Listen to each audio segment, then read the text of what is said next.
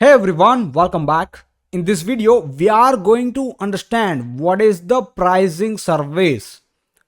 The pricing service is the central authority for all flight cost related data in our microservice architecture. It manages everything related to how much a flight costs. It stores fares, fare rule, and baggage policies. When users search for flights, the flight operation service call this service to get cheapest fare per flight without a cross service database join. Now, as I told you, it stores three entity: fare, fare rule, and baggage policy. Fare will manage base price, currency, validity, periods, and cabin class information. Now, fare rule will store refund policies, change fees, and booking conditions. Then, baggage policy will store allowance, fees, and restriction for luggage. Now, baggage policy and fare rules are always created for a fare, not standalone. When fare is deleted, baggage policy and fare rules are deleted automatically. No dangling records left in the database. So, in one line, pricing service stores fares, their rules, and baggage policies. I hope you understand the pricing service architecture. Now, that's it for this video. Let's meet in the next video and create project for pricing service. Hey everyone, welcome back. In this video, we are going to create new project for pricing service. Let's go to Spring Initializer to initialize the new project. In group, I will give here com.josh and artifact ID is pricing service.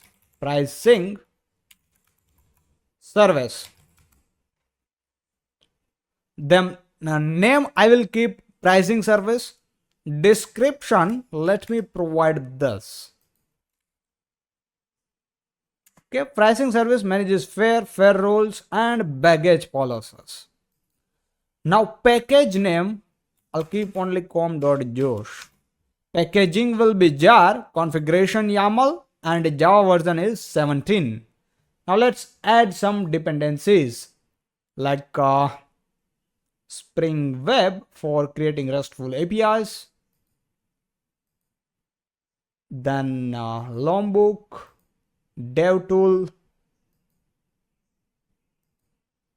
Data JPA, and MySQL connector driver class. Now let's generate the project.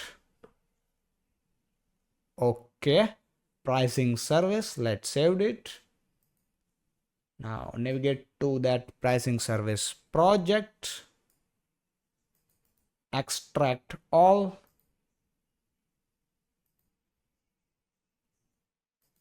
cut this from here, close this, paste it over here. Now let's remove this zip file as we don't need this, and go to microservice. Now open this with the IntelliJ idea,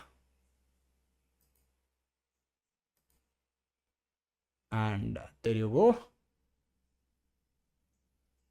Now let me close all this tab, minimize this flight operation service,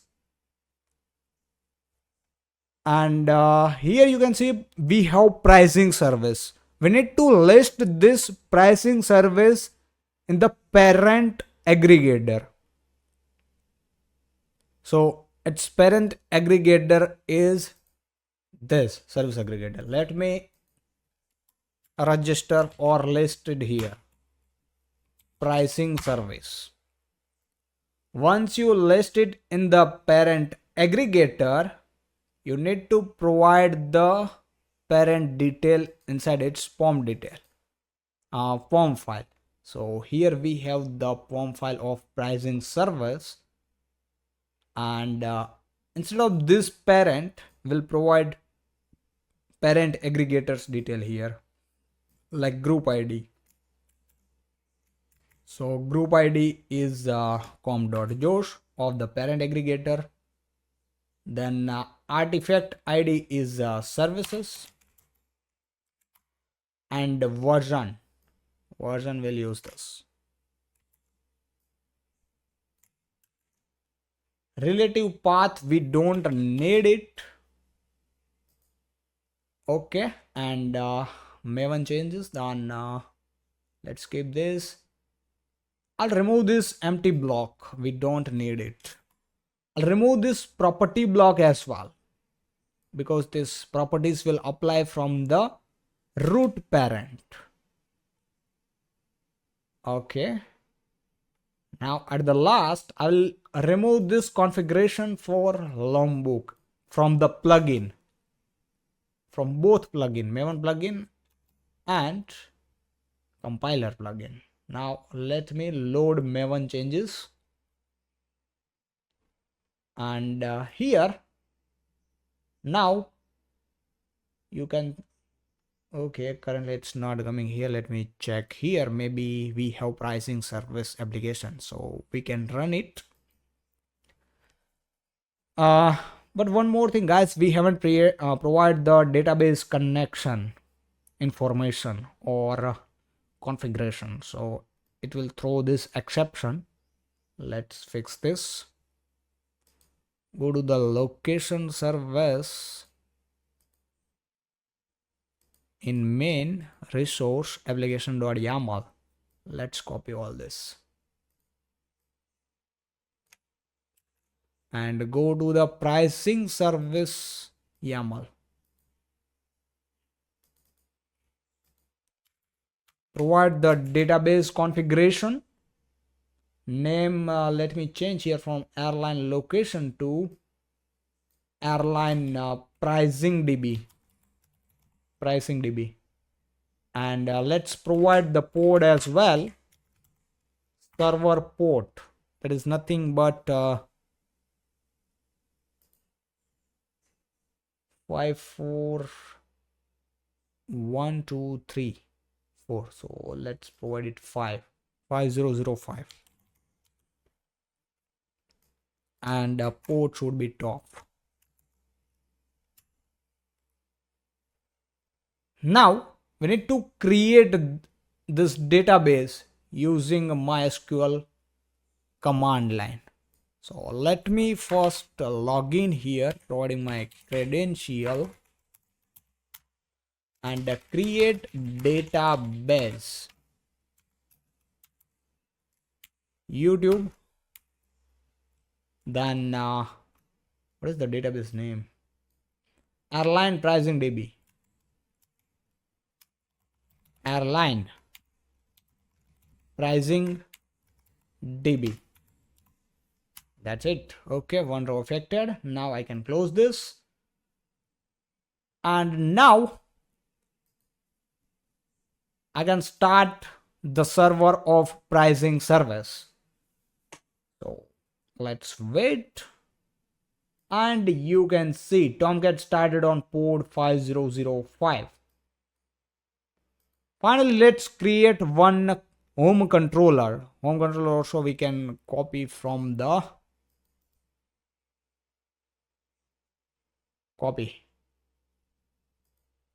location service. Let's provide here inside the Java home controller. I think I need to move inside the controller package. Okay, let's hover on it and set package name. No, move to package com.josh controller. Okay, there you go. Let's guys, we are not able to import this API service because this API response, this API response lives in common library. To use this common libraries, classes inside this pricing service, we need to provide that common library in our pom.xml of pricing service as a dependency. So let's provide common library as a dependency inside pom.xml. Group ID is com.josh. Artifact ID is common library. And here I will use project version dynamically. Project.version. Okay. Now let's load Maven changes. Go to home controller and there you go. Now error is gone. Hello everyone. I am pricing service of airline microservice.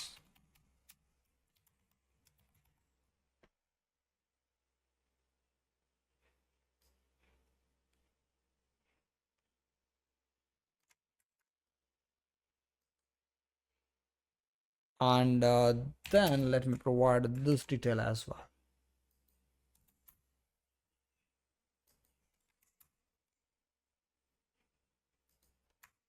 Okay, pricing service manages fare rules and baggage policies. It is responsible for price calculation and pricing rules.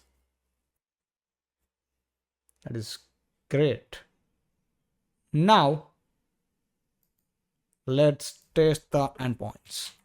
Localhost 5005 and we need to wait because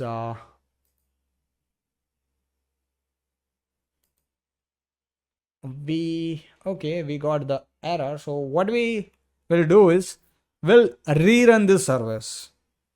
So let's rerun it.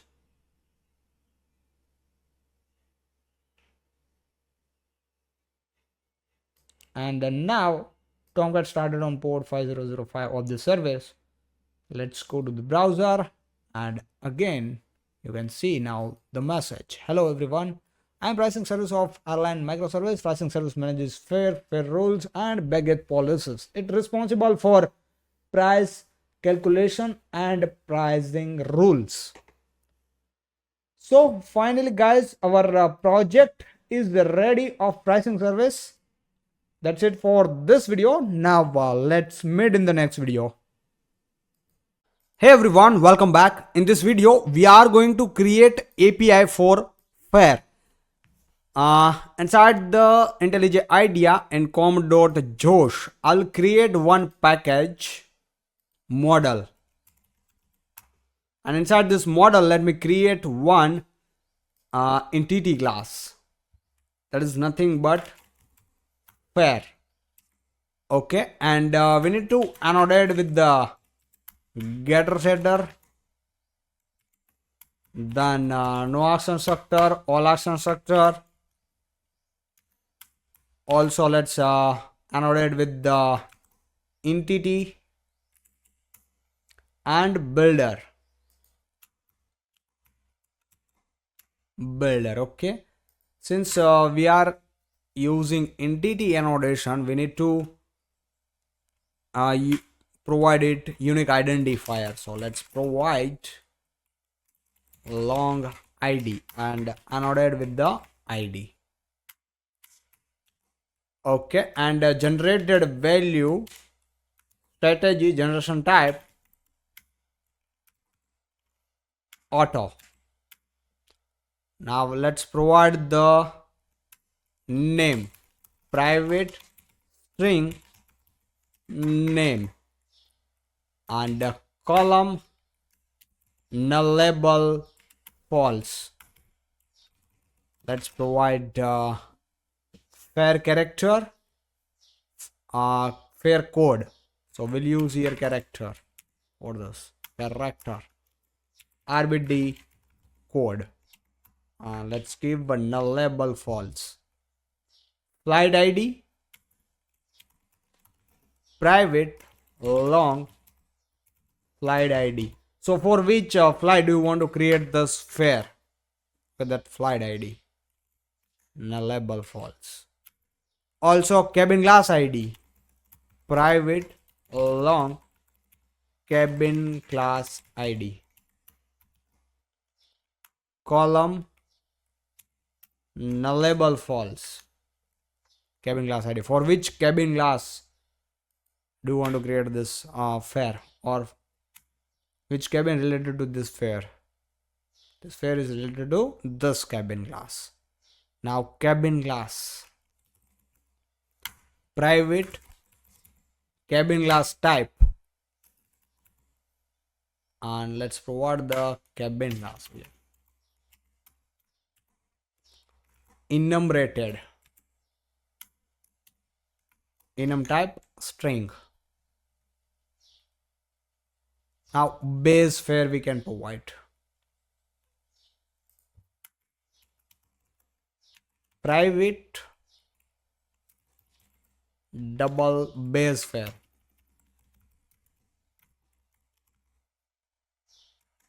Okay, this is also column nullable false. Tax and fees, then airline fees and tax and fees. So let's provide the airline fees and tax and fees. Also let's provide the current price, price double current price, and column nullable false. So current price is nothing but sum of base price, total tax and fees, and airline fees. Okay, fare label, string fare label like economy fare, business fare, etc.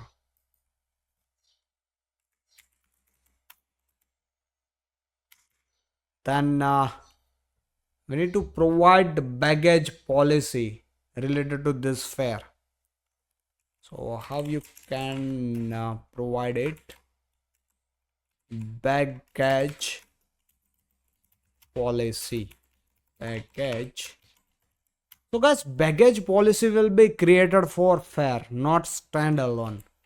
Okay, and for now let me comment it, and comment here to do. Let me write here, when create baggage policy. So guys, what we'll do is, for now I have commented it and write to do when we create baggage policy. So currently we don't have baggage policy in our pricing service. So when we implement baggage policy, that time we'll uncomment and provide the relation, because one fare have only one baggage policy exact, and same with the fare rule, one fare have one fare rule. So let me provide that as well, fare rule, fare rules, and same guys, let me comment here to do when create fare rules. That is done. Okay, now let's create seat benefits.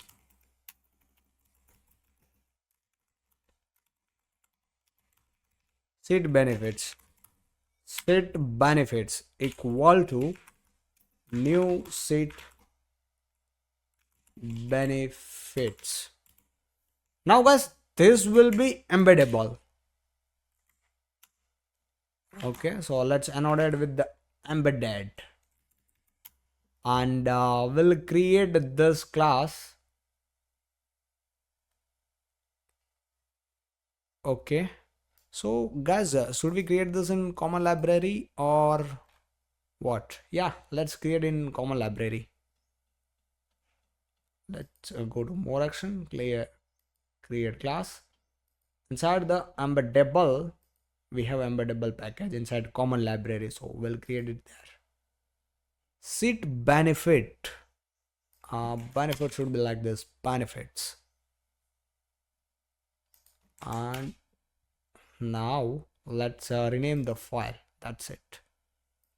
Okay, let's annotate this embeddable class with embeddable getter setter, no args constructor, all args constructor, and builder. We can provide here private boolean extra seat space equal to false. And now private boolean preferred seat choice equal to false. Then advanced seat selection private boolean advanced seat selection equal to false. Then guaranteed sit together. So all the fields default value are false, guys, you can see. Okay, extra seat space, preferred seat choice, advanced seat selection, and guaranteed seat together all are false. Now let's go to here, import this seat benefits,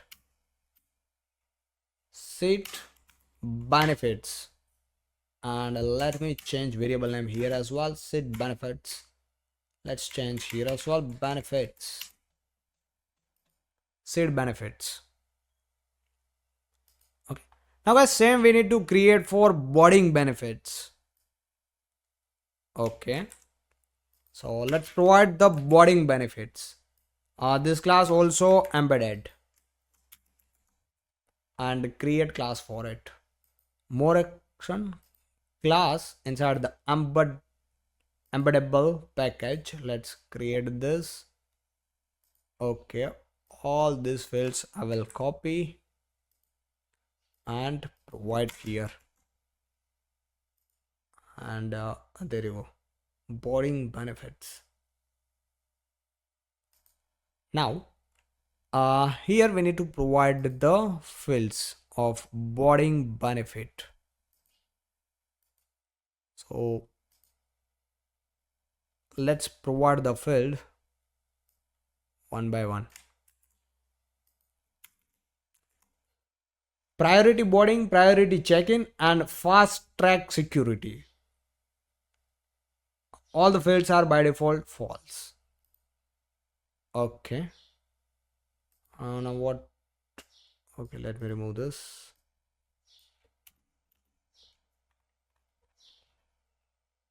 Now guys, in-flight benefit. So let's provide the in-flight benefit and create embeddable class for this as well inside the embeddable package. Let's create it. Provide those annotations. Okay, and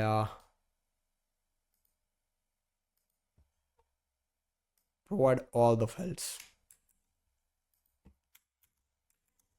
like complimentary meals, premium meal choice, then in-flight internet, in-flight entertainment, and complimentary beverages. Okay, now after that we have flexibility benefit. So let's implement this flexibility.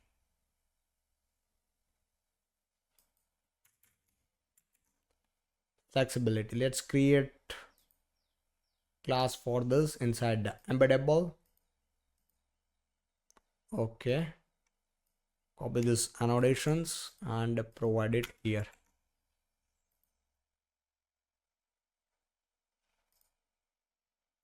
Now for flexibility we have fair date change, partial refund, and full refund. Those three fields we have. Okay, fare date change, partial refund, and full refund. Okay, now we have premium service benefit. So let's create field for this as well, premium service benefit. And let's create embeddable class for it. Inside premium service benefit, what you will get, that will define here. First, let me copy all this.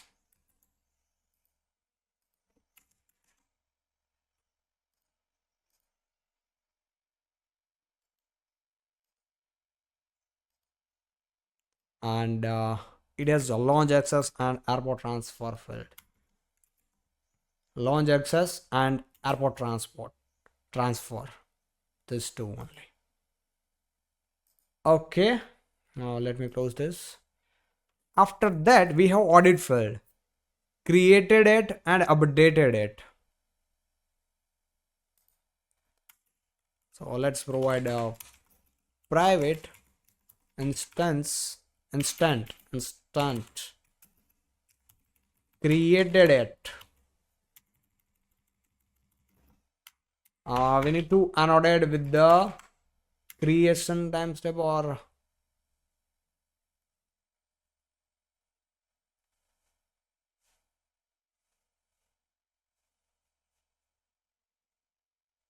okay. And let's use private instant updated at. Here we can annotate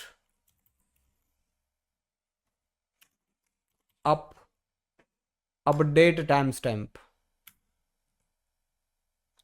Okay, so guys, what we need to do is we need to annotate a creation timestamp. Okay, give me just 1 second.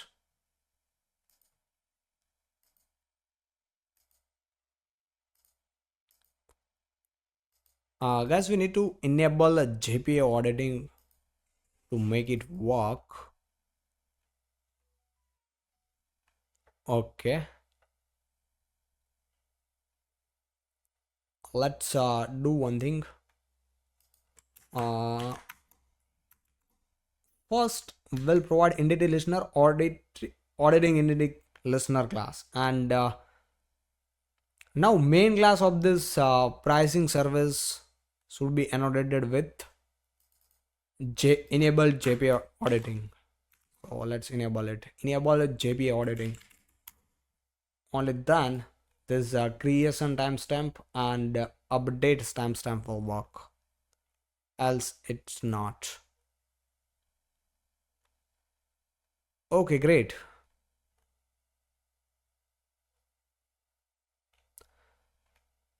Now our fare entity class is ready. It's time to write service method for it.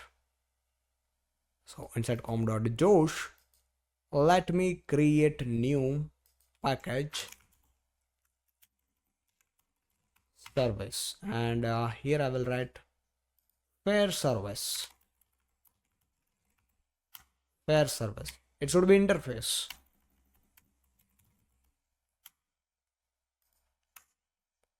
Okay. And first method we have create fare. It will return fare response. Create fare. Take the fare request. Fare request from client side and return fare response. So let's create this class inside response.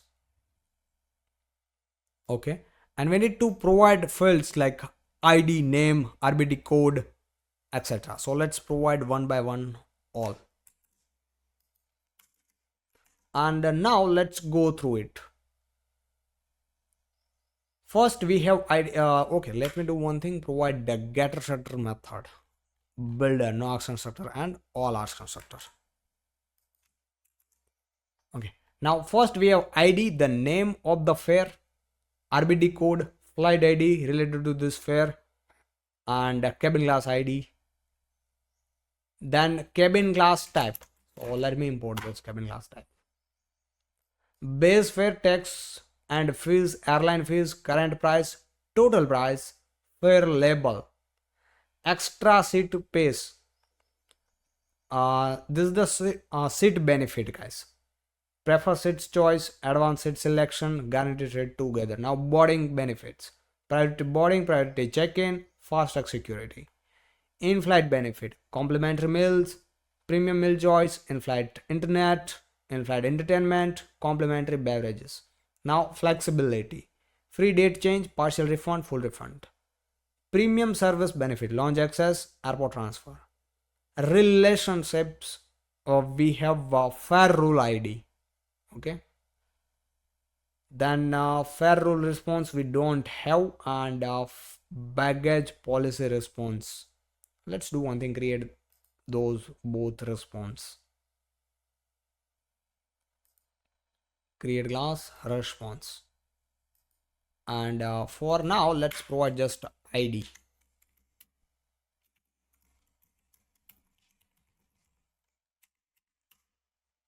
Okay, and provide this get certain method builder etc. All action sector, no action sector. Then same for baggage policy. Let me create a class inside this response package, and let's provide the ID for now. So when we implement the baggage policy API, that time we'll finish this, and same for the fare rule. Now then we have finally audit field. Okay, so let's go to fare request and create request for this class. Inside the request we'll create new request. Okay, we'll provide this data builder, all action sector, no action sector. And now it's time to provide those fields which are required to create a new fare object. Okay, so let's provide first name, private string name of the fare, and this should not be null or blank. So let's provide here not blank validation. And if user not provide the name during fare creation time, and we'll throw the exception fare name is required. Fare name is required. Then same for RBD code, it should not null. RBD code is required. Flight ID is required. Okay, then cabin class ID is required. Let's provide. Then base price. Oh, let me provide base price as well. Base price is required, not null, and it should be positive. Now guys, we need to provide tax and fees, airline fees, and current price as well.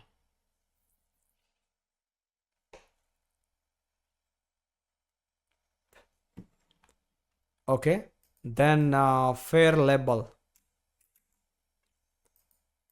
So fare label size should not exceed 100. Then seat benefit. Okay, access seat space, prefer seat choice. We already see this in the response. And same for boarding benefits.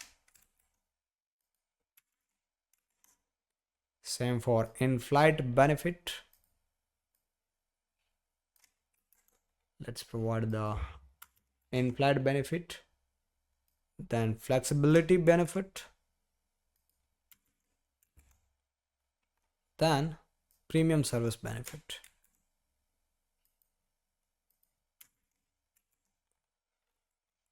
Okay, that is great. Now let's go to fare service and write our remaining methods like get fare by ID. It will return fare response. Get fare by ID.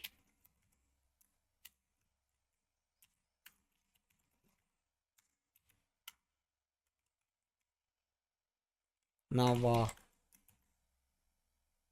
one more method, get fare by flight id and cabin class id. Fare response, it will return the list of fare response.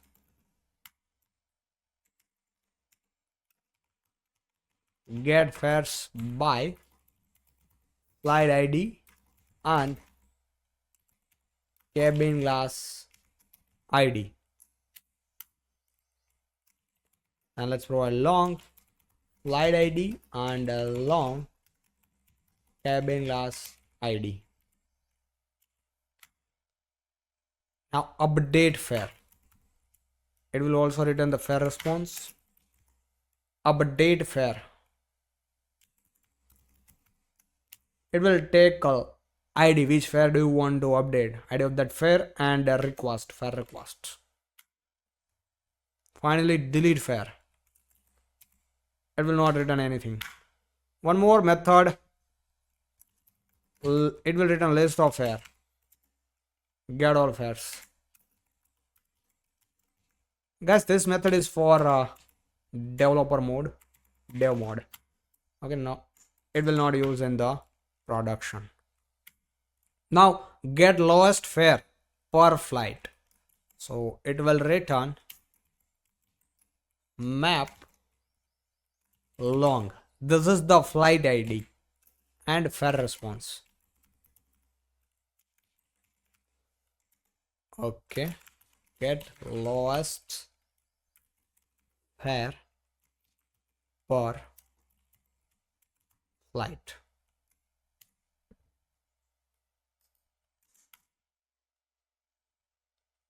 So let's provide here list of long flight IDs and a long cabin class ID. So guys, in our airline system, we have multiple fare per flight and per cabin class also. In, let's say we have economy class, so in economy also we have 2-3 fare, not only single fare. So what we want is, when user provide the flight IDs and cabin class ID, we need to provide the cheapest fare from that fare list, multiple fare, cheapest fare. So that this method will do exactly same. Now get fare by IDs. Okay, so let's provide this method as well, get fares by ID. So this method also will return fares, fare list, okay, in object format. So key will be the fare ID and value is fare response. Now let's create one IMPL package inside this service package, IMPL. Now inside this IMPL package, I'll create one fare service IMPL class. Now let's implement fare service, and we need to add unimplemented method. Let's annotate with the service and required as constructor. Now we need here fare repository. Inside the package, let me create a repository package. Inside this repository package, I'll create one fare repository. Fare repository. It should be interface. And let's extend JPA repository fare. Okay. Now we can start implementing this first method, create fare. Let's do one thing, create a mapper for it first. Inside this, okay, instead of direct class, let me create first package. mapper. Inside this mapper, I will create one fair mapper class. Okay, let's create one method, public static. It will return fair, and method name is to entity. It will take off fair request, and check here if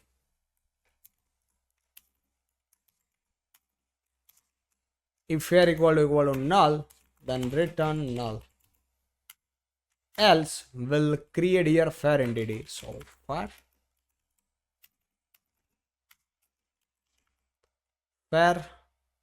equal to fair dot builder build.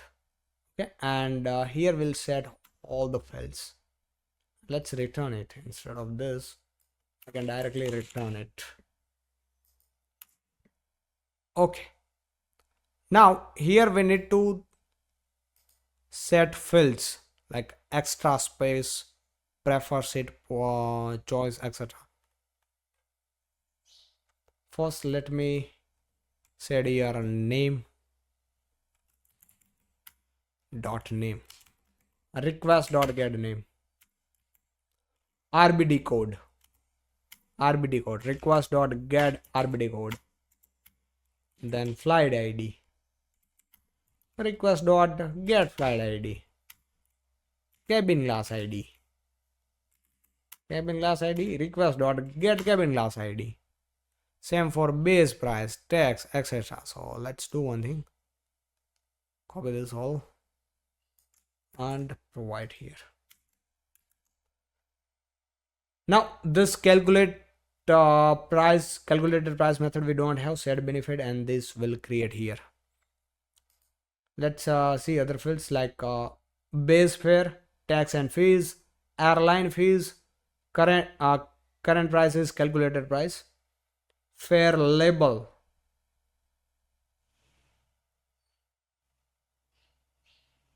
okay, seat benefits, boarding benefits, in-flight benefits, flexibility benefits, and premium service benefits. So let's create this create the method for calculating price.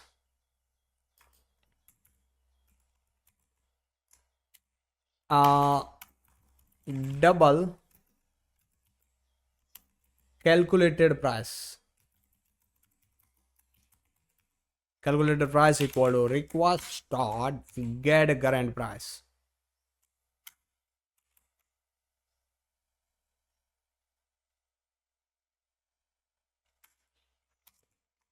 If calculated price equal to null, means this current price is not coming from the client side, then we need to calculate it here. Calculated price equal to request dot get base fare plus request dot get tax and fees, then airline fee. Let's plus it, request dot get airline fee. Okay, so this is our calculated price. Now seat benefit. So let's do one thing, create here seat benefits equal to seat benefits dot builder.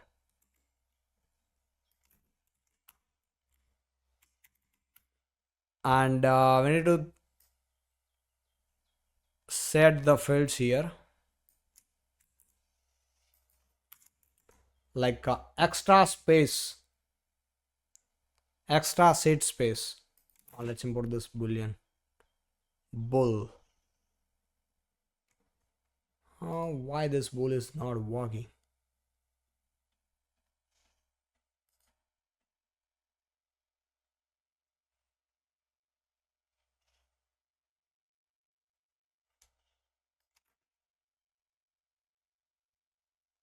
Okay, we can create one method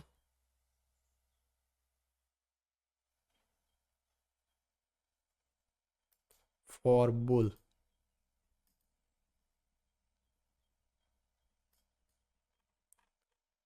Let's create here private static. It will return boolean. Method name is bool. Take value boolean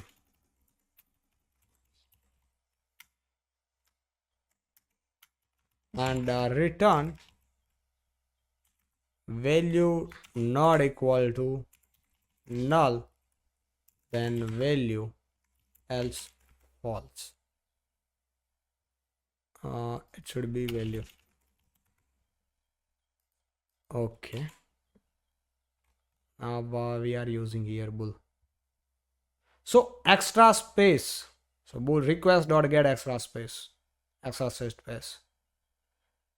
Prefer seed choice. Bool request dot get preferred seed choice. Then advance seed selection. Bool dot boolean request dot get advanced seed selection. So guys, it will check if value is not null. Okay, then provide the value. Else false. If value is null, then it will by default provide the false. If value is not null, then provide the value means true or false, whatever. So guys, same we need to do for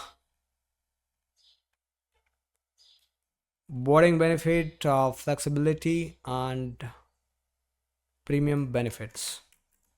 So let me provide for all here now. First we have for boarding benefits, then in-flight benefits. Okay, and flexibility benefits, and this premium service benefit.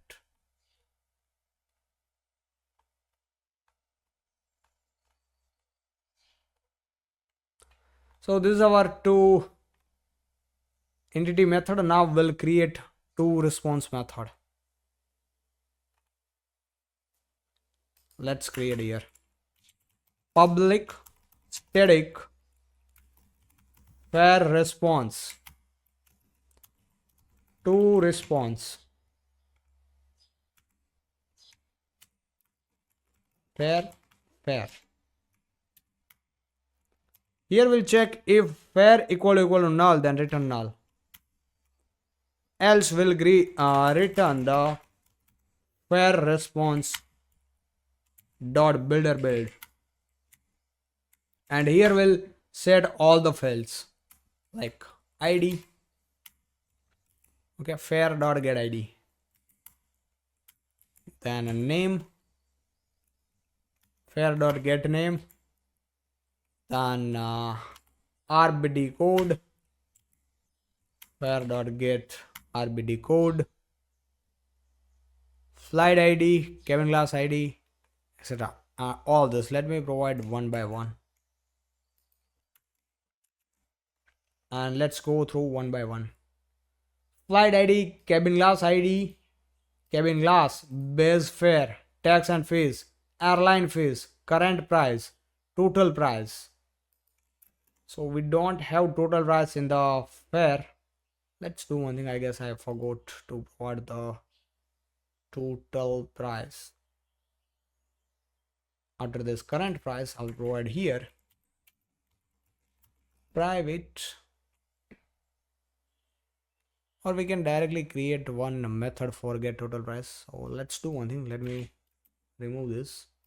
Right here one method public, it will return double get total price, and total price is nothing but sum of base price, base fare plus airline fees, tax and fees,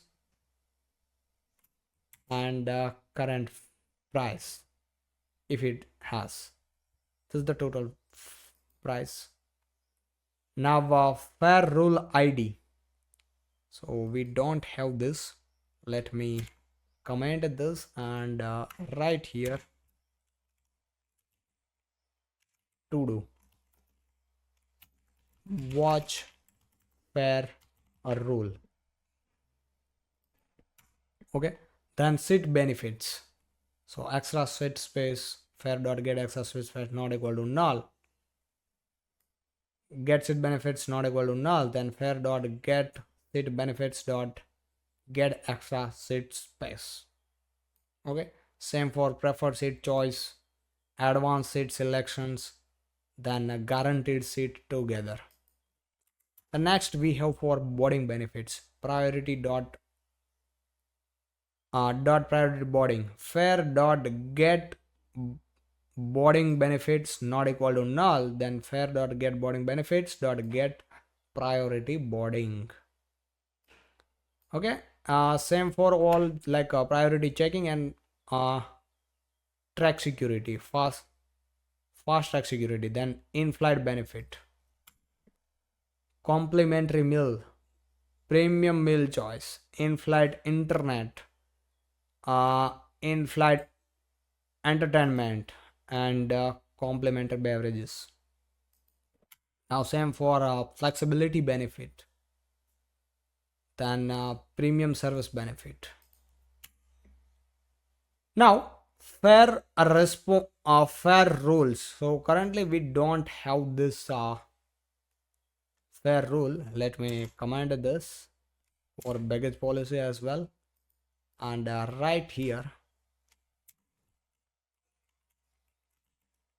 to do watch fair rule and baggage policy. So when we implement fair rule and baggage policy, that time we'll uncomment this and implement it.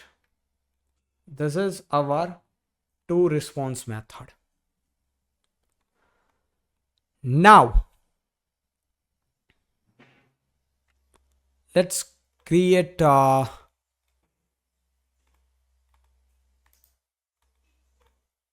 update method as well, update entity. Okay, so let's go to here and let me explain this one by one. Update entity. So guys, this method will receive fare request, and according fare request which are coming from the client side, it update the existing fare object. If request and existing request or existing equal to null, then return directly, just without doing anything else. Request dot get name not equal to null, then existing dot set name. If RBD code is not null, request dot get RBD code, then update RBD code, then update flight ID, update seat cabin class ID, etc. Same for guys, get base fare, tax and fees, airline fees, current price, fare label.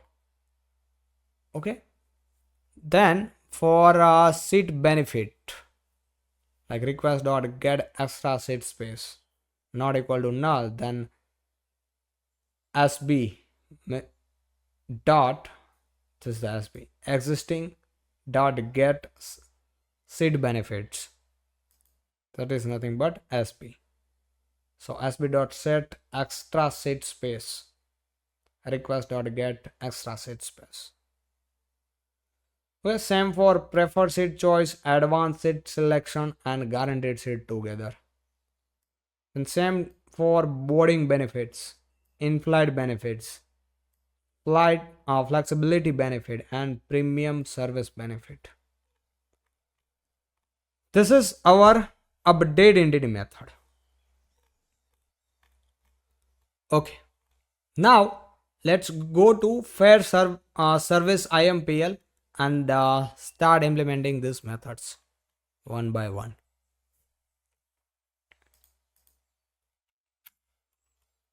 Here I will write one condition: if fare repository dot exist by this method we don't have exist by flight ID and cabin class ID and name. Let's do one thing. Create this method inside the repository. It will return boolean. Method name is exists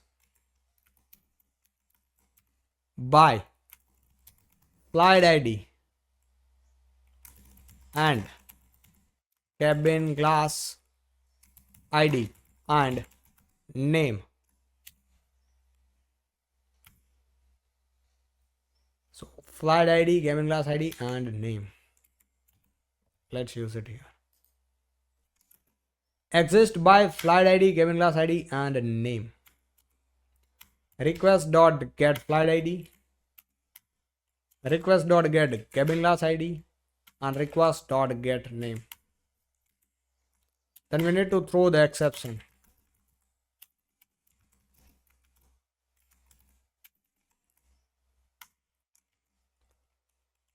Fare already exists with the provided name.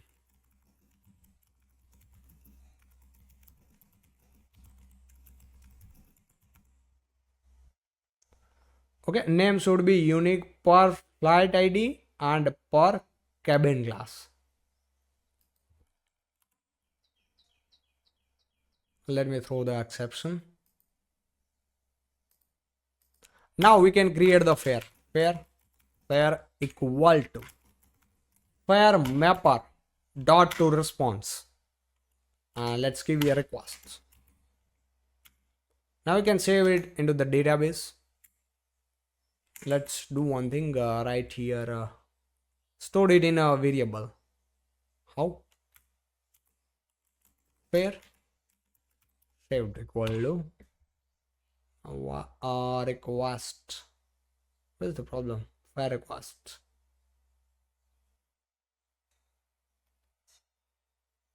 Actually, it should be to entity method. Okay. Now we can convert this saved entity into a response using fare mapper. That's it.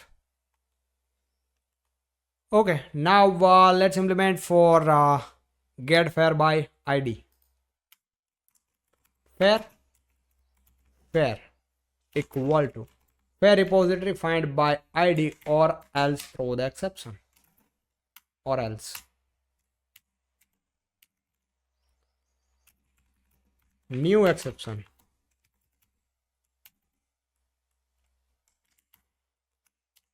And will give here fare not found. Fare not found with given id. Let's add the exception. And now guys, we'll convert this fare entity into response using fare mapper. And that's all. Now we have method get fares by flight id and cabin class id. So we need to create a method first here. It will return list of fare. Let me import this list. Find by flight id and cabin class id. Flight id and cabin class id.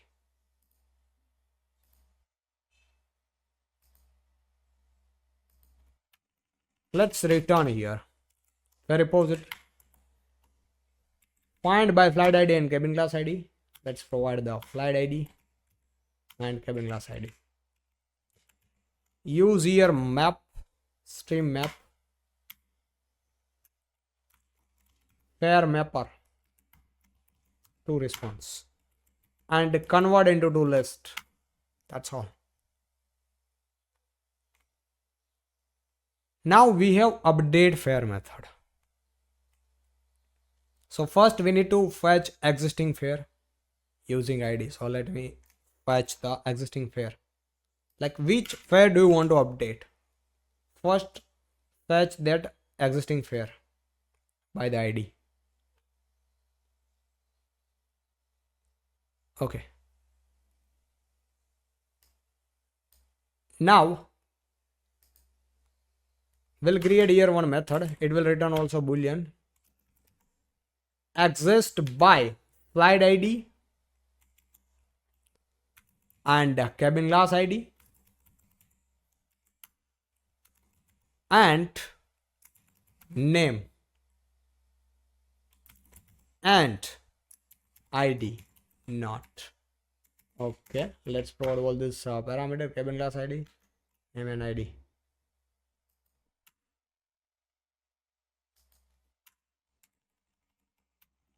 It should be long.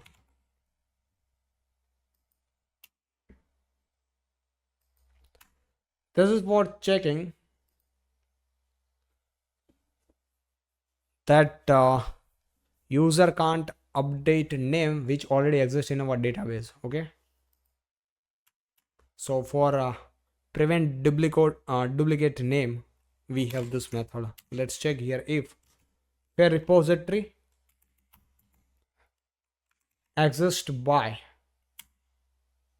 flight id and cabin class id and name and id not. Guys, this method I have explained in too many services, so now I will not explain here again. You can watch the previous videos. Okay, so let me provide here a request.get flight id, then request.get class cabin class id, request dot name and request. Here we need to provide the id, so fare dot get id. That's all. Now finally we can update it.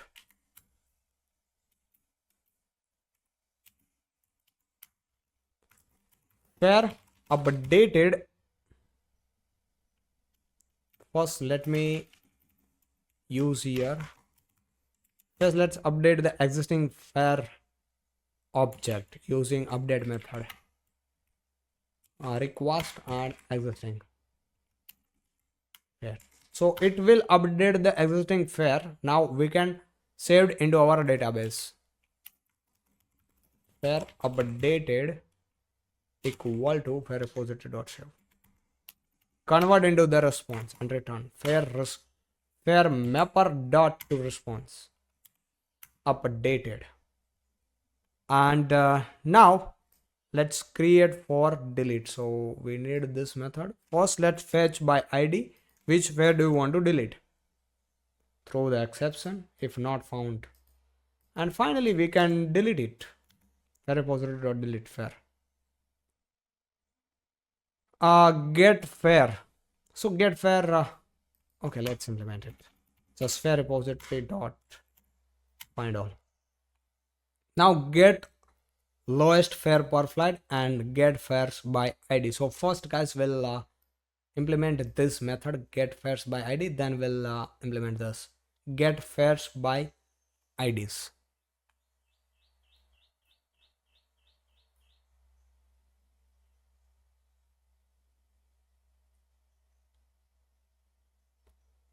Okay, it will return list of fare equal to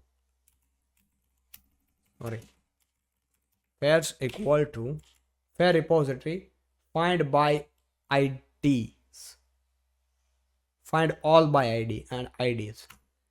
Now what we'll do is guys will convert into map like this. Key will be the fare id. So let me okay, first let's finish this, then I will explain it to you. Fares dot stream dot collect, and let's use here collectors to map. Use here get id and response.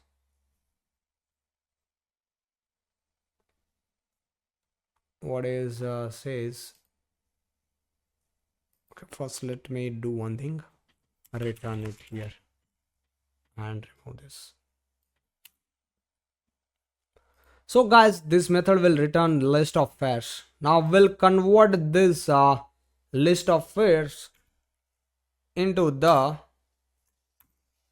like this. Let me comment this first, and I will write example for you. Let's say fare ID is 1.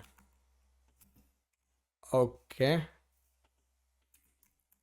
and fare response. Second, fare ID is 2.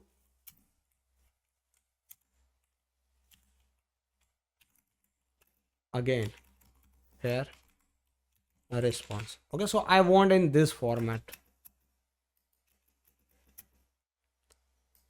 Now earlier format will return just will give us like this: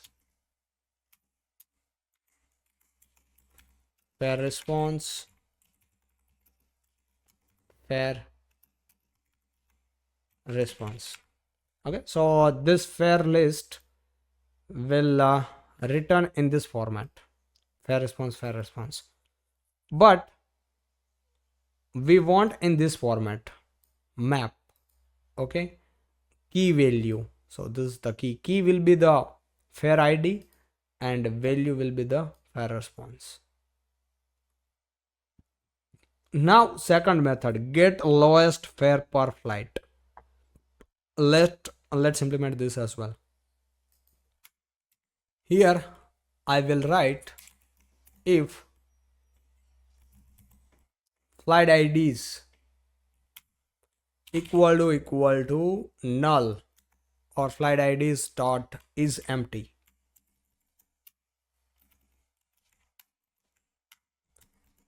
then just return here empty map.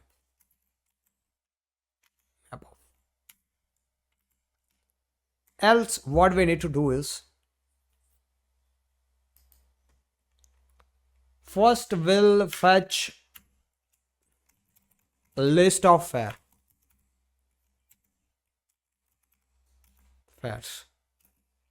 Guys, I will explain first. Let me write this method: fare repository dot find by flight ID and cabin class ID. Flight ID and cabin class ID. So let me provide here flight IDs and cabin class ID. This method is not exist. We need to create this method into the repository. So let's create this. Go to the repository. Here we have.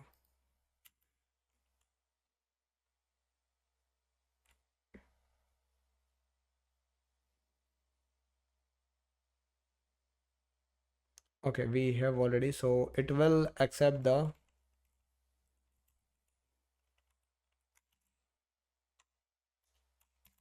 list of long and it should be flight IDs. Now find by flight ID will provide here in and cabin class ID. Okay, now let's change it: flight ID in.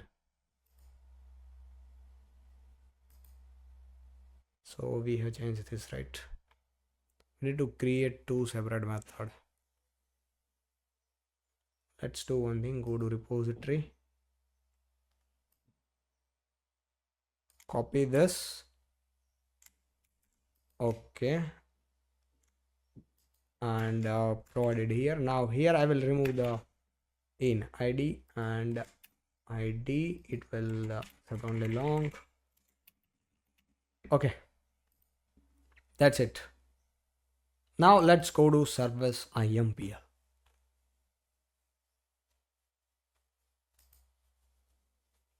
And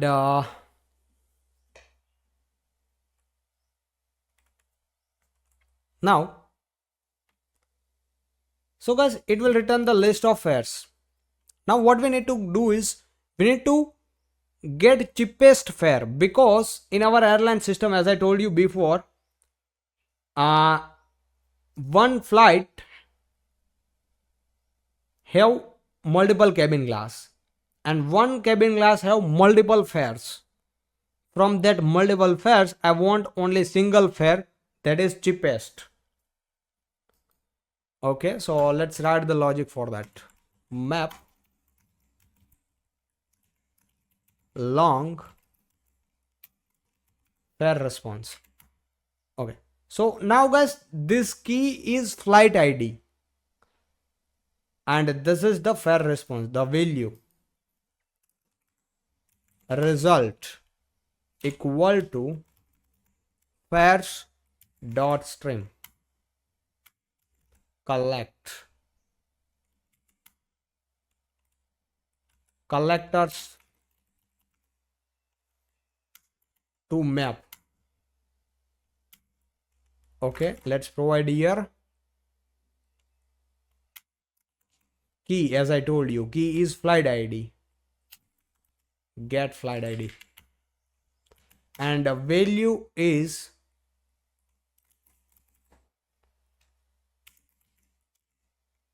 fare, but value should be guys, let me take here fare. Value should be not flight entity, it should be flight response. So first what we'll do is we'll from the multiple fares we'll get the cheapest fare, then we'll convert into the response. So let's write here merge function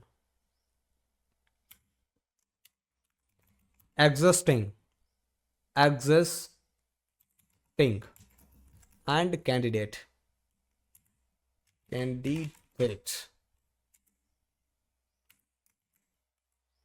Let's write here candidate dot get total price.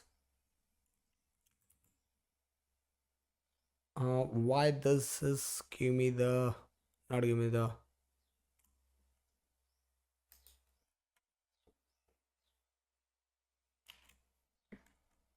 candidate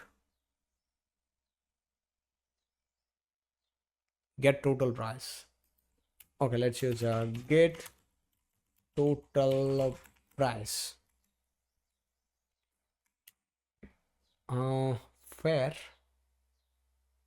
Fare response result fare dot stream collect collectors to map fare get flight ID, and here fare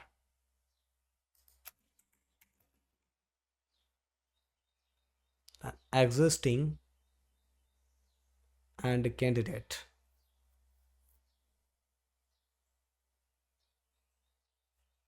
It says get total ras.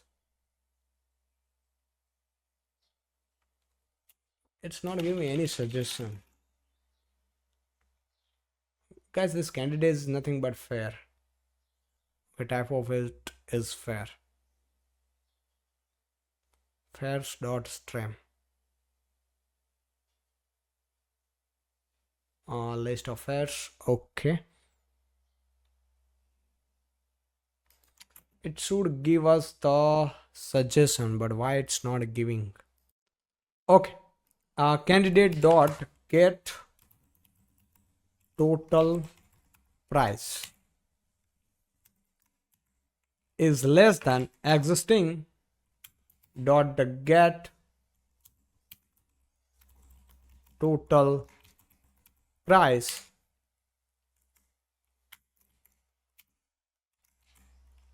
then keep candidate else keep existing. Now let's provide here enter set dot stream collect collectors dot map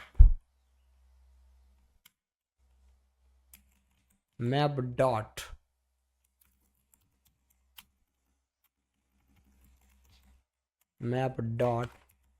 entry get key e fare mapper dot to response e dot get value. Okay, So guys, now let's understand this get lowest fare per flight deeply.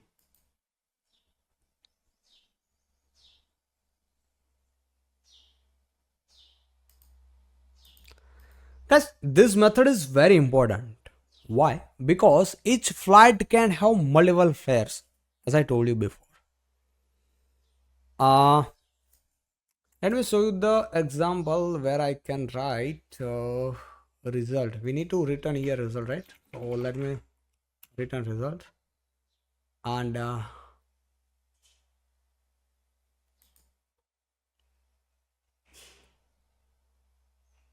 now let me write the example above.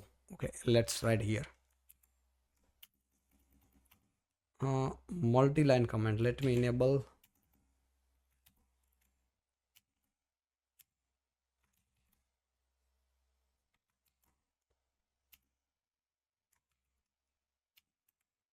Okay, now inside that we can write anything.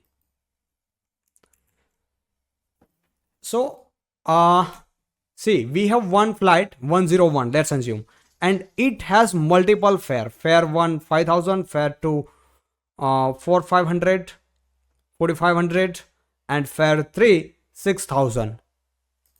Now our job is to find the cheapest fare from the flight, from this fare list. Now let's say from the client side, user is sending the request data, that is nothing but this flight IDs. So 101, 102, 103, and the cabin class ID is 2 economy. That means user wants to say that give me the cheapest economy fare for each flight. Okay, so when we uh, perform this find by flight ID and cabin class ID, find by flight ID in and cabin class ID, it will return the fares in form of a list. In which form? So in this format, this is the list. Okay, let me use here list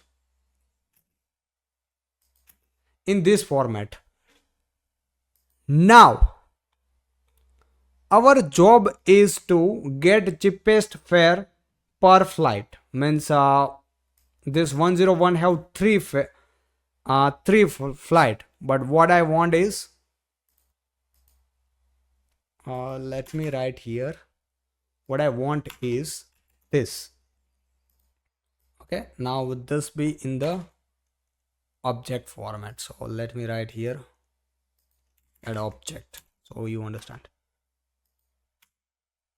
Okay, so here you can see flight 101 have three fares, but I want only cheapest fare, that is nothing but 4500.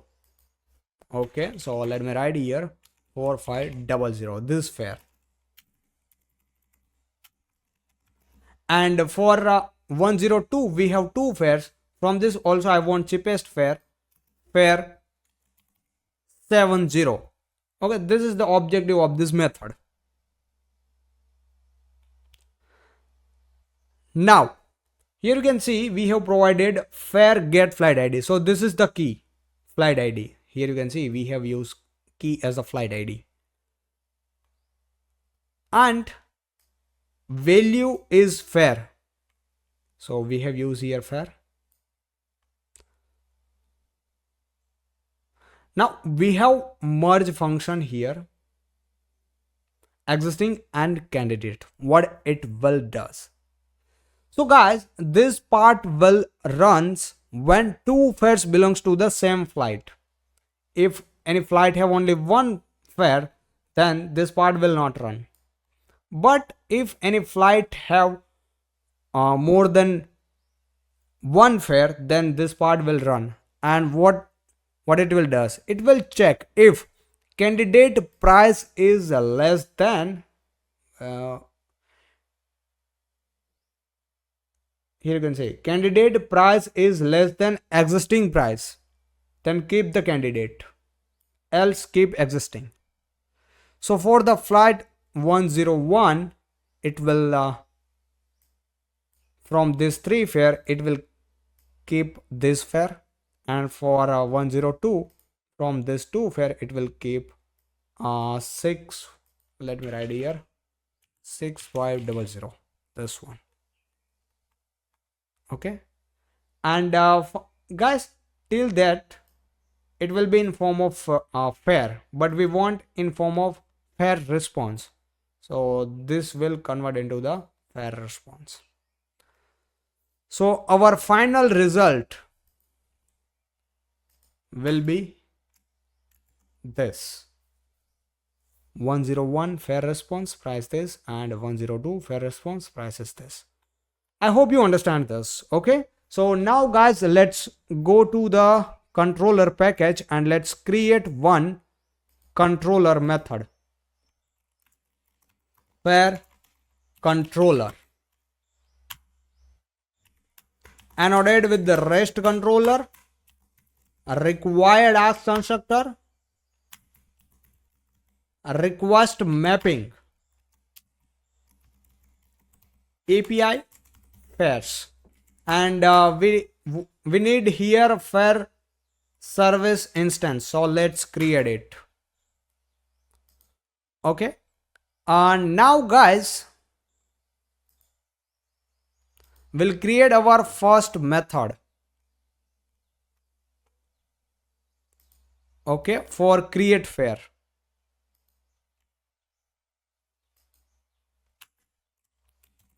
public response entity fare response, create fare request, and let's provide a request body. From the request body we'll access fare request, and we'll validate this request body using @validate. Now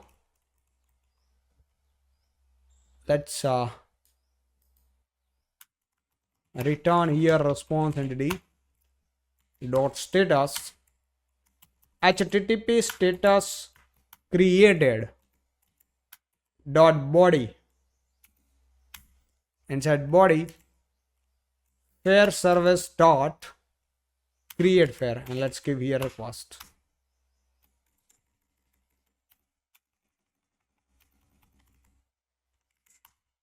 Fare request, need to throw the exception, let's throw the exception, that's it. And let's annotate this method with post mapping. Okay, that's it. Now let's create for get all fares as well. Okay, this will return get all fares. This is only for production, sorry, developer mode, development mode, not for production. Now same guys, we have get fare by ID. Okay, in the path variable it will take ID, access path variable, and fare service dot get fare ID. Now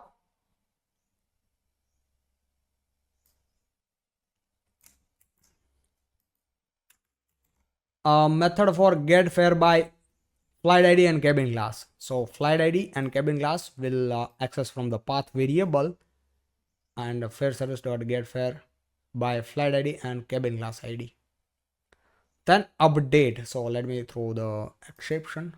For update guys, we have put mapping. Okay, and this is the ID from path variable, and from the request body will accept the request fare request. So ID and request ID of the fare, which fare do you want to update. Okay, now delete fare.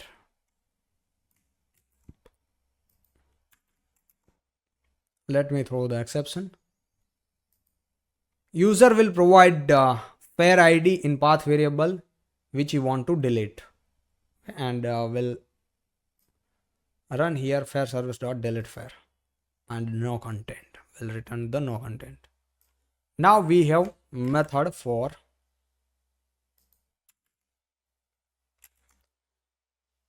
get fare by ID. So batch by IDs. Okay, this is the endpoint. It's a post mapping, or we can give CAD mapping as well, but let's keep it post mapping. Inside the request body, guys, when we use get mapping, so we can't provide the request body in get mapping, so that's why we have used here post mapping. And inside request body we are accepting list of long IDs. Okay, fare service dot get fares by IDs, and the same for get lowest fare per flight. This is the search. Okay, post mapping. So here also inside the request body will provide the flight IDs, and the cabin class ID will provide in request parameter. Okay, get lowest fare per flight and return it response entity dot okay. So yeah guys, that's it for our fare controller. Now let's meet in the next video. Hey everyone, welcome back. In this video, we are going to create API for fare rules. Let's go to our IntelliJ IDEA. Let me close all this now. And inside the model, I'll create one fare rule class. Fare rules. Okay. Then I will annotate it with the getter setter, no args constructor, all args constructor, builder, entity, and entity listener. Now I need here ID as well. So let's copy that. Okay, now let's provide the rule name. Private string rule name. Then let's provide private long airline ID. And now let's provide the fare. Okay, fare relation. So one fare have only one fare rule. So 1 to 1. We'll provide here 1 to 1 relationship.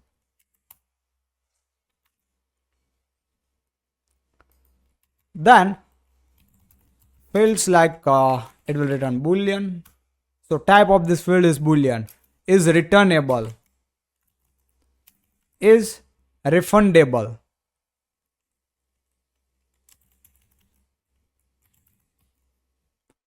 Then change fee. Private double change fee. And cancellation fee. Double cancellation fee. Then refund deadline days. Private integer refund deadline days. Then change deadline hours. Change deadline hours is changeable. Let's provide is changeable. Then audit field created at updated at.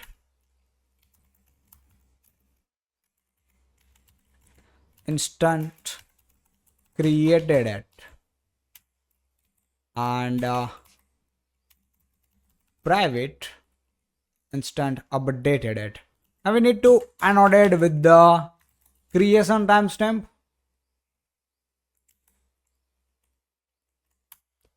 And this updated is update timestamp. Okay, so fare rule entity is ready. Now let's create the service class. New Java class fair rules service. It should be interface. Let me convert into interface from class to interface. Provide the method name. Create fair rule. So guys, create fair rule will return the fair rule response. Fair rules response. Create fair rules. Fair rules request.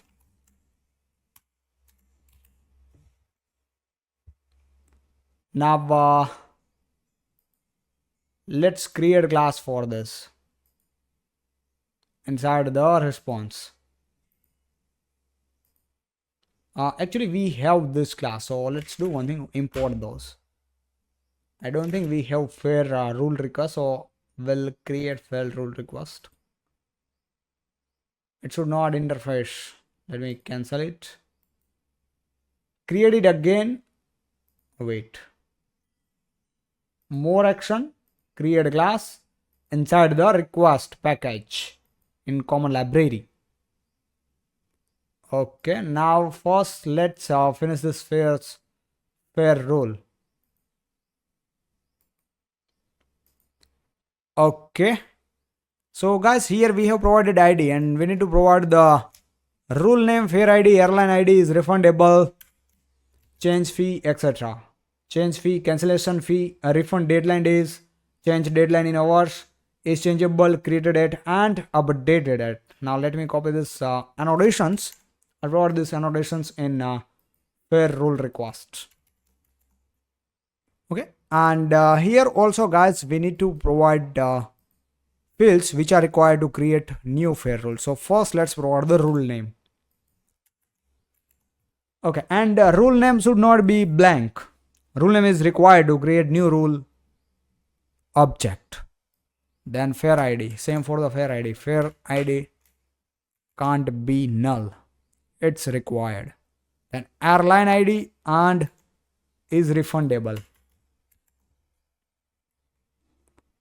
Then change fee, cancellation fee, refund deadline days, change deadline hours, and is changeable. Okay, change fee must be positive, then cancellation fee must be positive, a refund deadline must be positive, and change deadline hours is also should be positive and is changeable. Okay, response and request method is ready. Now let's create remaining methods like get fair rules by ID. Fair rules response. Get fair rules by ID. Let's provide here ID. Then get fair rules by fair ID. It will also return fair response. Fair rules response. Get fair rules by fair ID. Long fair ID. And let's provide a list of fair rule response. Fair rules response. Now let's import this.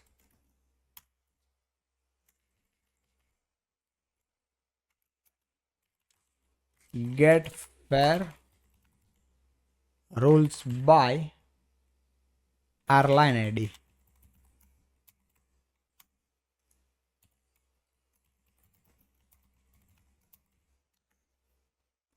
Okay, now update fair rules.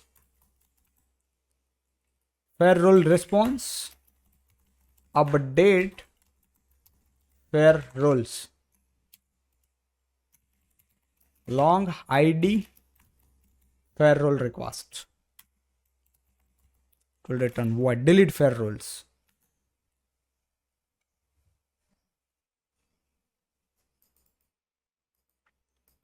Now let's create fare role service IMPL.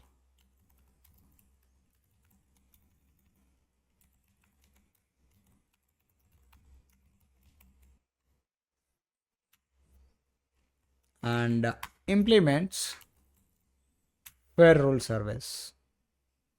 Let's add unimplemented method service. Okay, let me fix this spell mistake and rename the file. Okay, it's fixed now. Inside the repository, let's create fare rule repository. Fare rule repository. Extend JPA repository. Fare rule. And ID type of fare rule entity is long. It should be interface. Interface. Okay. Now let's remove this. Great. Now let me create here one method. Get fare rule by fare ID. It will return fare rule.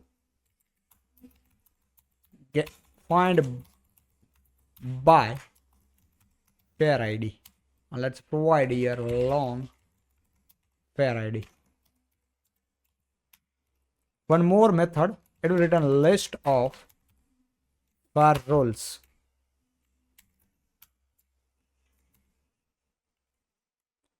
And get fare rules by airline ID. Yes, actually, I don't think we'll use this method in production, this get fare rule by airline ID, because fare rule will be accessible by fare. Okay, so let's see we should implement this or not. But first, let's do one thing. Start implementing by create fare rule. Now, for creating fare rule, we need the fare rule mapper as well. Let's implement the fare rule mapper. Create one class, fare rule mapper. And let's create here one method. Method will be static. Method name is toResponse. It will return the fare rules entity and accept fare rule request.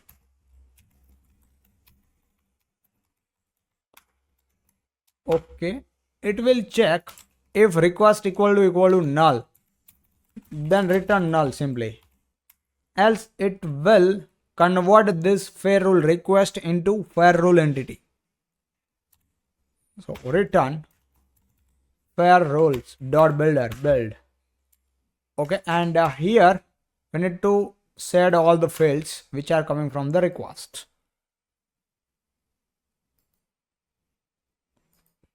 So let's set first name, rule name, request dot get rule name, then fare. Let's accept fare here. Like for which fare are you creating this rule? That fare we need to provide here. Same guys, airline ID is refundable, is changeable, etc. So let me provide those here. Okay, so airline ID is refundable, change fee, cancellation fee, refund deadline days is changeable. Request.get is changeable, not equal to null. Then request.get is changeable, else false. So toResponse method is ready. Now let's this is the toEntity method. Now let's create toResponse method. Guys, this method will take fare rule entity in a parameter and return fare rules response. toResponse method. Okay, it sets ID, rule name, fare ID, then airline ID is refundable, change fee, cancellation fee, refund deadline days, change deadline hours. is changeable, created it, and updated it.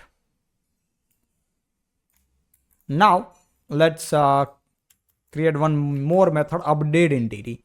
So guys, this will take fare request which are coming from the front end client side and existing fare role entity.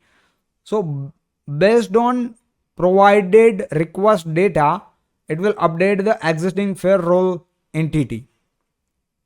In the first statement, it check if request equal to null or existing equal to null, then return simply without doing anything.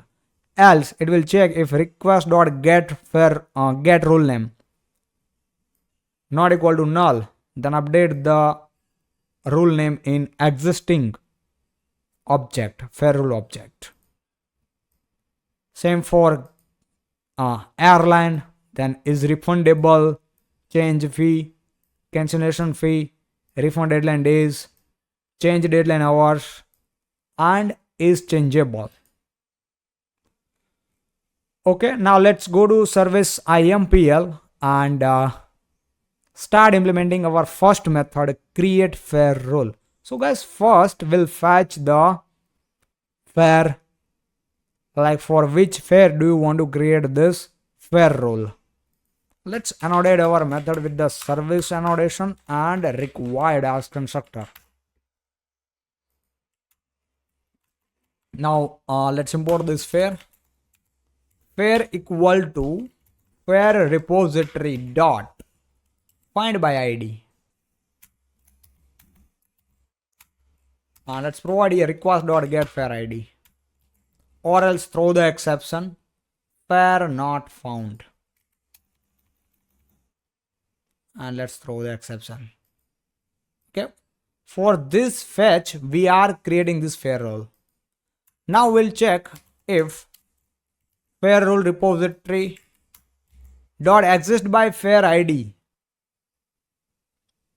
This method is not exist, so let's create one. It will return the boolean exists by fare ID. If it is exists by fare ID,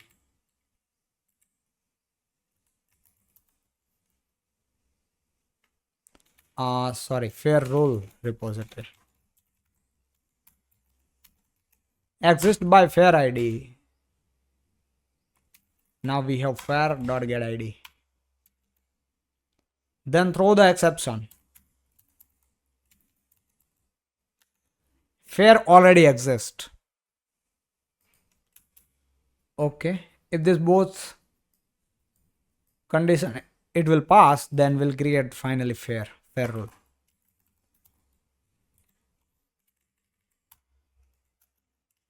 Fare rules equal to fare rule mapper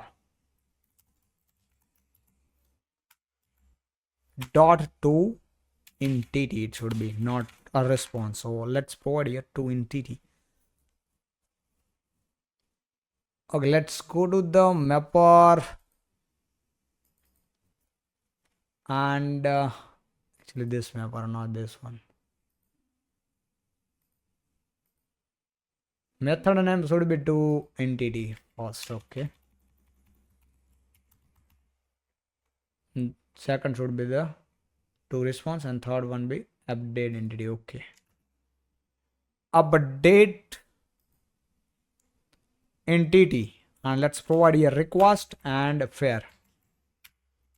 That is great. Now let's save it into the database. Fare rule, saved fare rule repository dot save. Now let's convert into response and return here. Fare rule mapper dot to response and saved fare rule. That's it. Now get fare rule by ID. Okay, fare rule repository dot find by ID, or else throw the exception. Let's throw here exception.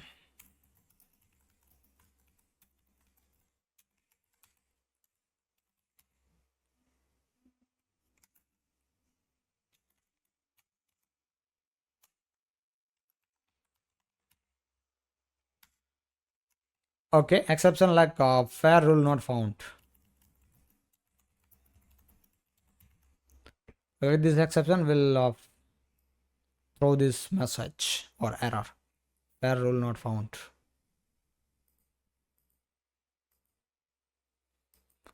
If it is found, then we'll convert into the response. Fair mapper dot to response fair rule. Get fair rule by fair ID. Here also, guys, we need to do same. Fair rule repository dot find by fair ID. And let's convert into the response. Now get fair rule by airline ID. It will return the list of fair rule. Okay, let's write here fair rule I of or fair repository dot fair rule repository. Sorry, find by.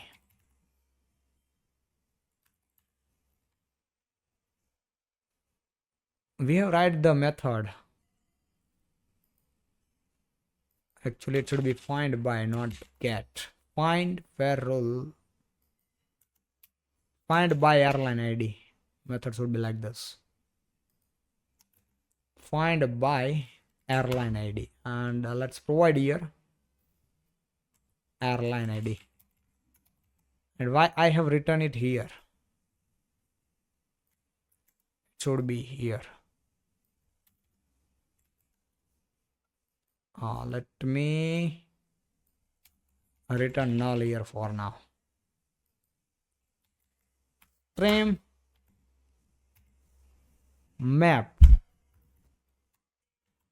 fair rule mapper to response collectors to list.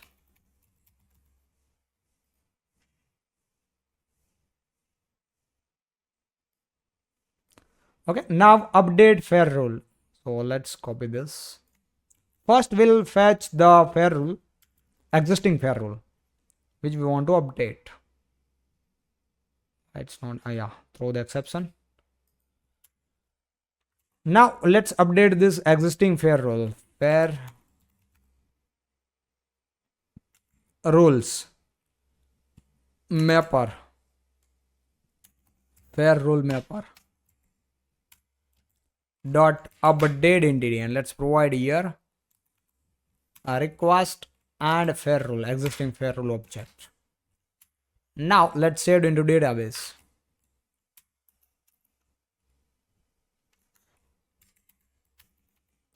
And fair rule mapper to response.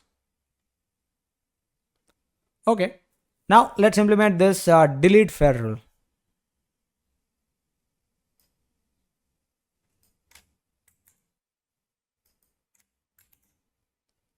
So first we'll fetch the fair rule by fair rule repository,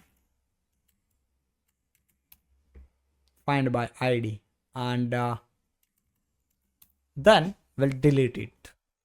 So that's it for fair rule service IMPL. Now we can create controller for this. So let's go to the controller. Inside this, let's create fair rule controller. Fair rule controller annotated with the request mapping, a required as constructor,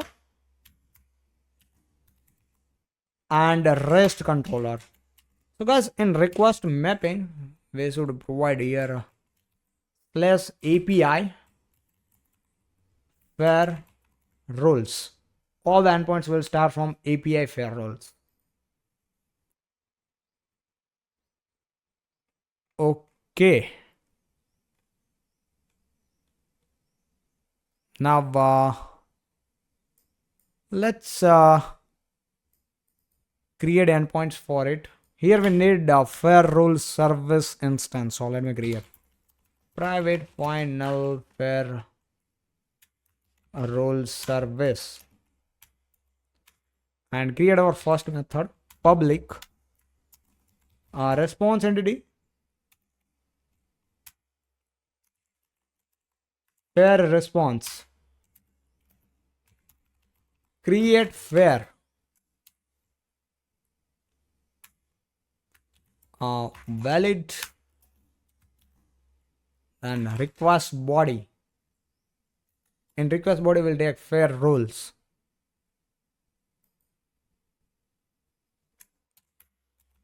Return a response entity dot status, http status dot created, and body fare rule service dot create fare rule. Guys, it should be fare rule request. Create fare rule. I have made this mistake. Fare, directly we can write here request. Let me provide here just request. Throw the exception.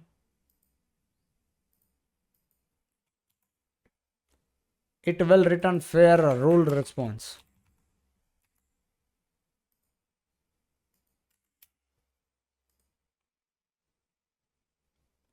Fare rule service dot okay, why it's response entity fare rules required type.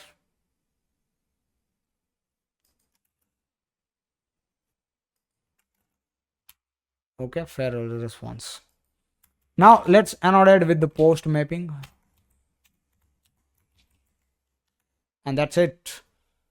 Our method is ready now. Now let's create one more method for get by ID. So this is get mapping, guys. In the path variable, user will provide the fare rule ID. Okay, that fare rule ID will access here in path variable ID, and here we are returning response entity dot okay fare rule service dot get fare rules by ID. So it will return the fare rules response. Okay, now same for guys, get fare rules by fare ID. Okay, so here we have fare, then fare ID in a path variable, and which we are accessing here. Now see fare rule service dot get fare rules by fare ID, and here we need to provide the fare ID. Now get fare rules by airline ID. Let's implement this method. Airline and airline ID. Okay, it will return the list of fare rules response. Airline ID we are accessing here in path variable fare rule service dot get fare rules by airline ID, and we are providing airline ID. Now update. For update fare rule, we have put mapping, and in the path variable we are providing ID. Now let's add exceptions. Okay, path variable, and inside request body we are accessing fare rule request.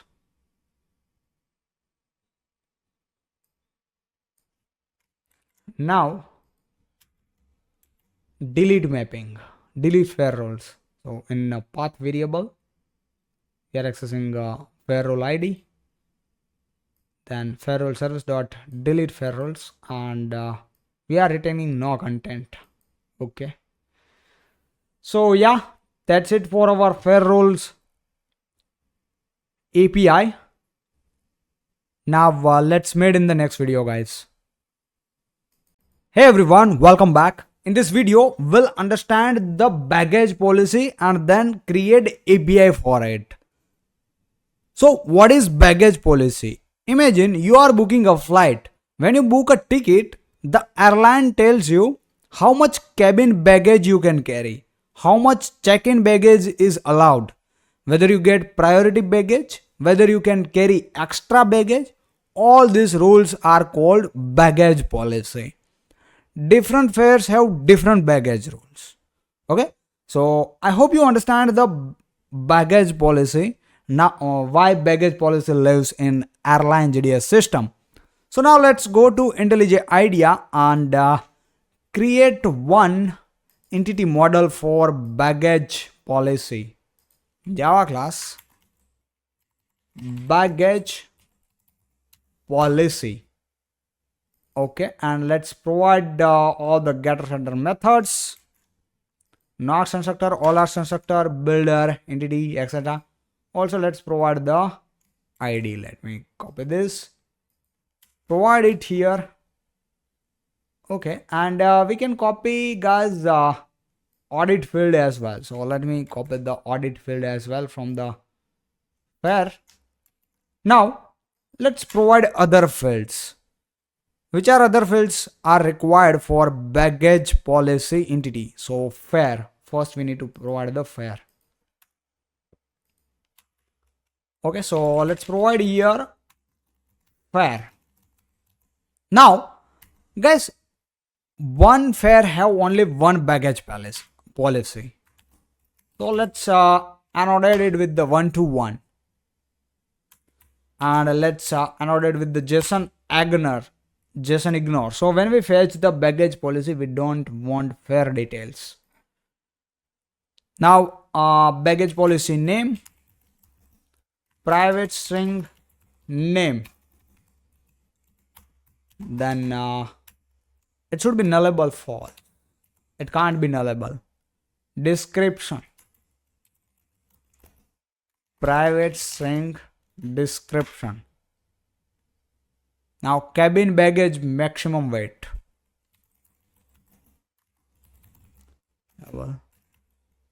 Cabin baggage maximum weight. Okay, then cabin baggage pieces,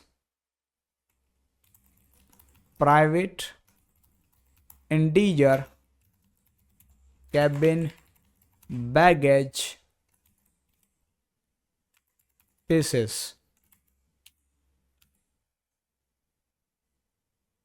Then let's provide check-in baggage maximum weight. This is the cabin baggage maximum weight. Now check-in baggage maximum weight.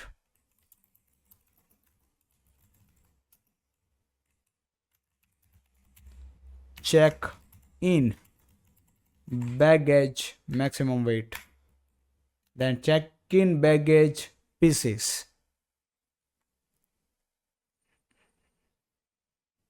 Now let's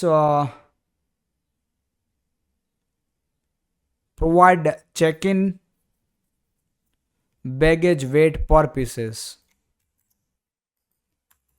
Okay, so per piece how much it can carry, maximum weight. Then free check-in baggage allowance, free checked baggage allowance. Now priority baggage.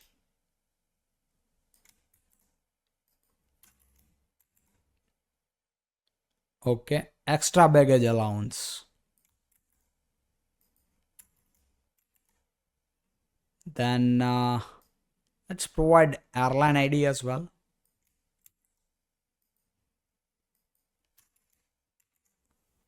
Okay, so that's it for the baggage policy. Now let's create service for this baggage policy service. Inside the service class, let's create baggage policy service, and it should be interface. Let's write our methods here. First, create baggage policy. it will return, guys, baggage policy response. Policy response. Create baggage policy, and we need here baggage policy request. Okay, user will send the data in form of baggage policy requests to create new baggage policy.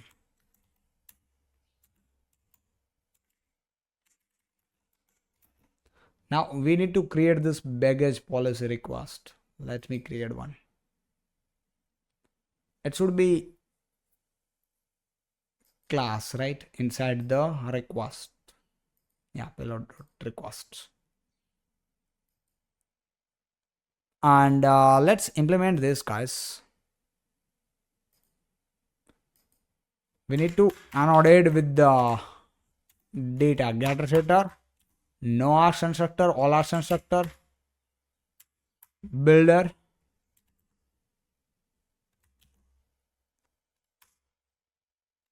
why it's coming like this, all args constructor and builder. Okay, now let's provide the name. Private string name, policy name is required, it can't be null. Then fair ID,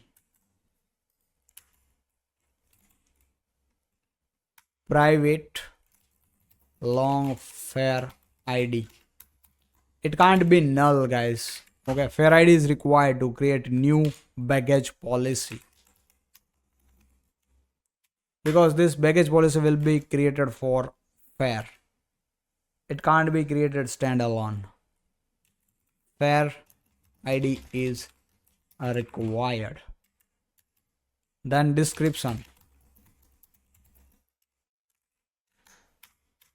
Then check-in baggage, maximum weight, etc. All these fields we need. So let me provide here. And let's go through one by one. Go through. Cabin baggage, maximum weight, positive. Cabin baggage pieces, it should be positive. Cabin baggage weight per piece, it should be positive. Cabin baggage maximum dimension. Check-in baggage maximum weight, we don't have this, so let me remove this. Then check-in baggage pieces, check-in baggage weight per piece. Free check-in baggage allowance, priority baggage, extra baggage allowance. Okay, now let's create the, actually we have the response, okay, but I don't think we have implemented all the fields. See, to implement fields are left. Let's finish this. After ID we need to provide a name, description, etc. Let's provide those fields. You can see we have name, then description, cabin baggage maximum weight, cabin baggage pieces, cabin baggage weight per pieces, cabin baggage maximum dimensions, check in baggage maximum weight, check in baggage pieces, check in baggage weight per pieces, then free checked baggage allowance, priority baggage, extra baggage allowance, LN ID, fair ID, audit field, created it, updated it. Okay, now let's go to baggage policy service and finish writing remaining methods. Get baggage policy by ID. It will return the baggage policy response. Baggage policy response. Get baggage policy by ID. Okay, and by ID, so we need to accept the ID here. Now let's update baggage. First let's fetch the baggage policy by fair ID. It will also return the baggage policy response. Get baggage policy by fair id, fair id. Okay, then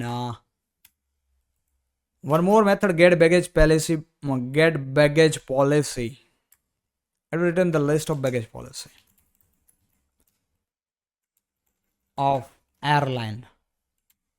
Let me import this.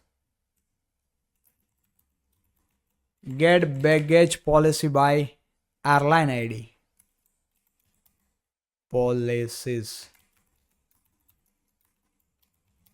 Airline ID. And let's provide a long airline ID. Then update baggage policy. And return the baggage policy response. Update baggage policy.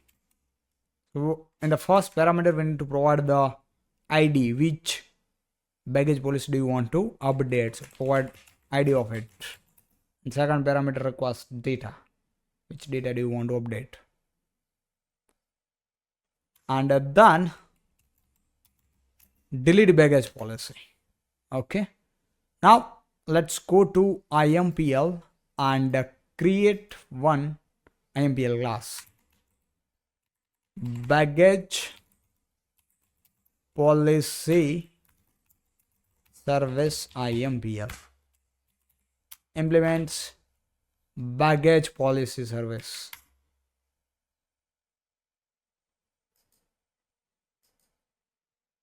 Let's annotate with the service a required action sector. We need to create one repository method for baggage policy.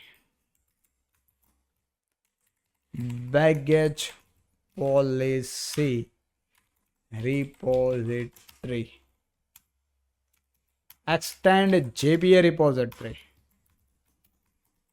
Baggage policy, and here we need to provide the ID type of it is long. Now let's create the method for find by fare ID. It will return the baggage policy response. Find by fare ID. Long fare ID. Baggage policy it will return. Second method, get baggage policy by airline ID. It will return the list of baggage policy. Find by airline ID. Long airline ID. And let's import this list. And let's go to service IMPL. Now guys, we need mapper as well. Okay. So first let's create a baggage policy mapper. Baggage policy mapper. Inside this we'll create two method, two response, two entity. Public static, it will return the baggage policy. Method name is to entity. It will take baggage policy request. And let's import this baggage policy. Let's take here fare as well. So guys, this method will convert this request to baggage policy entity. Okay, and we'll check first if baggage,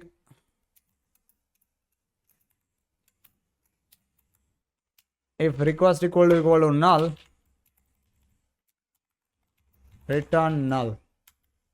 Else convert baggage policy entity object. We'll set here first fare, then name, request dot get name, description, request dot get description.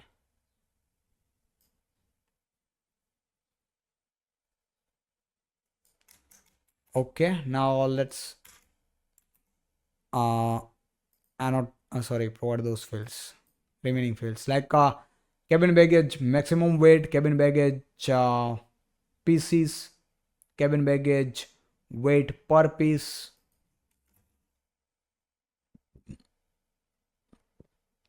So let's go to baggage policy. Here we have check-in baggage weight per piece. So cabin baggage maximum weight and private integer cabin baggage max sorry cabin baggage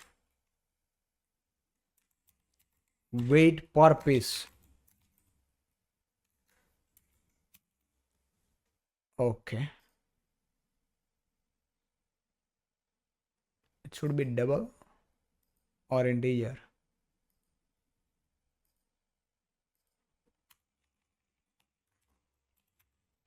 Let's provide double. Okay, that is fine. Now cabbage baggage maximum dimension. I don't need this dimensions. Oh, cabin baggage maximum dimensions. Okay, let's do one thing. Provide the cabin baggage max dimensions. Private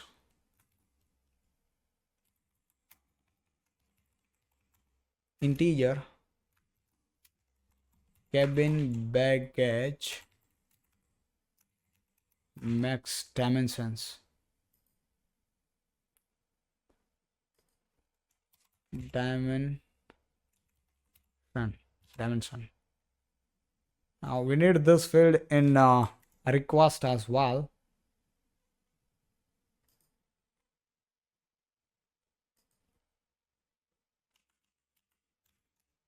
Here. Let's go to the baggage policy mapper. Then check-in baggage maximum weight. Check-in baggage pieces. Check-in baggage weight per piece. Free check-in baggage allowance. Priority baggage. Extra baggage allowance. Okay, so our entity method is now ready. Now let's create a response method.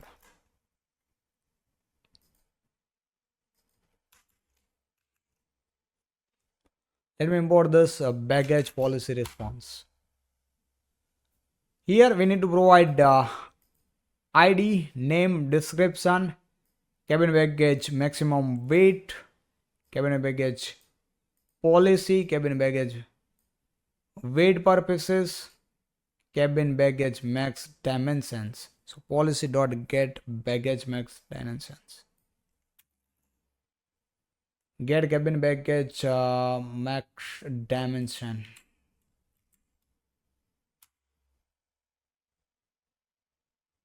Integer and double. Required type double, provided integer.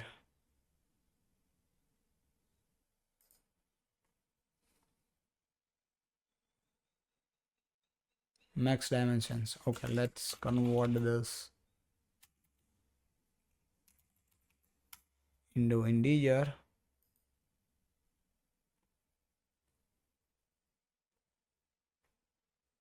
And do we have any problem here? No, that's it.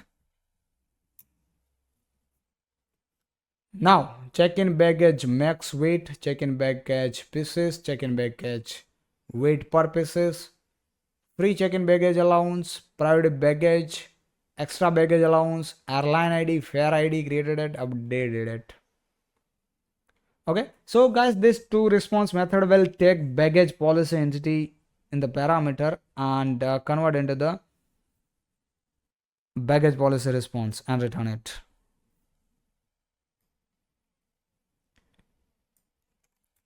Now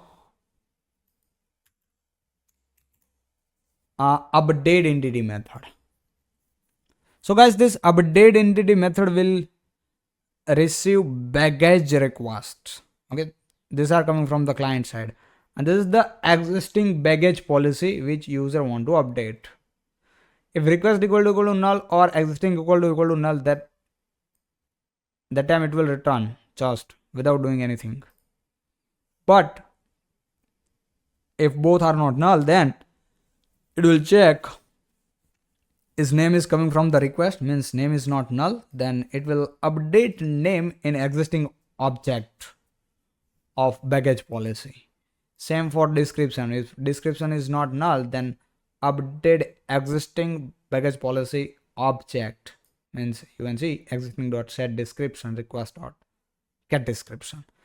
Same for get baggage maximum weight, get baggage policy, get baggage weight purpose, get baggage maximum dimension, then get check-in baggage maximum weight. Same for check in baggage baggage weight purposes, then get free checked baggage allowance, and same for priority baggage and extra baggage allowance. Okay, now let's go to service IMPL and start implementing this method. Create method. So first, guys, we'll fetch the fare. For which fare do you want to create this baggage policy? Fetch that fare here. Fare repository dot find by ID, request dot get fare ID, or else throw the exception.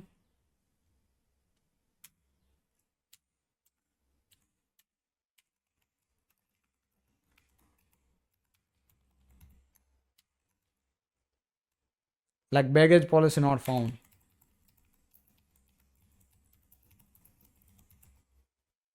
And let me throw the exception.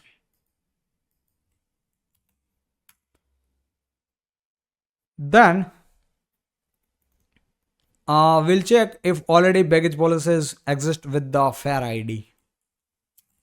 So if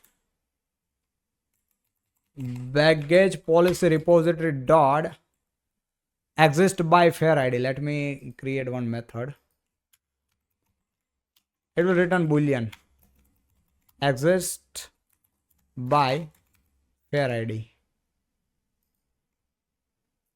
Exist by fare ID fare dot get ID. If it is exist, then we need to throw the exception. Baggage policy already exists.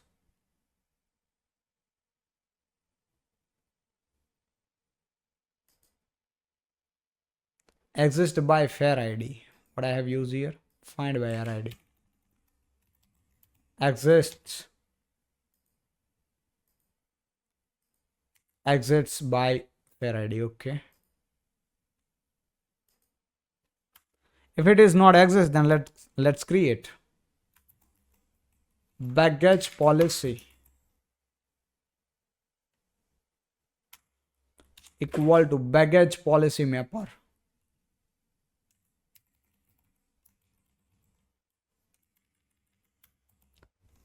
dot to entity request and fare. Now let's save it. Baggage policy repository dot save. And we need to convert into the response. Baggage policy mapper dot to response. Let's do one thing. Saved it in the database. Baggage policy saved.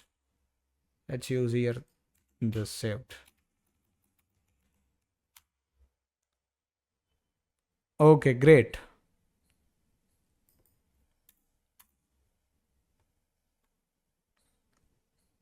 Now get baggage policy by ID. Baggage policy repository dot find by ID. And here instead of or else we'll throw or else throw the exception.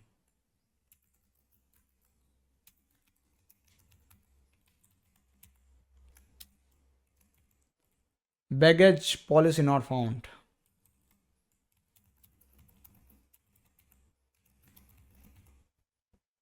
Let's throw the exception.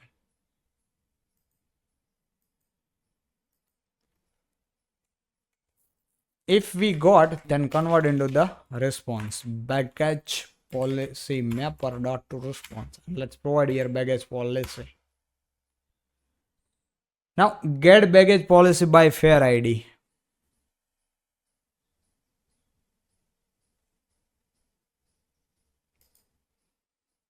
Here also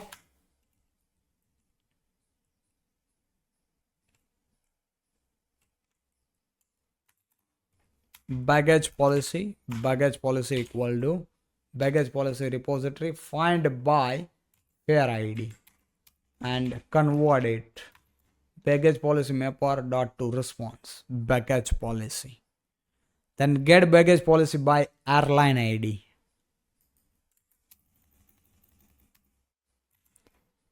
Baggage policy repository dot find by airline ID. Let's provide here airline ID. Stream dot map. Okay. Baggage policy mapper to response. Collect to list. Now update baggage policy.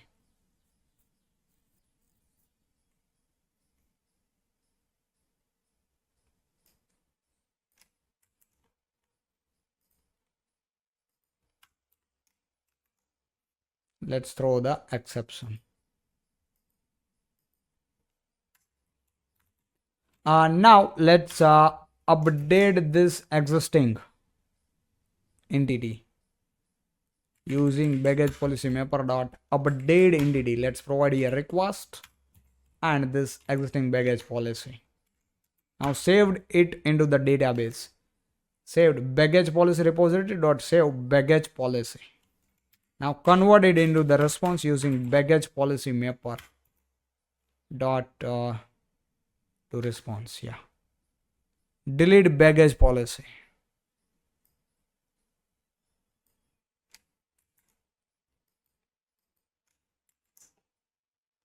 Baggage policy repository dot find by ID. The baggage policy not found with the ID.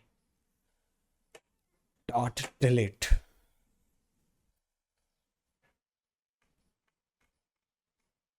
Now let's create the controller for this.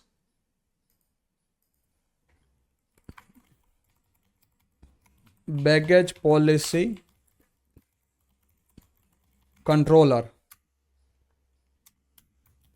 Annotate with the REST controller.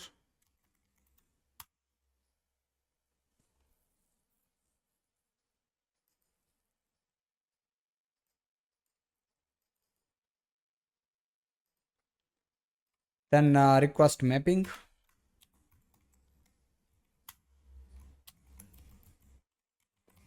API slash baggage policies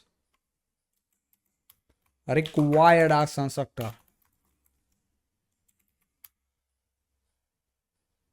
We need here baggage policy service instance.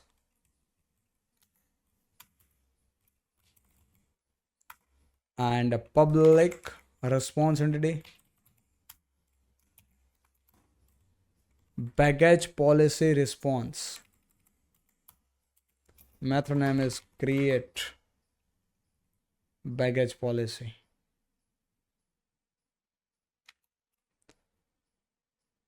And inside the request body, we'll accept baggage policy request with valid annotation.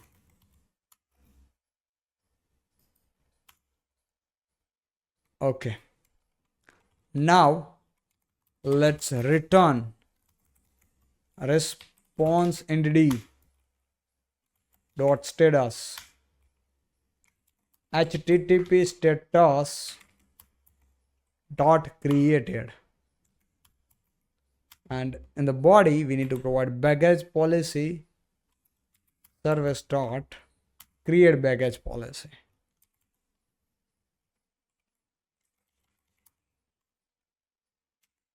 Okay, here we need to provide the request.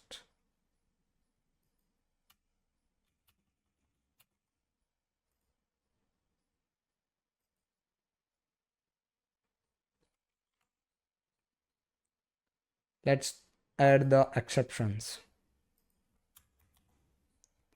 And let me annotate with the post mapping.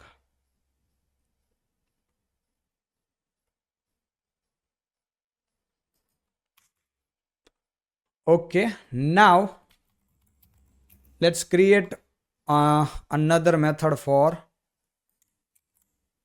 get baggage policy by ID.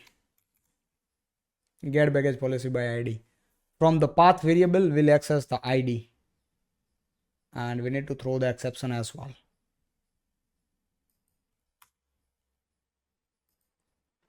Okay, now let's create same for get by fare ID. Method name is get baggage policy by fare ID. So in path variable fare and fare ID we are providing, path variable fare ID we are accessing baggage policy service dot get baggage policy by fare ID, and here fare ID. One more method, get baggage policies by airline ID. Okay, airline ID in the path variable airline ID, baggage policy service dot get baggage policy by airline ID. Now update baggage policy. So for update baggage policy, we have put mapping. You can use patch mapping as well. And in the path variable, you need to provide the baggage policy ID which you want to update. And in the request body, you need to provide you have to provide the baggage policy request. Okay, actual data, new data actually, which you want to update. Now the delete method. For delete method, we are using delete mapping. Delete baggage policy. In the path variable ID of baggage policy which you want to delete, and path variable long ID baggage policy service dot delete baggage policy ID, and in the response entity no content, and build.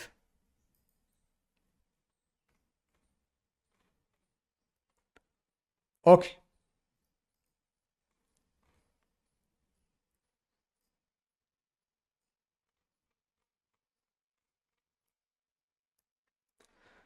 controller is ready for baggage policy. All the APIs are ready.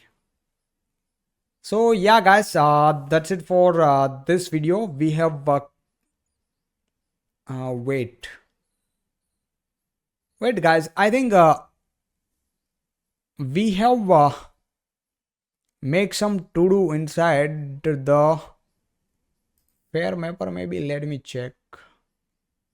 See, here we have to do for fare rule and baggage policy, and here also. So let me now uncomment this fare dot get fare rules. So inside the fare entity, we have to do for this baggage policy relation and fare rule relation with the fare.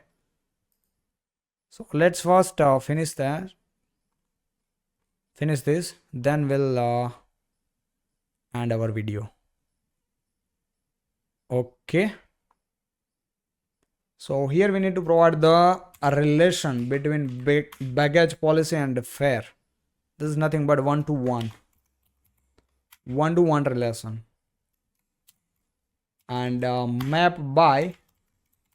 So guys, this variable name should be exact field which you have used in baggage policy. So in the baggage policy, you must have used the fare. You can see this. Okay, let's go to here, map by. Now we can use cascade type all and orphan removal true. Same for fare rule guys. fare roles. Okay, let me copy this relation. Now here guys, fare rule. So let me check inside fare rule what I have used for fare. In fare rule for fare I have the fare.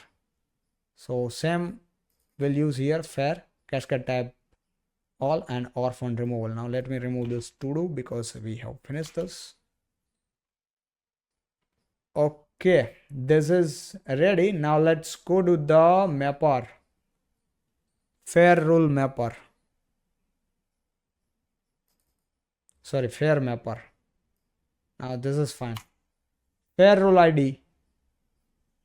Fare rule fare dot get fare rules not equal to null, then fare dot get fare rules dot get ID else null. Now let's finish this both. Fare rule mapper will use here. Okay, fare rule dot fare rule. So fare dot get fare rules not equal to null, then fare rule mapper dot to response fare dot get fare rule. Same for baggage policy. Baggage policy fare dot get baggage policy not equal to null, then baggage policy mapper dot to response. What if it is null? Then null. If baggage policy is null, then set the null. Okay, so this to do is also ready now. So yeah, I hope now we don't have any to do. Let me check in fare rule as well. No, and not in baggage policy as well. So yeah, now we have created successfully APIs for fare, then fare rule, and then baggage policy. Now in the next video, we'll test these APIs in the Postman. So let's meet in the next video, guys.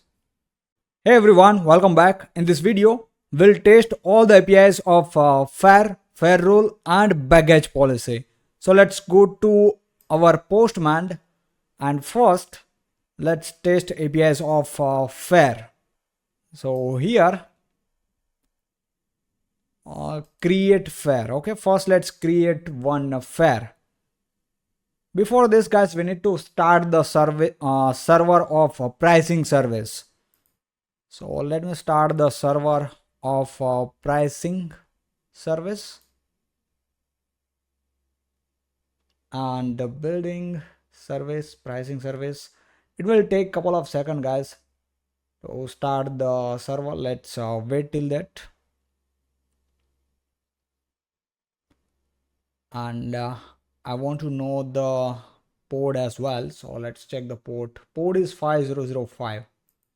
Okay, now let me give port 5005. API fare. So this endpoint is for creating new fare. And inside the request body, we need to provide the name of the fare, RBD code, flight ID is 1, cabin class ID 1, then route type direct, origin airport ID, let's give 1, destination airport ID, let's give 2, then valid from 2026 0312. This valid we don't need, so let me remove this. Then base fare, tax and fees, airline fees, fare label, extra seat pays false, preferred seat choice, advanced seat selection, guaranteed seat together, priority booking, priority check-in, fast track security, then complimentary meal, premium meal choice, in-flight internet, in-flight entertainment, complimentary beverage, free date change, partial refund, full refund, lounge access, and airport transfer. Okay, so these are the fields required to create new fare object. Now inside the header, let's provide airline ID. So let me check in get fare, create fare. Okay, we don't need to provide the airline ID. Okay, that's totally fine. Now let's go to body and send the request. Okay, and there you go, fare is created. Okay, now let's run the get all fares fare list and 5005. It says method parameter ID. Okay, I think we haven't implemented that. For get fares, we have this endpoint like API fares and method is get mapping, and there you go. It will return the list of fare. Okay, now we have get fare by ID as well,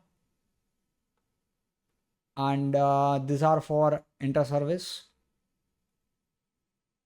So let's go to the postman, provide the ID. There you go. Fare is get by ID. Then if I give 2, it will throw the exception like fare not found with the ID, given ID. Okay, so guys, fare API is working fine. Now let's create the fare rule for this. Create fare rule. Okay, API fare rules, and fare rule name is this. Fare ID 1 is refundable true, change fee, cancellation fee, refund deadline, and change deadline hours. Now let's send the request. Okay, let me change the port, and there you go. Fare rule is created. Now get fare rule by fare ID. Okay, so let's fetch this as well. Port is 5005. Here we need to provide API, fare rules, fare, and fare ID. At the last, you can see we have provided the fare ID. Let's send the request, and we have got the fare. If I give 2, I will get the exception or just null because we don't have any fare rule associated with fare ID 2 because we don't have the fare who have ID 2. Okay, now this is also working. Now let's check baggage policy as well. Baggage service. First, we'll create the baggage policy for fare ID 1. Fare ID we have given 1, and we don't need to provide the airline ID, so let me remove this. The name of the baggage policy, like economy standard baggage policy. Description: standard baggage allowance for economy class passenger. Check-in baggage maximum weight is 7 kg. Cabin baggage 1 pieces. Cabin baggage weight per piece is 7 kilogram. Then cabin baggage maximum dimensions is 115. Check-in baggage maximum weight is 20 kg. Check-in baggage pieces 2. Check-in baggage weight per piece is 10 kg. And free check bag allowance 1. Then priority baggage falls, extra baggage allowance 2. And I don't think we need this, so let me comment this. Okay, now let's send the request and change the port number as well. 5005 API baggage policies, and there you go. Baggage policy get created successfully. Okay, let me remove this. Now get baggage policy. Okay, get baggage policy by fare ID. So fare, and we have given here 1. Now let's send the request. Let's change the port number as well, and it's working fine. Okay, so yeah guys, all the API endpoints are working for pricing service. That's it for this video. Now let's meet in the next video. Hey everyone, welcome back. In this video, we are going to understand seat service architecture in our airline system. In an airline system, when a passenger books a flight, they don't just book a seat. They book a specific seat on specific flight in a specific cabin. The seat service is responsible for managing exactly that. It has 2 jobs. First job is setup. Define what seats exist on an aircraft, done once by the airline admin. And runtime setup. It will track which seats are available, held or booked on every flight departure. Without this service, no other service knows how many seats a flight has, which ones are available or what cabin class exists. Now, why we need to create separate service for this seat? So, seat data is complex and operates at two different levels.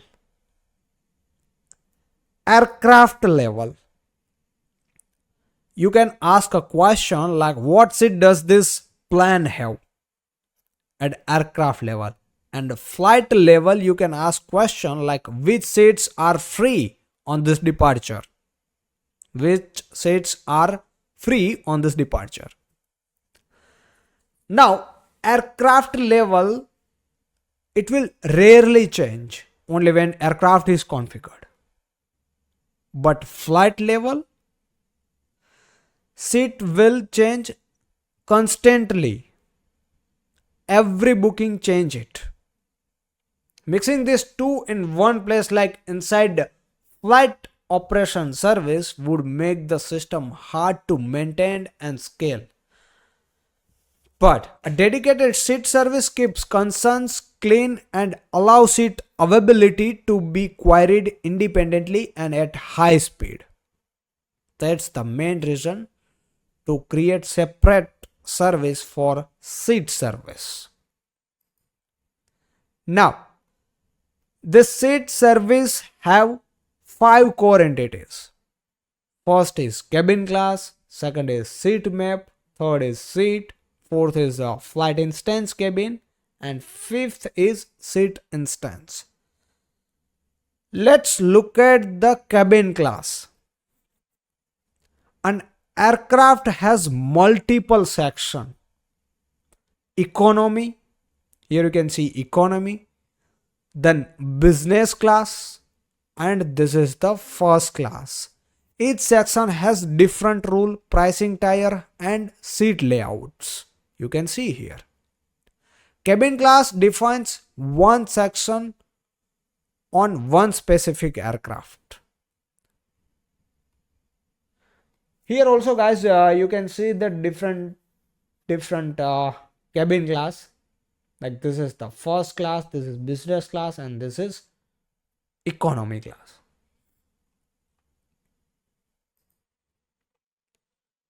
Now, second is seat map. A cabin class needs a physical layout. Let me show you this. Physical layout, how many rows? Inside this we have like here you can see 9th, 1, 3rd, 5, 7, etc. These are the row, total 25 row. How many rows? How many seats per row? Then left side with right side seat. Left side with right side. Seat map is the layout template.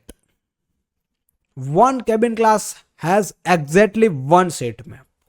The seat map belongs to an airline. Now, let's look at seat entity. Each individual seat in the seat map needs its own record because seats are not equal. Here you can see 12A.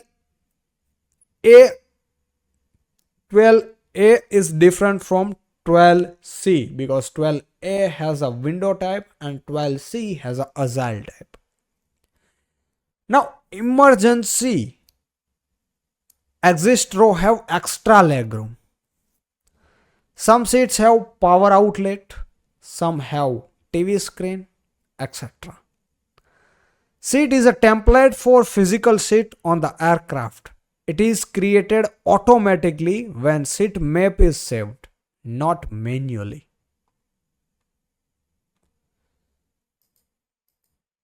Now, let's look at flight instance cabin.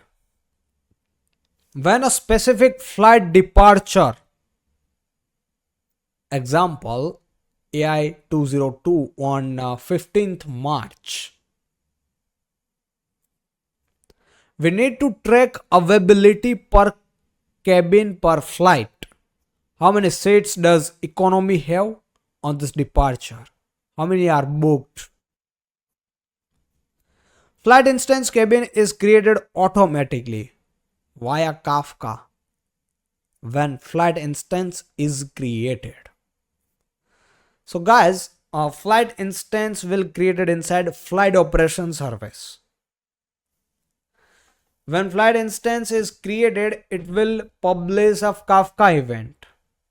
Flight instance created. Now SIT service consume that event and create flight instance cabin for each cabin class of that aircraft. Now currently we don't have Kafka implemented in our project, so we'll create flight instance cabin manually, but when we implement Kafka in our project, that time we'll make it automatic.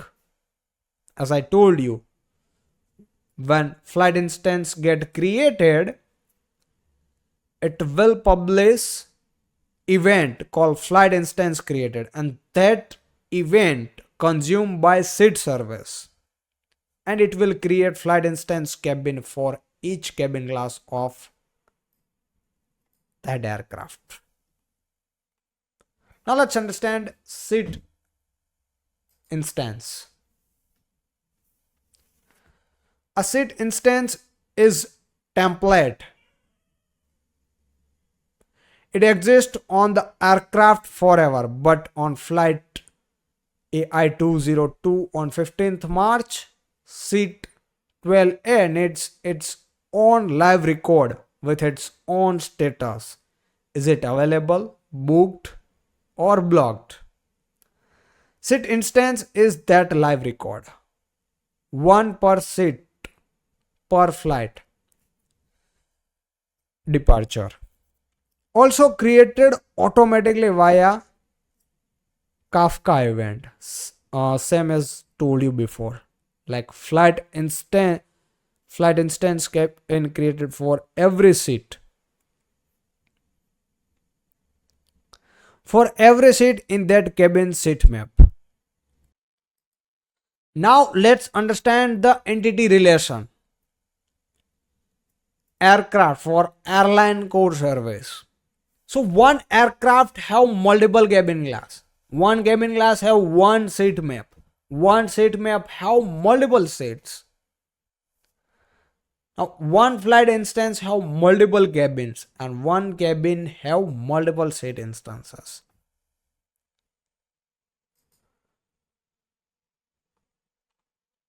Finally guys, seat service owns two things: the physical seat layout of an aircraft and the live seat availability for every flight departure. Seats are never created manually. Everything is triggered automatically.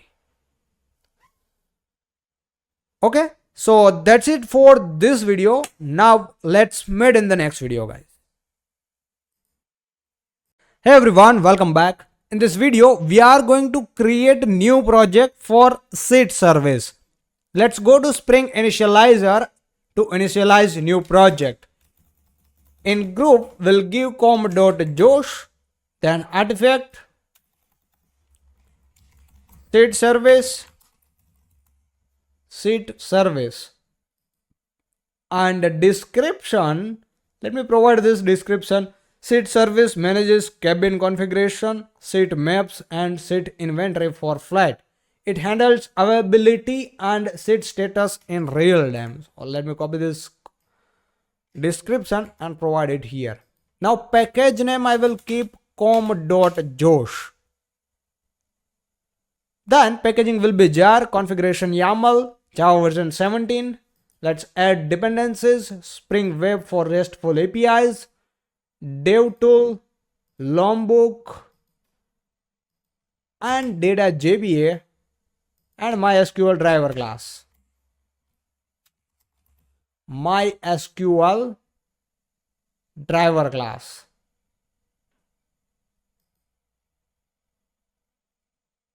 Now let's generate this project. Okay, let's navigate to the project. Extract all. Extract this zip file.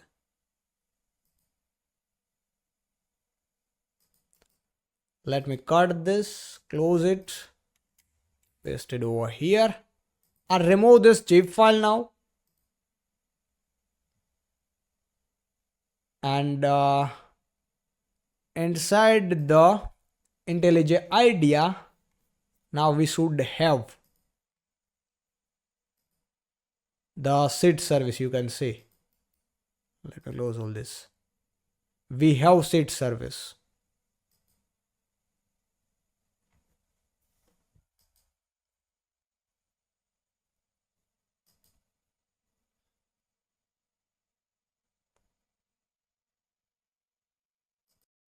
Now we need to register this SID service in parent aggregator.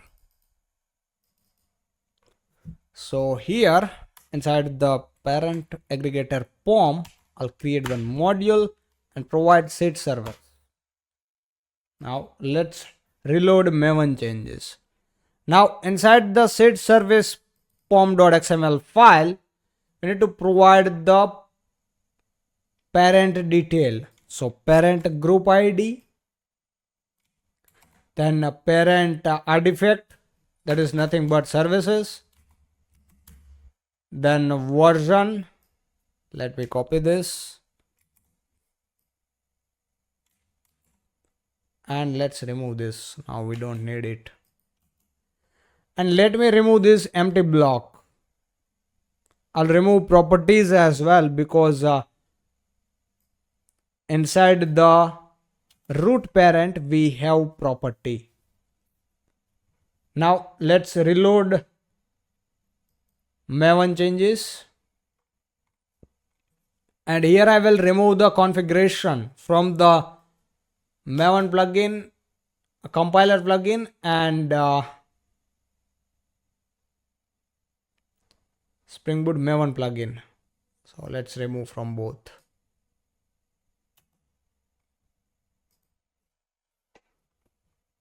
Okay, now as I want to use this common library classes in this SID service, I need to provide this common library as a dependency here.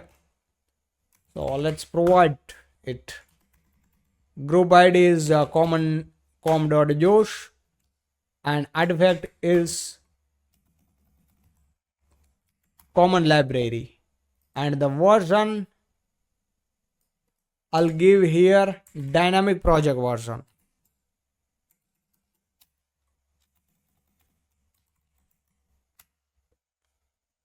Okay.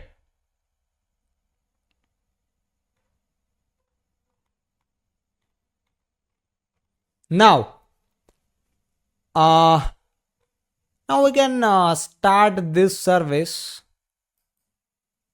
And of course guys, we haven't provided the database configuration, so it will throw the JDBC exception, but we'll fix it. You can see it has thrown this error or exception. Now it's time to fix this. Let's go to the location service Java. Here we have resources and YAML. Let me copy this data source. Now inside the SID service YAML, I'll provide it. Inside resources, we have YAML file and provide it. Now let's provide the server port as well. 5006.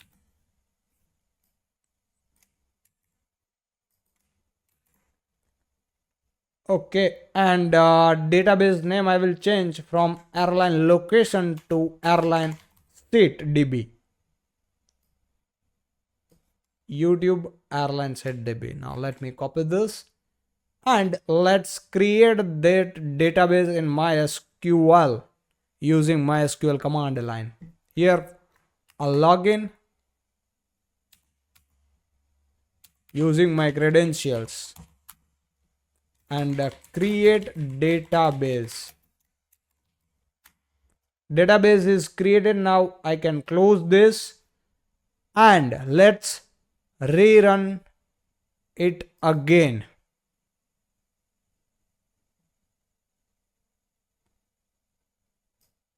Okay, and here you can see Tomcat started on port 5006. Now let me create one home controller or copy home controller from this location. So in Java com.josh, let me paste it. Package name com.josh.controller. Okay, let's click on OK, and there you go. Now let's save the changes. Here you can see it automatically reload the changes. It has reloaded the server or not? Let's check. Now here our server is running on 5006. And there you go. Hello everyone, location service of the airline. So we need to change the home controller text. This message. I am SID service of the airline microservice. And let's copy this description as well. We'll provide this. Like SID service manage cabin configuration, SID maps and SID inventory for flights. It handles availability and SID status in real time.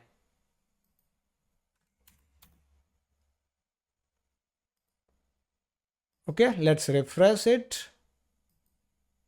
And there you go. Hello everyone, I am SID service of airline microservice. SID service manages cabin configuration, SID map, SID inventory for flights. It handles availability and SID status in real time. So that's it for this video, guys. Now let's meet in the next video. Hey everyone, welcome back. In this video, we are going to create API for cabin class. Let's go to our IntelliJ IDEA and start implementing it. Inside the com.josh, let me create one model. First let me create one package called model. Now inside this model, I'll create cabin class model or entity. Cabin class. Now we need getter, header, all action structure, no action structure, and builder annotation. So let me provide that annotations, and let's provide the ID as well to this cabin class entity. Now let's provide the cabin class type. Private cabin class type, and this is the name of cabin class. Now what is this cabin class type, guys? So here you can see in this aircraft we have first class, then business class and economy class. That is nothing but cabin class, and all the class have their own SIDs. Okay, so let's create one enum for this. Inside the enums, now this package we have inside the common library. Okay, so let's create there one class, and we need to provide all the class name like economy, premium economy, then we have business class and first class. Okay, now let's go to cabin class, and we'll annotate this with the enumerated.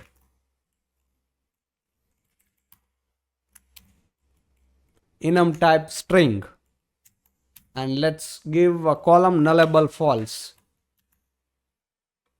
Now let's provide the code, private string code. Okay, here also we'll give column nullable false. Then let's provide description, private string description, and now let's provide the aircraft ID, private long aircraft ID. So for which aircraft this cabin class do you want to create? Column, let's give nullable false. Why for which aircraft? Because guys, here we have already seen that inside the aircraft we have cabin glasses. Okay, so that's why we need to provide the relation of aircraft, like this cabin glass is for which aircraft, and integer display order, let's give equal to 0, column nullable false. Display order means do you want this cabin glass first, second or third when you fetch all the cabin glass or list of cabin glass that time. Okay, now is active,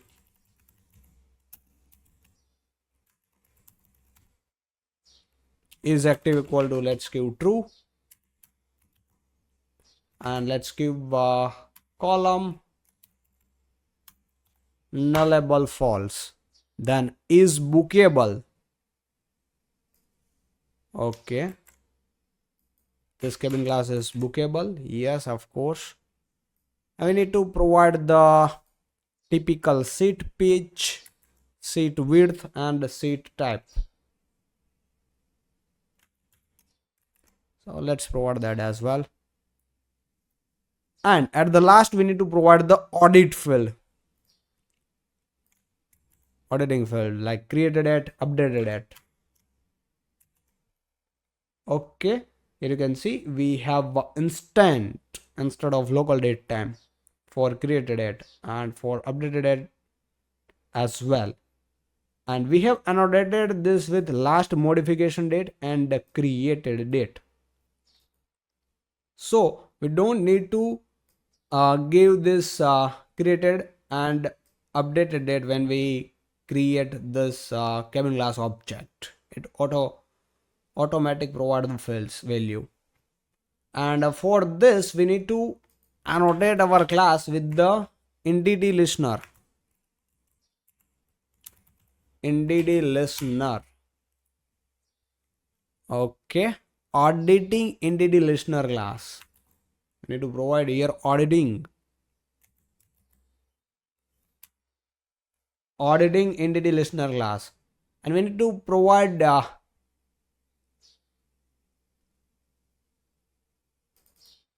enable JP auditing. Here we have enable JP auditing. Okay, so we need to provide this annotation to main class. Only then this field will work, created at and last modification date.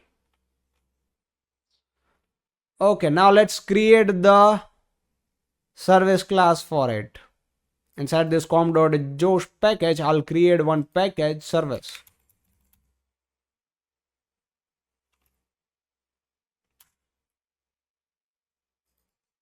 Now inside this service, let me create one class.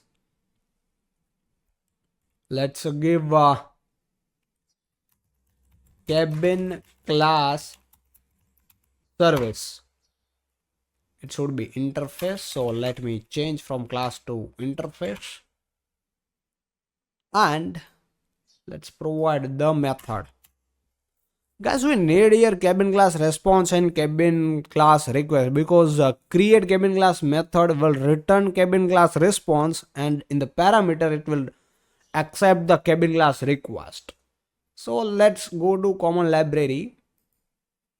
Inside the payload, first let's create cabin class response, then we'll create the cabin class request. Cabin class or response. Okay. And inside this, we need to provide fields like ID, the name, code, description, etc. So let's provide those fields one by one. Okay, ID, name, code, description, aircraft ID, display order, is active, is bookable, typical seat pitch, typical seat width, seat type, created it and updated it.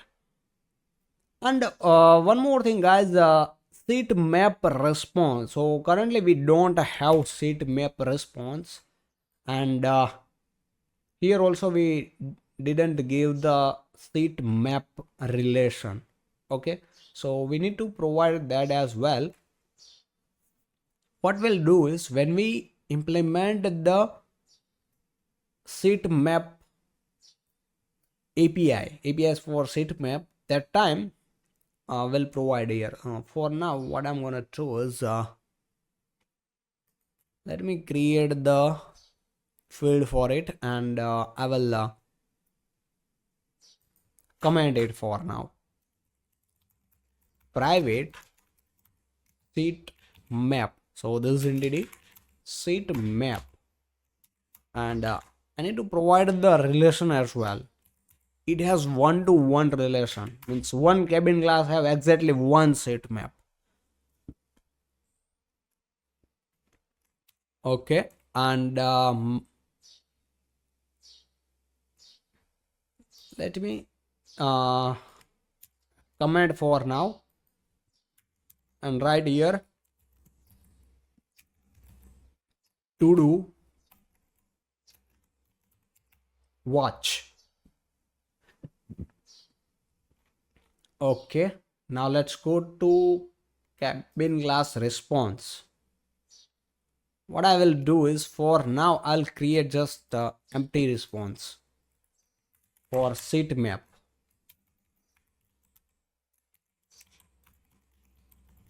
Seat map response.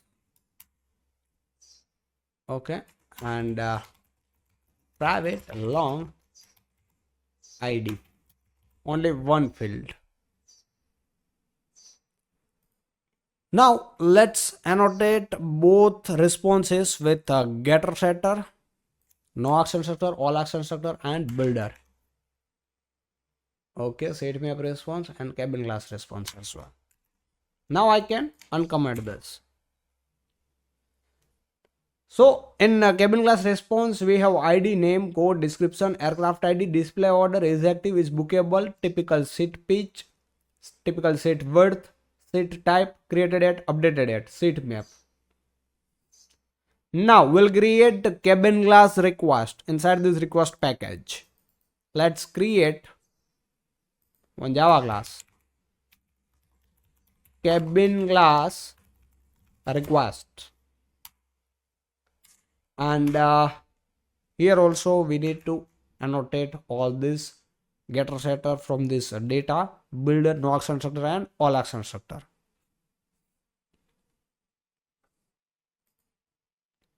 Okay, inside also we need to provide those fields which are required to create new cabin class object. Let's provide first name, private. So guys, that should be not string, instead of it should be cabin class type name. Okay, let's give it not blank, message equal to name is required. And guys, if you take string, that is also work, because here you can see we have enable enumerated enum type is string. Okay, but for now let's keep it cabin class type. Then code, private string code. Let's make it not blank. Message code is required. Okay, if a code is null from the client side, then we'll throw the exception code is required. Description, private string description. Aircraft ID, private long aircraft ID. For which aircraft do you want to create this cabin class, and it should be not null. Okay, and let's provide message aircraft ID is required, because guys, always cabin class will be created for aircraft, not standalone. Now let's provide display order, private integer display order, private boolean is active, private boolean is bookable, private integer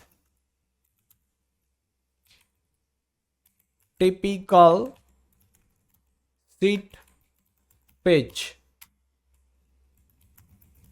private integer typical seat width,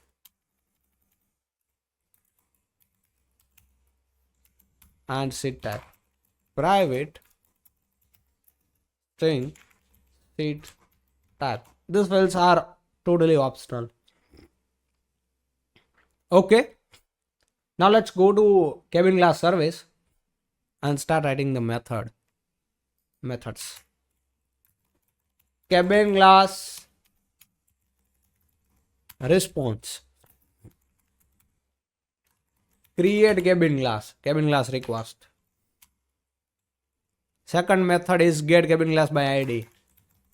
Cabin class response, get cabin class by ID.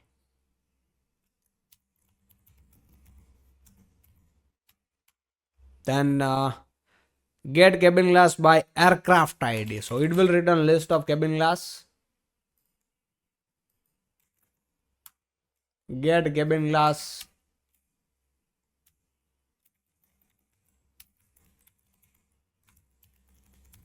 classes by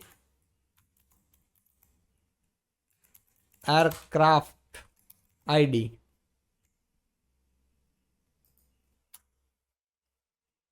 Let's provide a long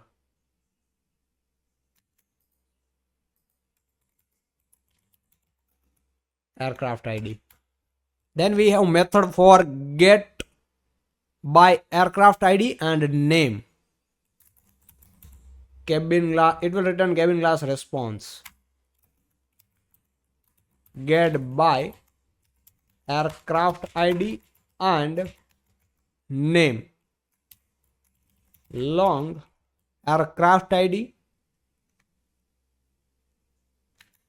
and instead of string we can take here cabin class type for name.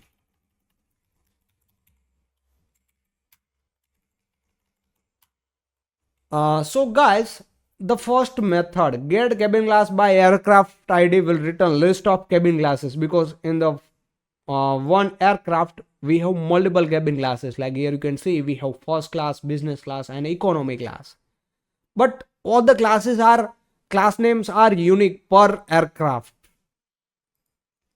Okay, so that's why this get aircraft id and name, get by aircraft id and name, this method will return only one, because names are unique per aircraft. Cabin class names are unique per aircraft, like first class, business class and economy class. Now let's create a method for update cabin class response. Update cabin class. So we need to provide the cabin class request and id as well, like which cabin class do you want to update. And finally delete cabin class. Okay, now let's write the IMPL method for this.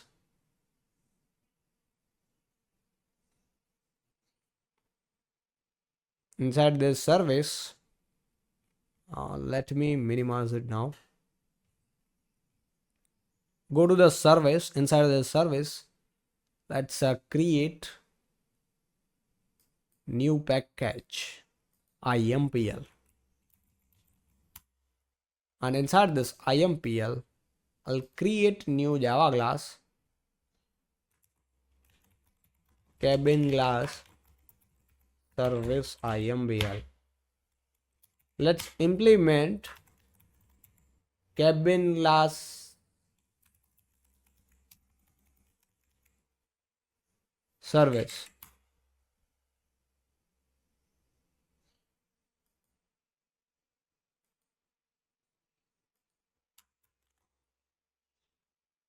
Then required action structure we need to annotate and service.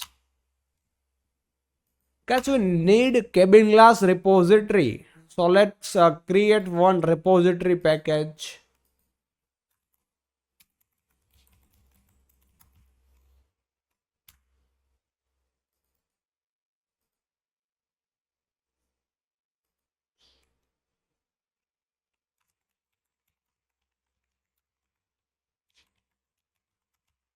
Cabin class repository,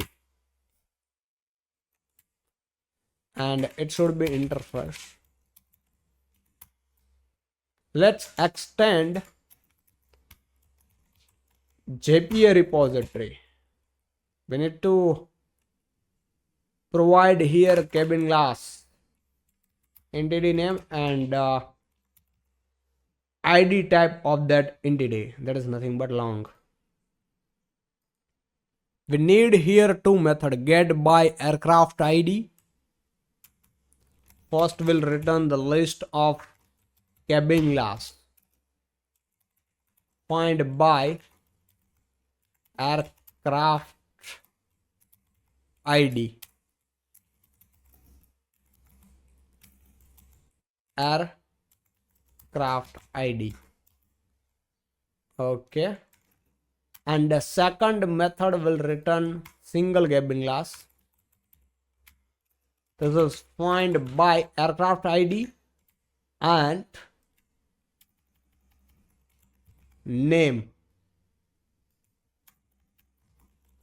cabin class type, aircraft ID and cabin class type. This would be the name. Okay, great.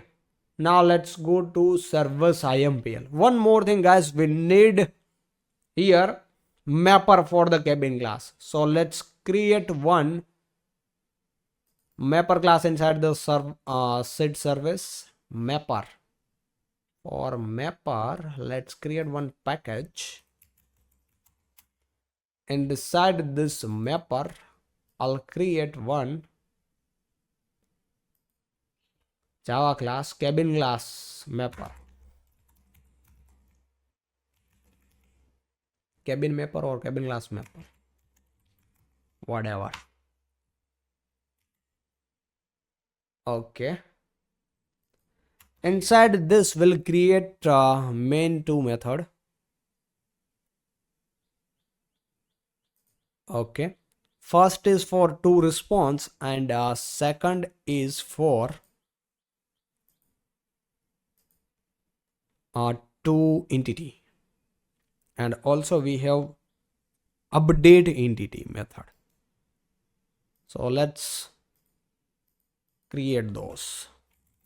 Public method will be static. When we use static, we can use this method without creating instance of this class. Okay, so that's why I'm making it static. Now first method is toEntity. Guys, this method will accept cabin class request.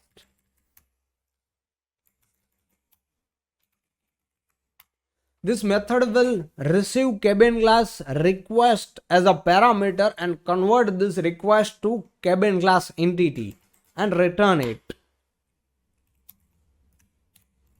If request equal to null, then return null. Actually return. Okay. Now cabin class dot builder build.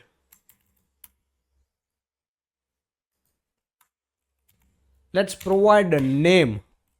Cabin class type, or directly what we can do is request dot get name. Then code, request dot get code,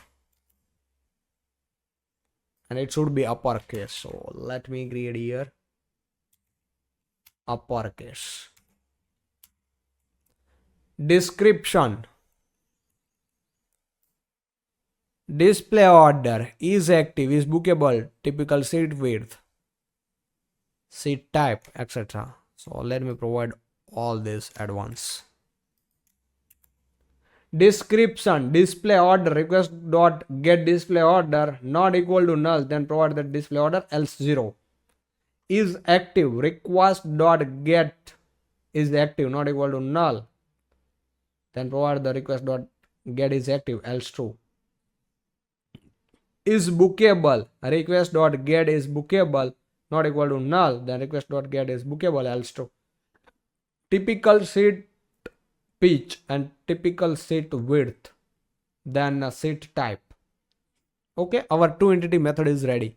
Now let's create for toResponse. So this is our toResponse method. Now guys, this method will receive cabin class entity. Okay, and convert entity into the response, cabin class response, and return it. For now, let me remove this seat map here, and here I will create to do watch. Okay, so cabin class equal to null, then return null.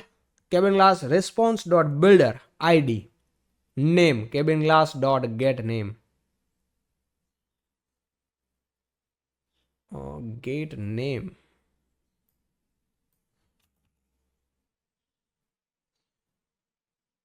Okay, so we need to convert into the string. Let's use this dot get name. Cabin class dot get name dot name, then cabin class dot get code description, then aircraft id, display order, is active, is bookable, typical seat pitch, typical seat width, seat type, created at and updated at. Okay, now let's create a method for update entity.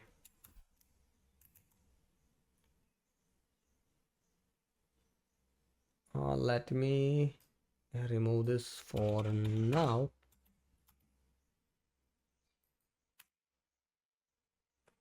Okay, update entity method, it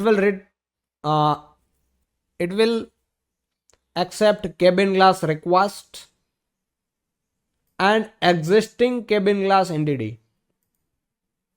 So it will update existing cabin class entity according to cabin class request which is coming from the front end, and user wants to update the field. According those fields, uh, this method will update the existing cabin class object. So here you can see request equal to null or existing equal to null, then return. Don't do anything, just return. Otherwise, request dot get name not equal to null, then update existing cabin class object and set here new name request dot get name. Then same for code. If code is not null, then existing dot set code request dot get code and uppercase. Same for description, same for display order, same for is active, is bookable, and typical seat pitch, typical seat width, and get seat type. Okay, now let's go to the cabin class service IMPL.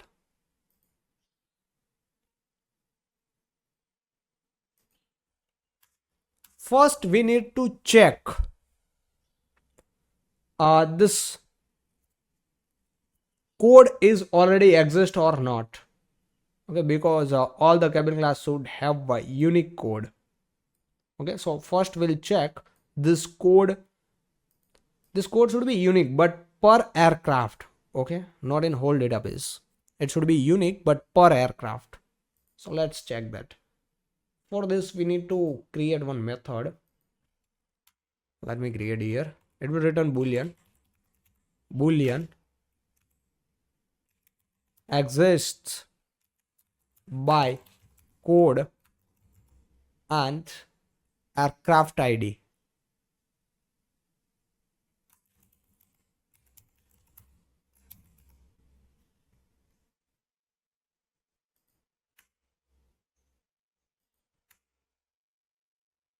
So this is the code and aircraft ID.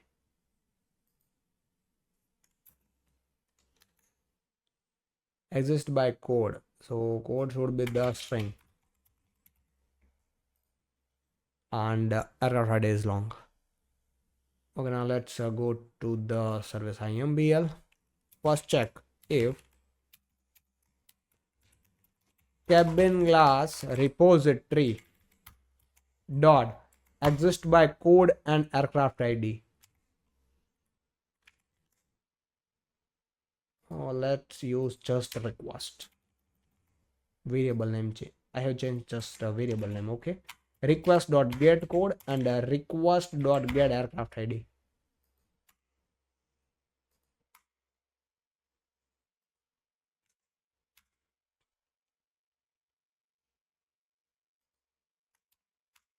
Now let's throw new exception if it is true. If already code is exist, okay, with the particular aircraft, then what we need to do is throw the exception cabin class with code already exist and throw the exception. Great. Else will create the cabin class. Cabin class equal to cabin class mapper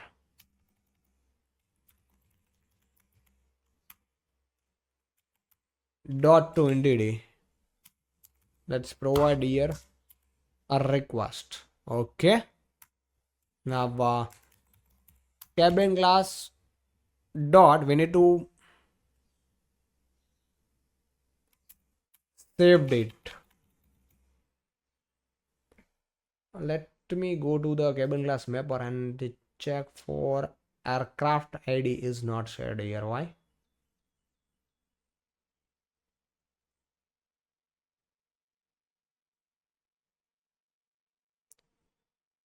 Name code display. Let's set the aircraft ID here. Dot aircraft ID request dot get aircraft ID. Okay. Now we can save this cabin glass into the database. Okay, cabin glass repository, save cabin glass. Now let's store this in any variable. Cabin glass equal to saved cabin, save cabin. Now let's convert into the response using cabin glass mapper. Cabin glass mapper dot to response provide here saved cabin, and that is great. That's it.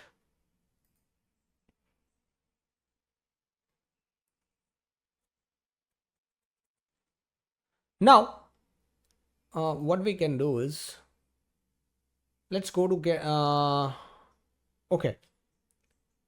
So currently, because guys, here you can see we have only cabin glass and to response method don't have the this seat map. So the seat map will provide when we implement the seat map API. For now, let it be empty, and let's implement this method. Cabin glass equal to cabin glass repository find by ID, or else throw the exception.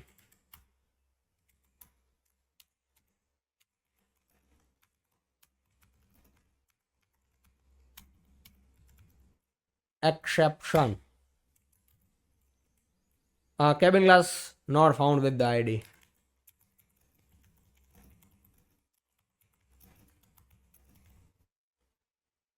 Okay, and let me throw the exception.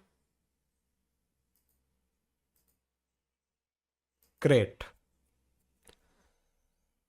Now we need to convert this into the response. Cabin glass mapper dot to response provide here cabin glass, and that's all. We have get cabin glasses by aircraft ID.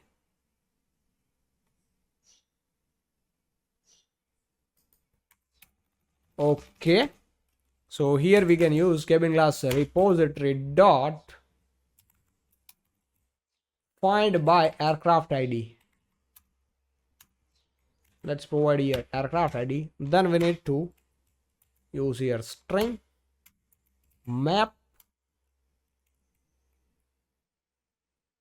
and what we can use here for now,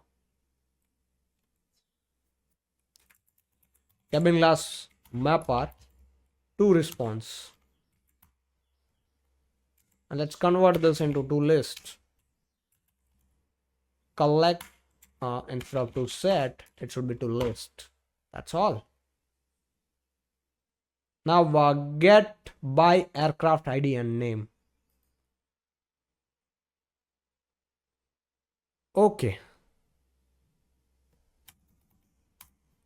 let's do one thing. Get by aircraft ID and name. So cabin glass repository dot. Okay, first let's store it in a variable. Cabin glass. Okay. Cabin glass repository find by aircraft ID and name.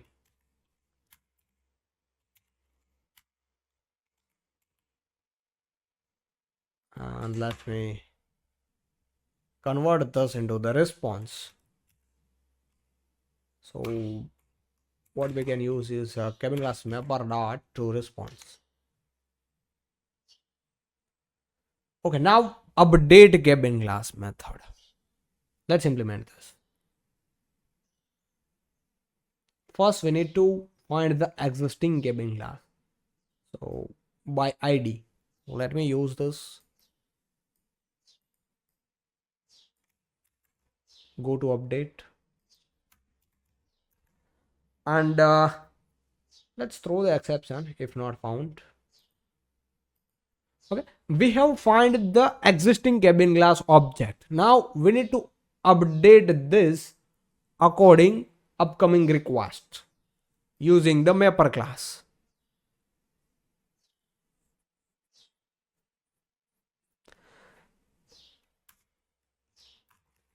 cabin class mapper dot update entity. Here we need to provide the cabin class request and existing, so this existing object. Now this method will update this existing cabin class object according upcoming request. So now we can save it into our database. Cabin class updated equal to cabin class repository save cabin class. Let's convert into the response. Cabin class mapper dot to response updated. Okay. One more thing, guys. In cabin class we have code unique per aircraft. Okay, you can see this condition we are checking during the update, during the creation of cabin class. Like this code should be unique. But in update method we are not checking that this upcoming code is already exists in our database or not, because it's already exist in our database, then it will cause the duplicate code issue. For that, let's create one repository method. It will return boolean exists by code and aircraft ID. Okay, we have already this, right?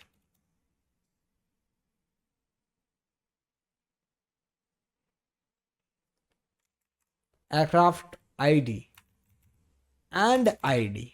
Okay, exist by code and aircraft ID and ID. Not.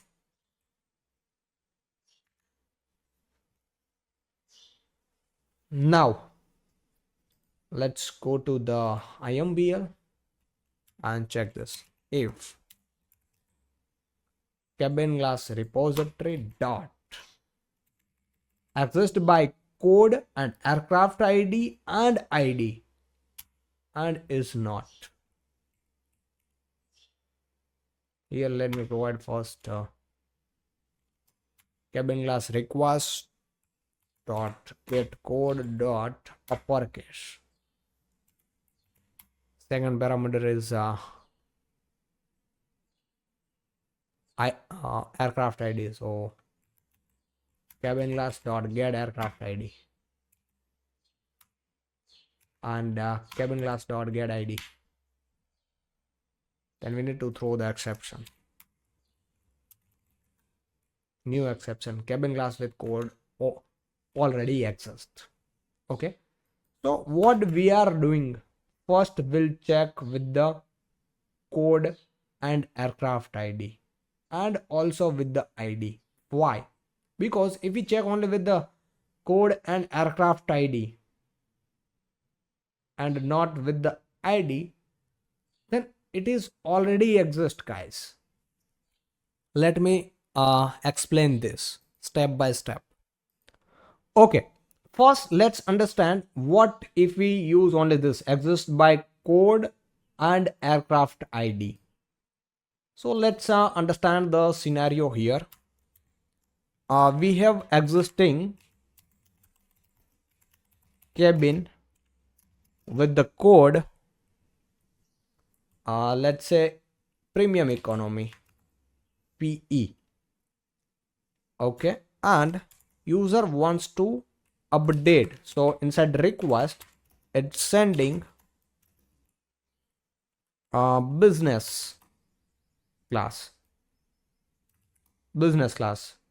premium economy class PEC and business class. So guys, if our existing cabin class name is this and user wants to update this, So first it will check exist by code and aircraft with this. So if it is found, then of course it will throw the exception, but if it is not found, then it will update. Okay, so in this scenario it will work, but in the second scenario, let's say this time use existing cabin code is business class. Now this time user don't want to change the code, cabin code. Let me write here code, and here also code. This time user don't want to change the code, but instead of he wants to change another fields like display order, okay, aircraft ID, or is active, is bookable, etc., description, name, etc. he want to change. So he will provide from the front end request as a code. He will provide the BC because he don't want to update. So he will provide the code as a BC and provide the different name or a description, name like premium economy or business class,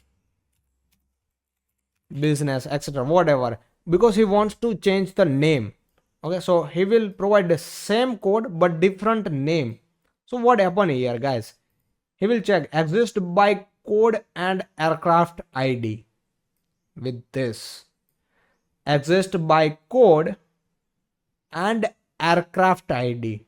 So here you can see we have existing cabin with this class, and he will get 1, and it will throw the exception cabin class code already exists, and it won't allow user to change even name of the cabin class, because in this scenario user wants to update the cabin name, he don't want to update the cabin code. Okay, so in that case this much will not work, exist by code and aircraft ID. So we need to add one more field and ID.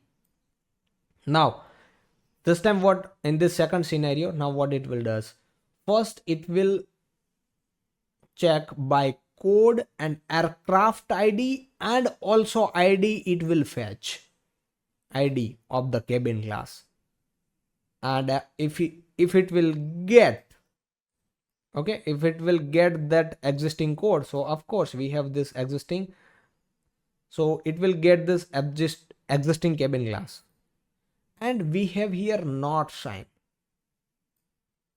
Even though it's written it's get this cabin class, it will return false because we have put here not sign.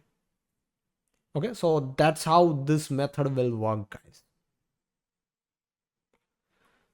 Okay, now that's it for this, and let's implement delete method. So let's find by cabin class ID, throw the exception, and delete here cabin class repository dot delete cabin class. Now implementation methods are ready. Now it's time to create controller.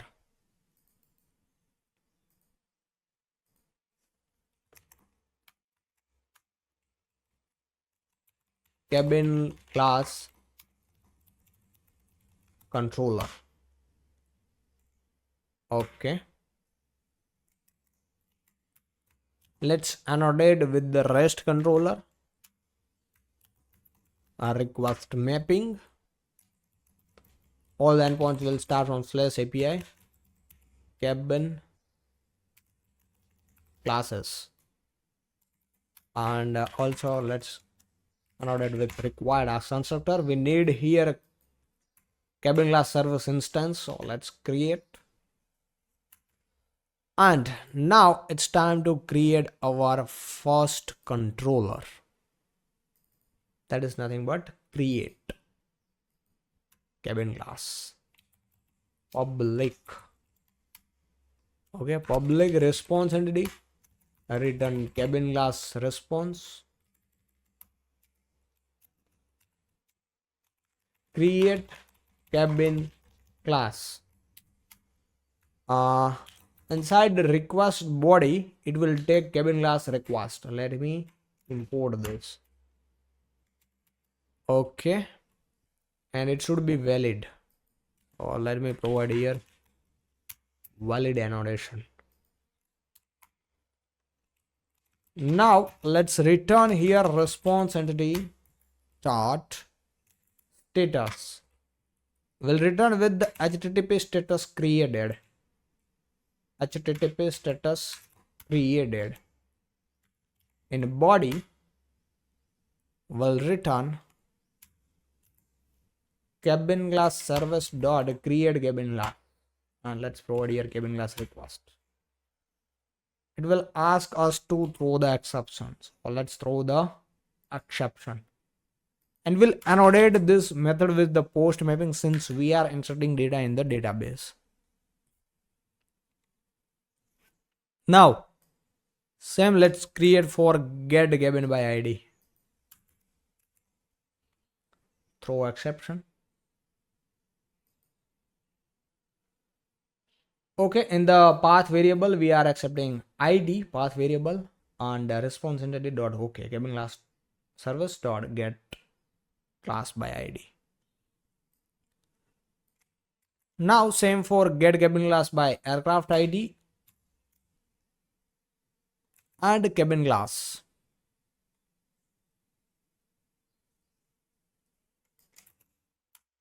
Name. So here you can see we are accepting aircraft id and cabin class name from the path variable and providing it here get by aircraft id and name. Then we have method for get by aircraft id. Here we are accepting aircraft id from the path variable, providing here get cabin class by aircraft id. Then let's provide the update and delete method. Update cabin class. Let me throw the exception. So in path variable we'll accept the id of existing cabin class which you want to update, and from the request we'll accept the cabin class request which user wants to update. This fields, which fields you want to update, those fields value he will provide inside the request. Now guys, method of this update cabin class is put. You can use patch method as well. And now we have delete method, delete cabin class, and we are using delete mapping. Inside path variable we are providing the cabin class id, which class do you want to update. Cabin class service dot date delete cabin class, and we are providing the id, no content. Okay, instead of no content we can provide the AVI response as well, but let it be no content. So guys, our controllers are ready, controller methods are ready for cabin class. And yeah, that's it for this video. Now let's meet in the next video, guys. Hey everyone, welcome back. In this video we are going to create APIs for seat map. Let's go to IntelliJ IDEA. Inside the model I'll create new Java class for seat map entity. We need to annotate this class with getter setter, Nox constructor, Olax constructor, builder, entity, and entity listener. So let's provide all the annotations here. Also, we need ID as well. So let me copy this ID as well. Okay. Now let's provide the seat name, seat map name, thing name, and it should be column nullable false. Then let's provide the fields for count total rows, int total rows.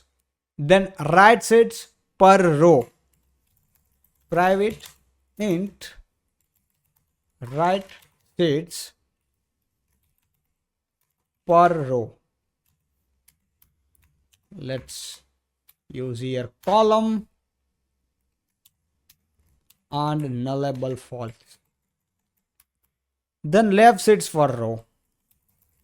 Private int left sits for row.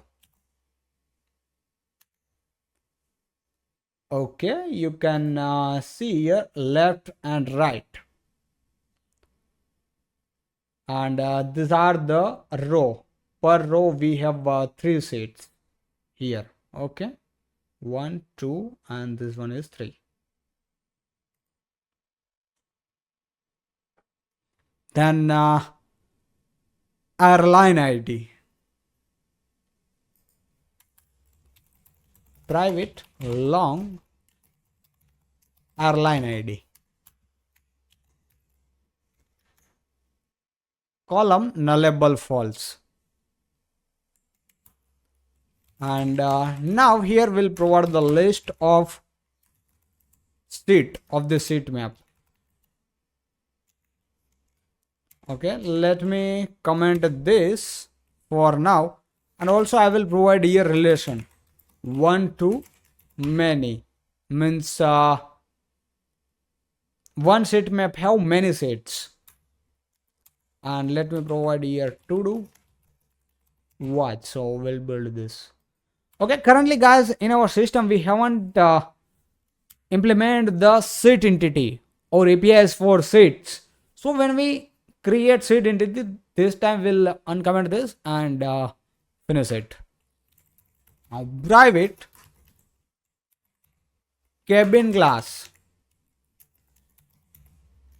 Here we need to provide the cabin class relation 1 to 1.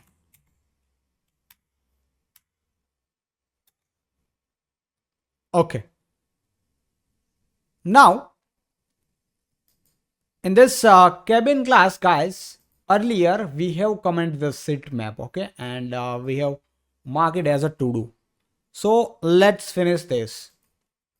Now I can uncomment this 1 to 1 relation. Here we need to give map by cabin class.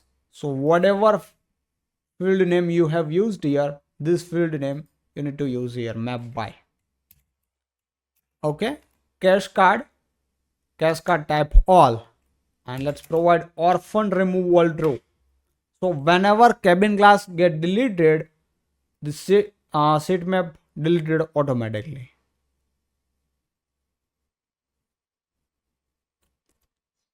Okay, now our seat map is ready. Okay, and we are not using here audit field, so let me remove this auditing field. Now let's create service class for seat map.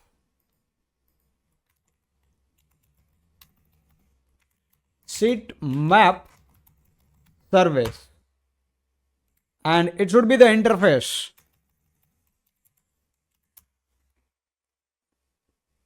Now let's finish all the method one by one. Before that, let's do one thing, create seat map response. Okay, we need to create seat map response, because this first method create seat map will return seat map response like this. Create seat map, this is the method name, and it will accept or receive user ID and seat map request. Seat map request. So this two class, seat map response and seat map request, we don't have. We need to create those inside the common library. So let's create class first for response. Here we have com.js payload response, and click on okay, seat map response. Okay, seat map response we have already, so let me import this. Now let's create seat map request. More action, class, inside the request, let me create this one. Okay, it's get created. Now let's navigate to this sitemap response because we haven't implemented all the fields. Let's finish it. We have only ID. Need to provide the name, total row, etc. So let's provide all the fields and go through once by one. We have name, total row, airline ID, airline name, airline code, cabin class ID, cabin class name, cabin class code, total seats, available seats, occupied seats, and seat response. So the seat response we don't have. Let me create one class for it inside the response. And here same guys, I will provide all these annotations inside the seat response. And for now, I'll provide only one field, that is nothing but ID. Other fields will implement when we implement the entity or API for seats. Okay, now a list of seat response. This is the seats, then window seats, agile seats, middle seats, how many middle seats, how many premium seats, how many emergency exist, then left seats per row and right seats per row, etc. Okay, now let's go to seat map request and finish this. So we need annotation, data, builder, no action structure, all action structure, ID. Will not receive ID from the front end. So here guys, we'll provide only those fields which are required to create new seat map object. Or private string name. And we'll provide here annotation, not blank. That means whenever user try to create a new seat map, the time it should provide the name. Name can't be optional or null. Without providing name of the seat map, he can't create a new seat map object. And if we're trying to create a new object without providing the name, we'll throw the error seat map name is required. This error will throw. Now let's create another field is total rows, integer, total rows. This total rows number should be positive and not null. Message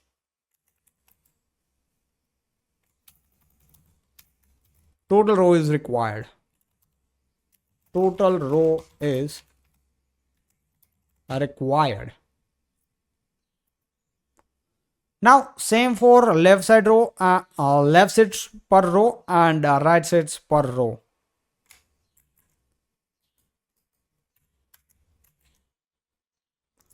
Left seats per row and right seats per row. Now we need to provide cabin class ID as well from the front end side. Like for which cabin class do you want to create the seat map? That's all. Now let's go to seat map service and finish this method. Get seat map by ID. It will also return seat map response. Get seat map by ID. Then we have get seat map by cabin class. Seat map response. Get seat map by cabin class. We need to provide the cabin class ID. Let's provide this cabin ID. Then update seat map. It will also return seat map response. Update seat map. Provide that ID and seat map requests. Now delete. Okay, now let's create IMPL method, implementation method. seat map service IMPL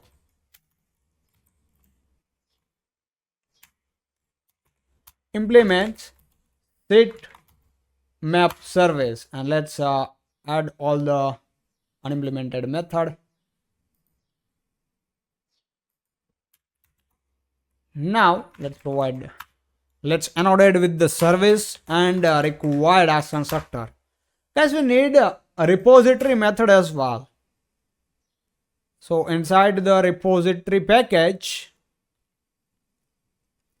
I'll create one seat map repository. It should be interface. Seat map repository.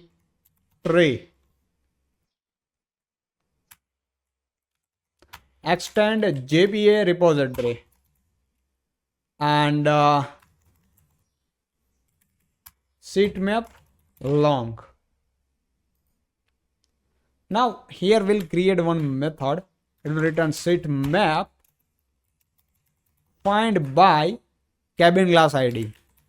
Cabin class ID. Long cabin class ID. Okay.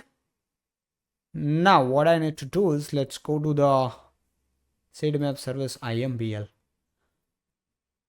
And let's create a mapper as well, guys.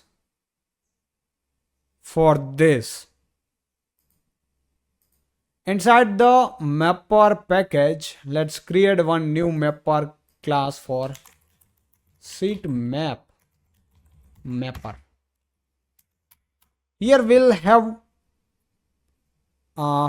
two methods, to response and to entity and update entity. Let's create those methods. It will return seat map. Method name is to entity. Seat map request and cabin class.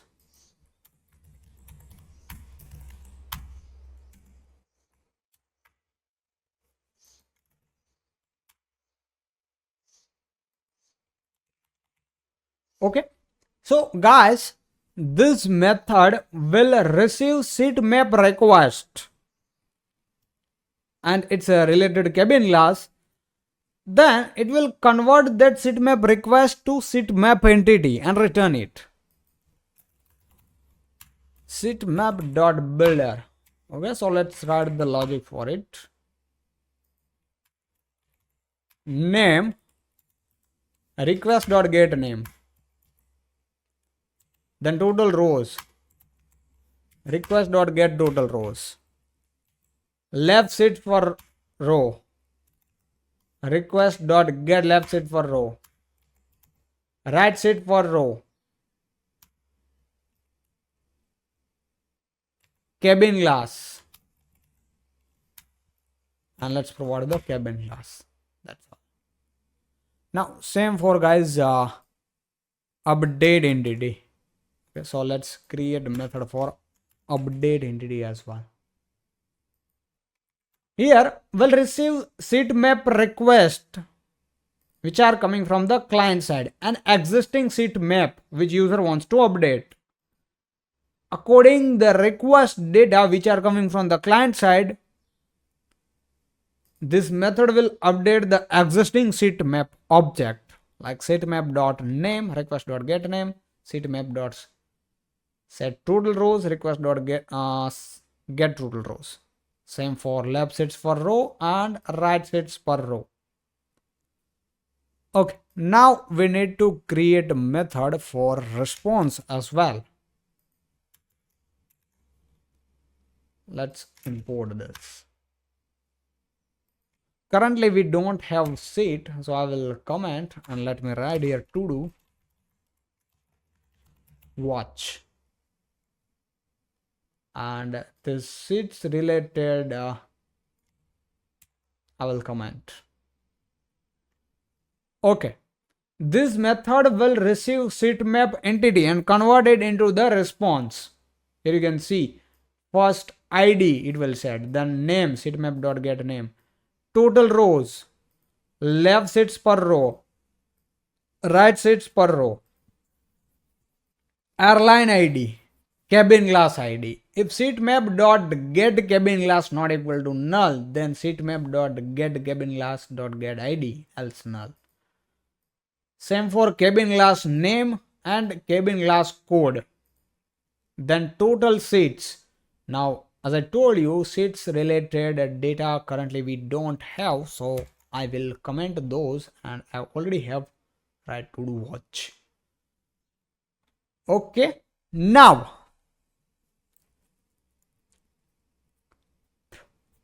when we implement a sit entity and create API for this, will uncomment all these sit related fields. But for now, this much is enough. Now let's go to sitemap service IMPL. And let's start implementing first method. Now instead of user ID, I want here airline ID. So let's take airline ID. Later I need to change all this variable. For now, let's accept here airline ID from the phone trend. Airline ID, okay.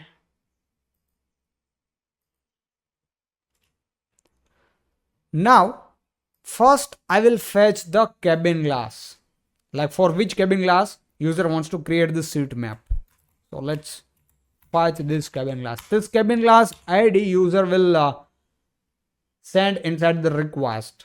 So we'll fetch by cabin class repository dot find by ID and request dot get cabin class ID, or else throw the error.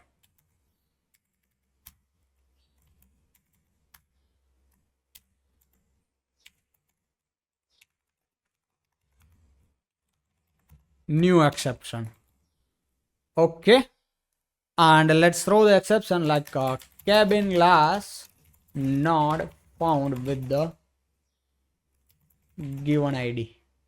Let's throw exception here.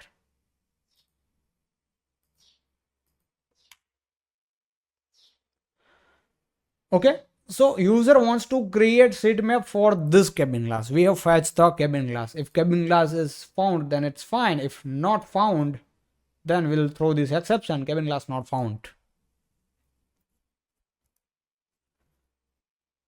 Now, to avoid duplicate sitemap, we'll check here. Like sitemap is already exist by airline ID, cabin class ID, and name or not.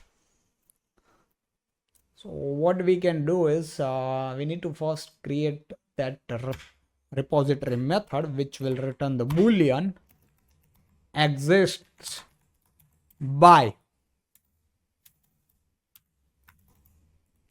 airline ID and cabin class ID and name. Airline ID, cabin class ID, and name of the seat map. Now let's go to here. Here I'll check if seat map repository dot exist by airline ID, cabin class ID, and name. Let me provide here airline ID, then request dot get cabin class ID and request dot get name. If it's already exists, then we'll throw the error.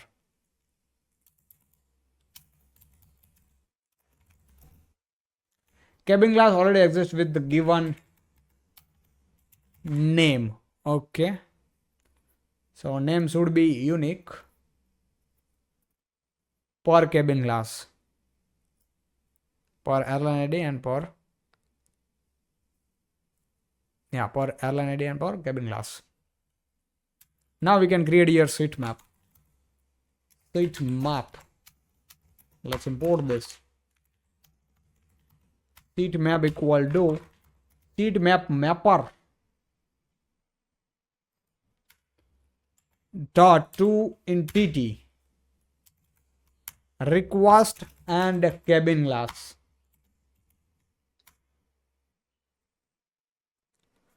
Now we need to set the airline ID as well, because inside mapper you can see we are not setting the airline ID.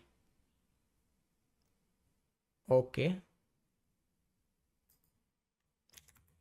Seat map dot set airline ID, and this is the airline ID. Now we can save it into database. Seat map repository dot save seat map. Now let's store it in a variable, in any variable like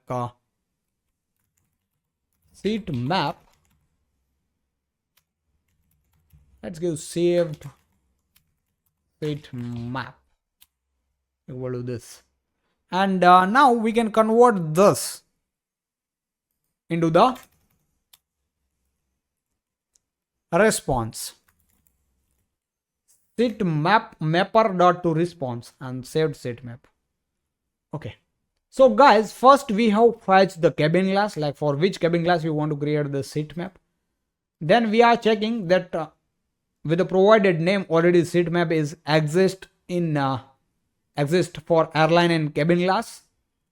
If yes, then throw the exception. Else create a new seat map and saved in the database. Now after saving into the database and before returning it, we need to generate the seats here for the seat map. Okay, so let me write here to do generate seats for seat map. Here you can see inside this this is the seat map layout, like total row, left side row, right side row, and seat per row, etc. Left seats per row 3 and right seats for row 3. You can see here this. But guys, this is just a layout. Seat map is just a layout. We haven't created the seats for this seat map. Okay. So once the seat map is saved in database, we need to generate seats for that seat map. Currently we don't have implemented seat map API, but when we implement or create seat map API, that time will generate seats here.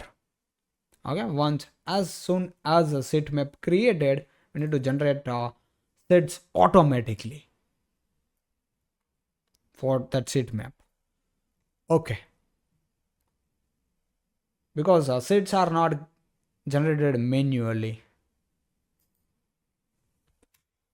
Now let's implement this method find by ID seat map repository. New exception.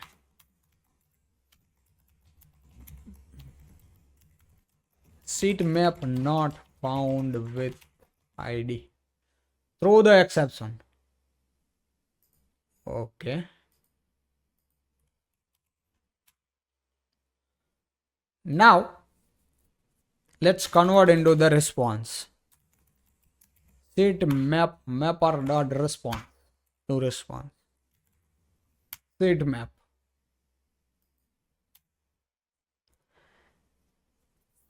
Okay, after this we have get seat map by cabin class.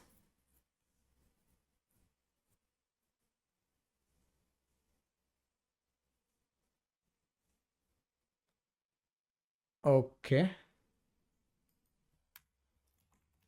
seat map repository find by cabin class ID, cabin ID. Now if this is null, then of course null, return null directly. Okay, don't do anything.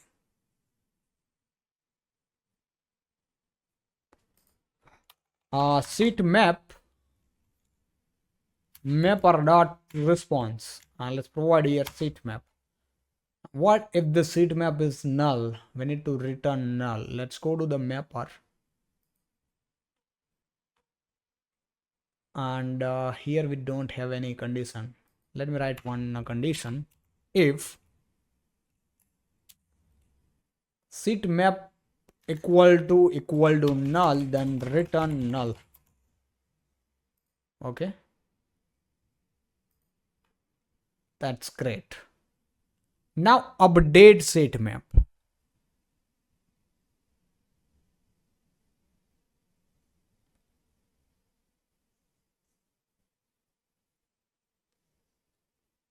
Let's do one thing.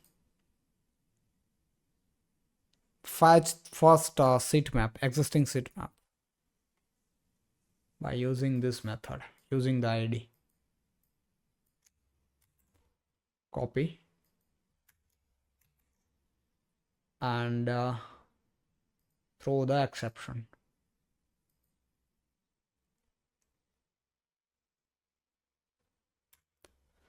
Now we need to update this existing object based on upcoming seat map request using seat mapper dot update entity method. Okay, here we need to provide the request and existing seat map, that is this. Now we can save it into the repository, sorry, database. Let me store it in variable seat map updated.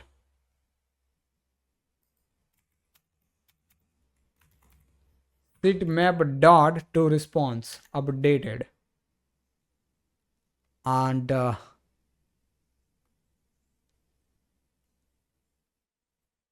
delete. Now for delete also I need to fetch it first. Let's fetch existing.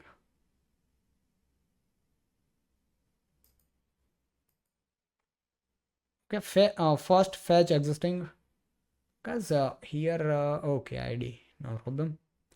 Now let's return this, sorry, deleted. Seat map repository dot delete seat map, and seat map will delete here.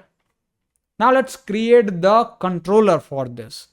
Let's go to controller, Java class, seat map controller.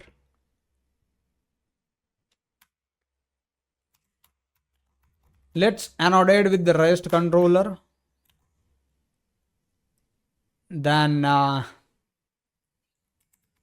required as constructor, request mapping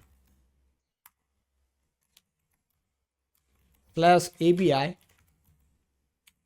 seat maps. And we need here seat map service instance as well. So let's create one instance as well. Private final seat map service. Okay. Now let's create first method for create seat map.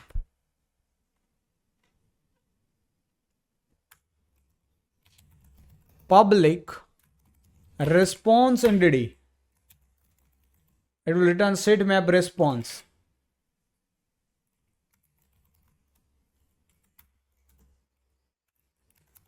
Create seat map.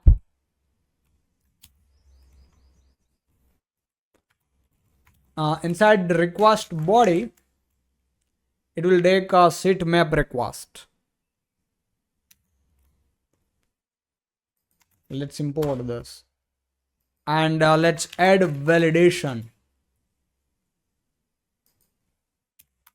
Now let's provide request header x, or directly we can use here airline ID, airline ID, and it should be like this.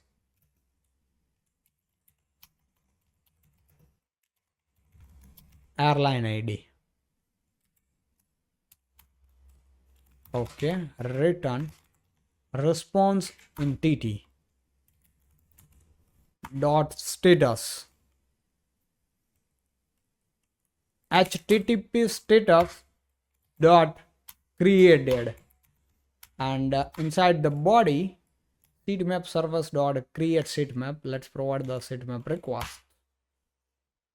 First parameter is airline ID, right? Okay, so let's provide the airline ID as well.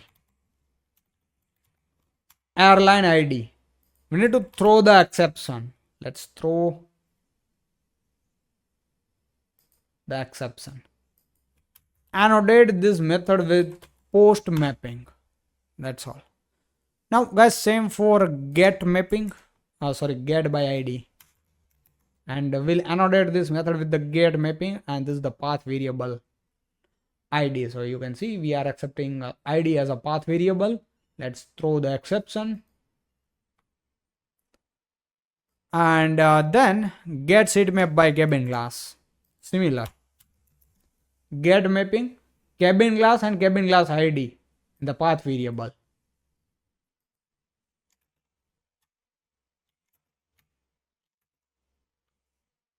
Get sitemap by cabin class ID. Okay, response entity dot okay, and return the response.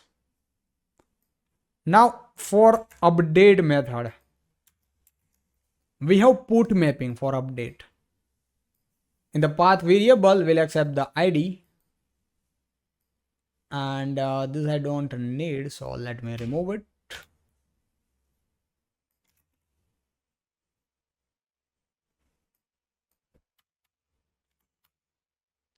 Throw the exception. There you go. In the path variable, we are accepting ID, then request body, like which data do you want to update. Provide that value.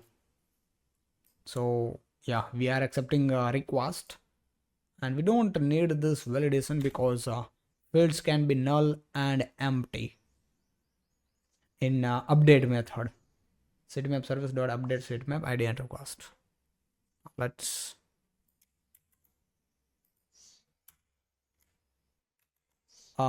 create the delete method. Response entity. Instead of sitemap deleted, we can return here API response. Let's create here API response. Sitemap deleted, and let's provide a response. Okay, so in the path variable, we have provided ID long ID. Sitemap service dot delete sitemap ID, and sitemap deleted response entity dot okay response. All right, guys, so controllers are ready for sitemaps. That's it for this video. Now let's meet in the next video, guys. Hello everyone, welcome back. In this video, we are going to create API for Sit. Let's go to IntelliJ IDEA, and inside the model package, I'll create one new Java class for Sit entity. Now, let me annotate with the getter, setter, no action setter, all action setter, and entity annotation. We need the ID as well. Let me copy the ID. And this is the ID. Now let's provide the sit number field. Private string sit number. Column should be nullable false. Column nullable false. Sit row. Private integer sit row, and column nullable false, then column letter, private character,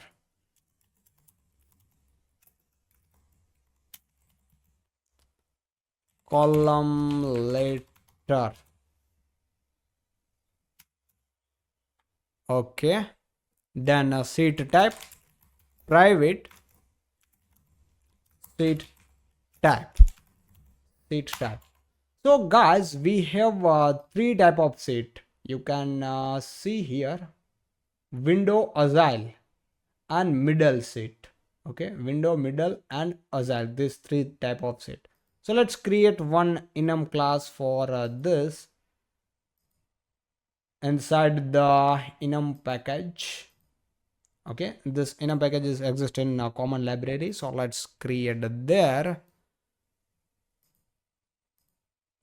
Okay, we need to provide all three type, and one extra, that is nothing but extra leg room. Okay, now let's provide the base price, private double base price, private double premium supercharge, private boolean is available. By default, let's make it true. Then is blocked, private boolean is blocked, and let's make it false. Private boolean is a emergency exist, equal to false. Then is active, private boolean is active, equal to false. By default, let me make it true. Okay, is block false. Now has extra leg room, private boolean as extra leg room, equal to false. Private now guys, we can provide has a power outlet or TV screen. So let's provide the boolean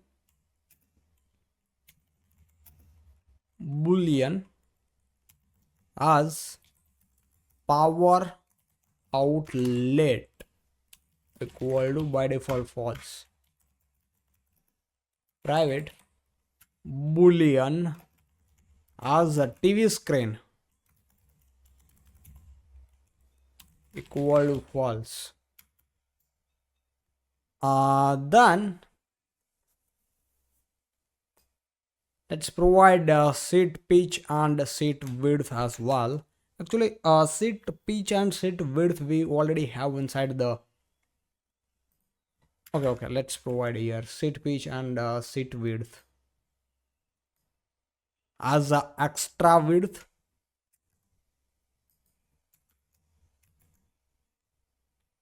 Then let's provide seat map relation here.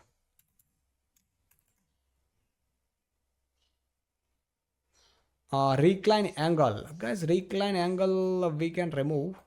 Okay, and seat map.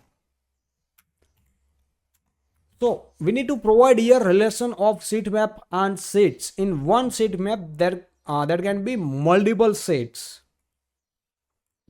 Okay, so many to one. One seat map have many seats. Now cabin glass, private cabin glass.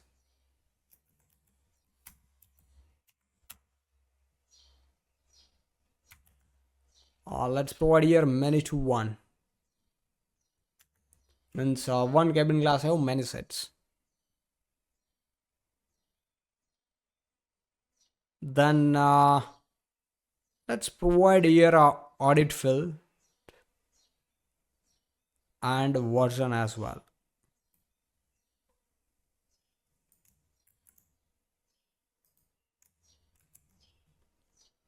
Okay, created it, updated it, and here we have updated timestamp, creation timestamp, created by, then last modified by, and updated by, and we have version. So let's do one thing, provide here entity listener. Without entity listener, those will not work. Audit entity listener class, auditing entity listener class. Okay, now created it, updated it, created by, okay, and updated by. These fields are understandable, but what is this version? So let me show you here version. Okay, version is for optimistic locking. Okay, when two person trying to book the same seat, that time it will allow only for one person, and the other person, it will throw the error that the seat is not available. Okay, you can check here. It can be successful only for one person, not for both person.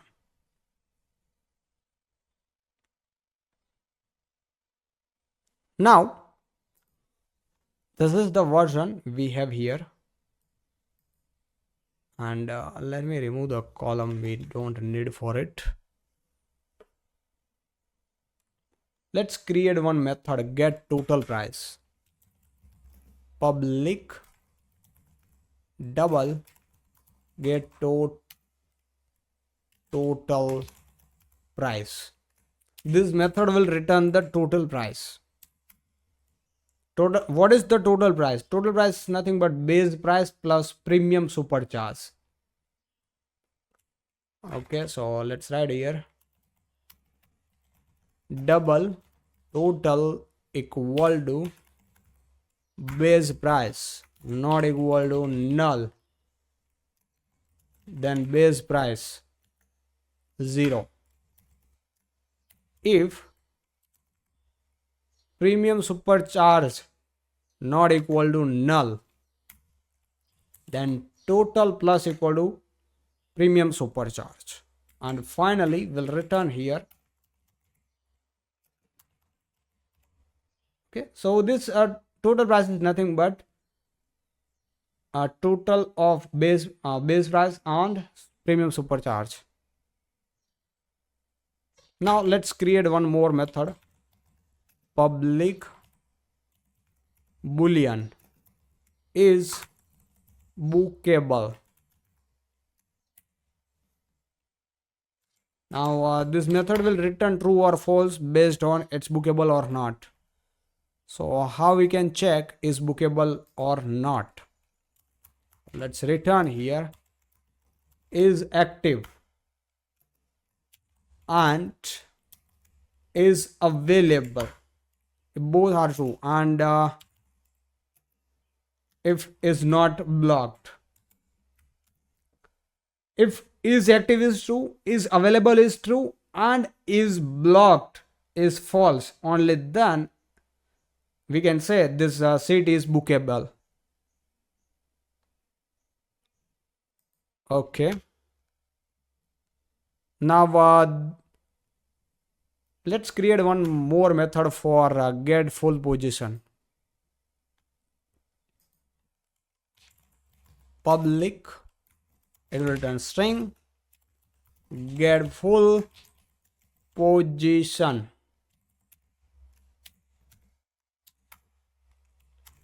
return seat row plus column ladder. That's all. So for now this much is enough. If we need more method, we'll create them later. For now let it be, and let's go to the service package, create new service. seed service, and it should be the interface. And now let's write the methods for it.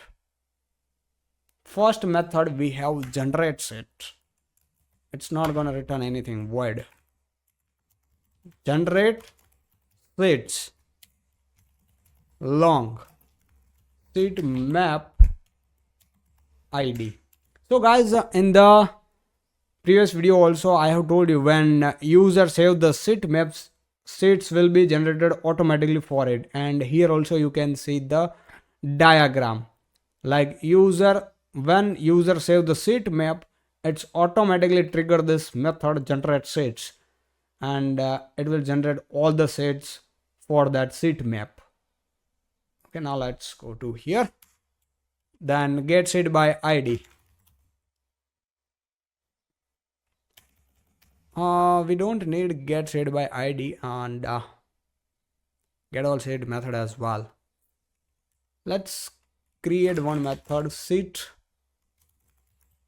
response. It will update the seat map, update seats. Here we need to provide the seat id and seat response, seat request.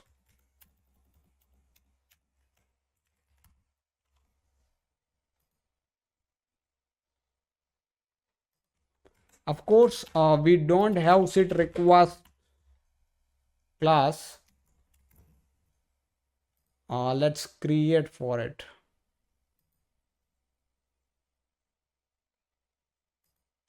Inside the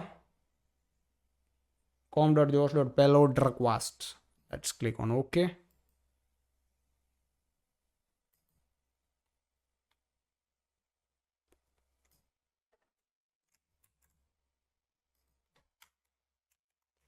And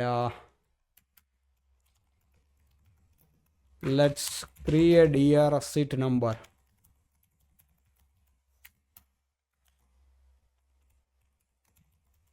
Now not blank, I will annotate it with the not blank and provide the message.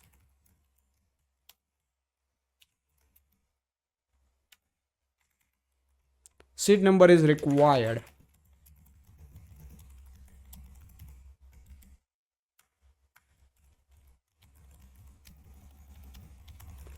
Then seat row, it should be integer.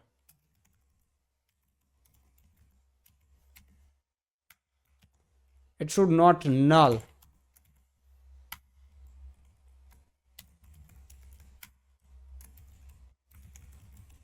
Seat row is required.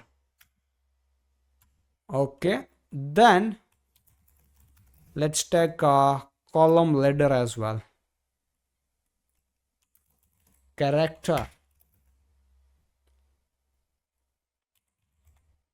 column letter, seat type,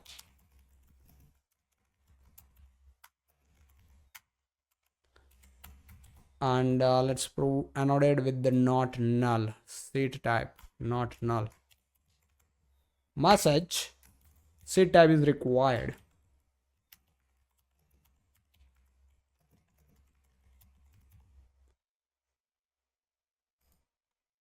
Required.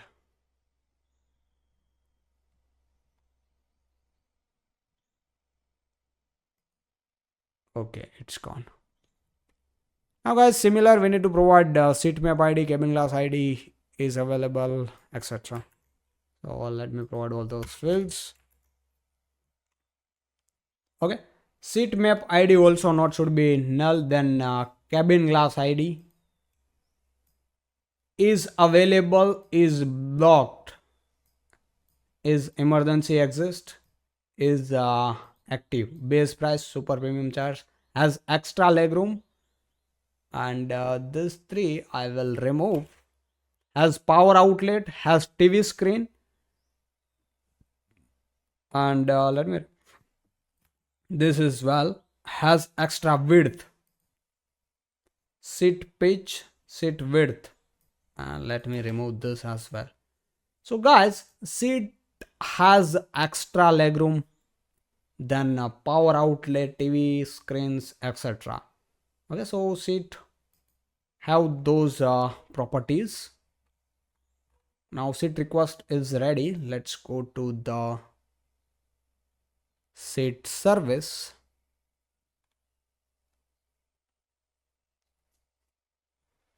And let's create IMPL method.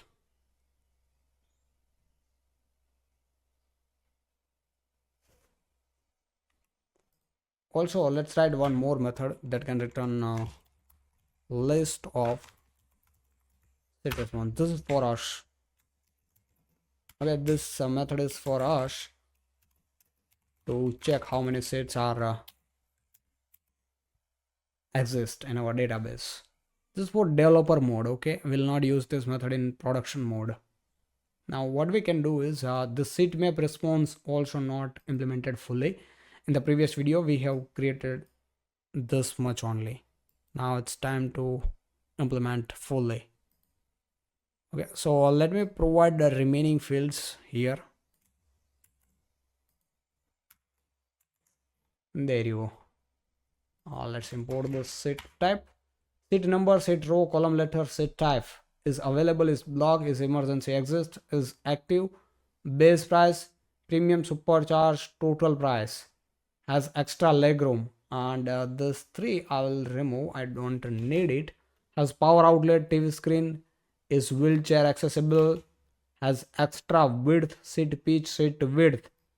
Let me remove this. Seat map name, class, cabin class ID, cabin class name, created at, updated at, created by, updated by, is premium seat, is bookable, full position, and seat characteristic.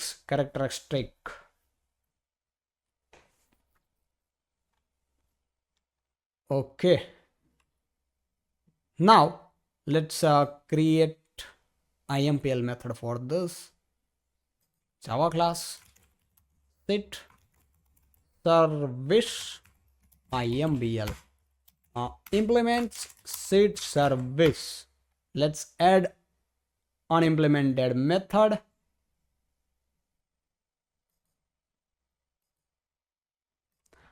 Annotate with the service annotation and required as constructor.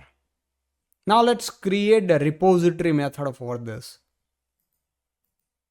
Repository. Seat repository. Extend JPA repository. Before that, let me convert this into interface from class to interface. Extend JPA repository. Seat. Okay. Now let's go to IMPL. And of course, guys, we need mapper as well. Or for now, let's finish this generate method.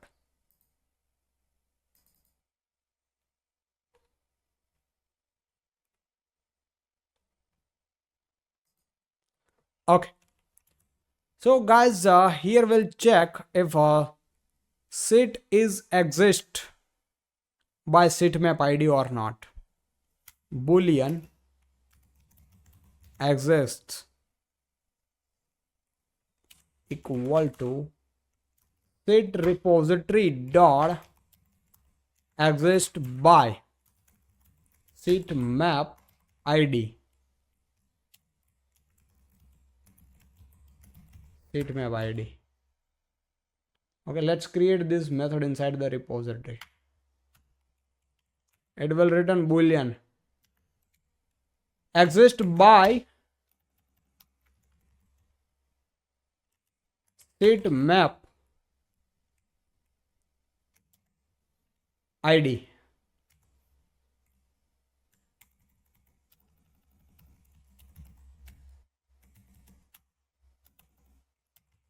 So guys, here before generating seats all the seats for seat map we are checking. It's already seats are created for the seat map.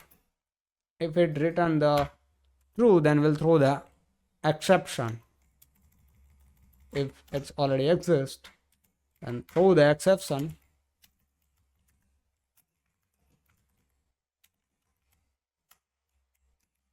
Seats already created for seat map.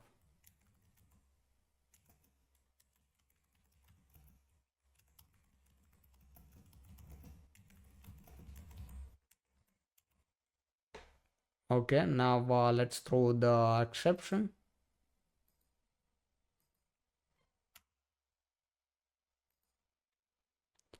Now we need to find the seat map. Let's fetch seat map. For which seat map do you want to create this seats?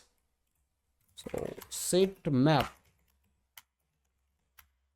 equal to seat map repository dot find by id, seat map id, or else throw new exception, seat map not found. Okay, now left seats per row. Let's extract this from the request.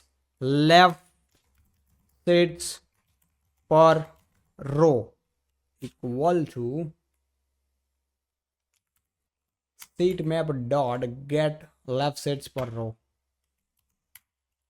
then right seats per row, and total rows.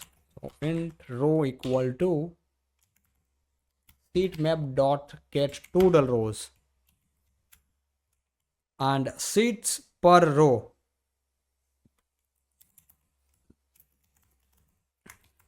seats per row equal to left seats per row plus right seat,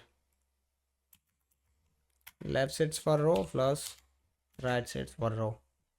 Okay, so let me explain this quickly. Here guys, you can see left seats per row we have 3, and this is the right seat, right seats per row we have 3. So total seats per row we have 6. This is nothing but total of left seats per row and right seats per row. So that thing we have done here, left seats per row plus right set per row, and the total row is nothing but, here you can see we have total 25 rows. These are the total rows. Okay, now let me create here list of seat. Let's import this.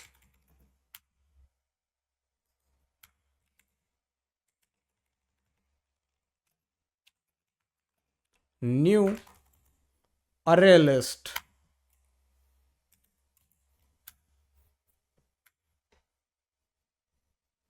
Now let's run the for loop. For loop will start from int row equal to 1 and row less than equal to our total rows. This is our total rows. Okay, so let's write here rows and row plus plus. Okay, so here you can see we have total 25 row. So we'll run our row 25 times, and for each row we'll generate the seats.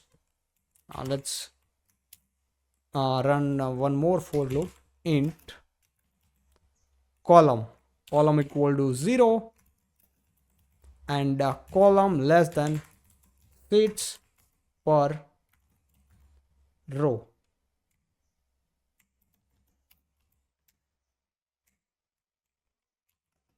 And column plus plus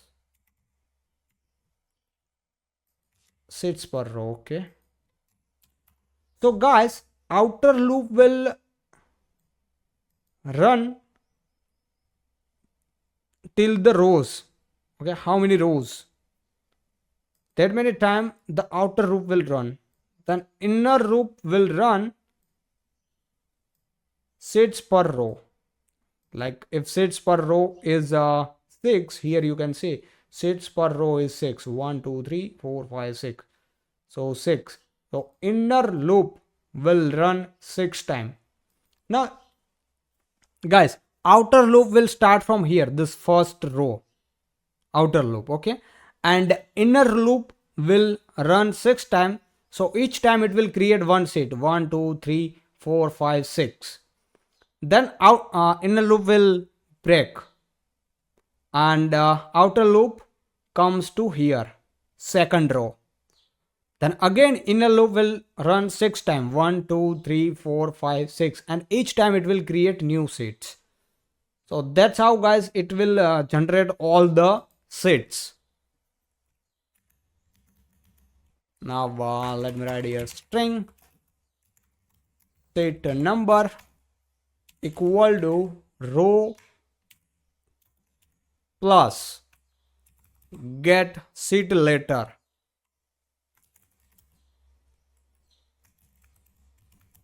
Get set later, and let's give here column. So this method we don't have. Let's create this method which will return the string actually.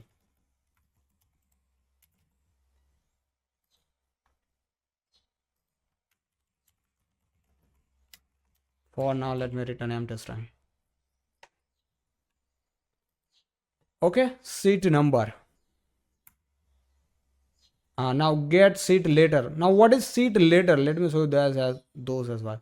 Seat later is this A, B, C, D, E, etc. Okay, this is the seat later.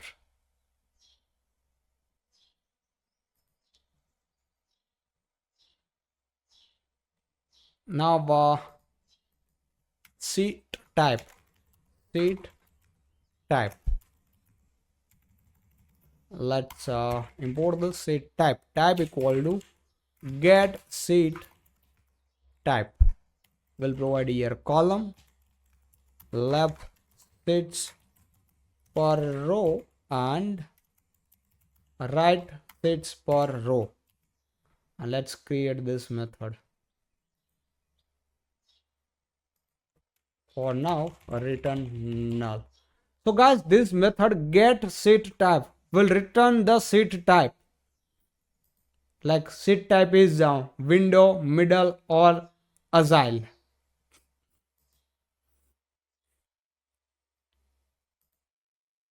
Now finally sets dot add.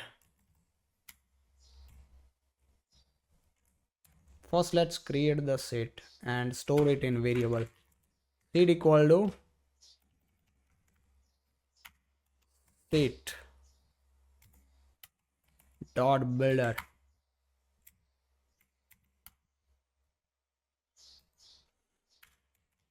Set number, then set row.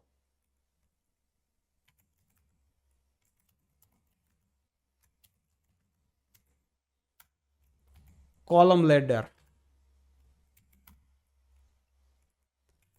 Get set later, column, and char at 0. Seat type, and a seat map. So we have seat map. Now we'll add this created seat into this list. So let's add it here. Seat, and that's it. Once the for loop is finished, we need to save all the sets in our database. So set repository dot save all and sets. That's it. Okay, now first let's create this two method, get set type and get set later. Then I will explain these methods once again. First, gets it later. Let me create here one string builder. String builder SB equal to new string builder, while column is greater than equal to 0, this while loop will run. SB dot insert SB dot insert 0 char A.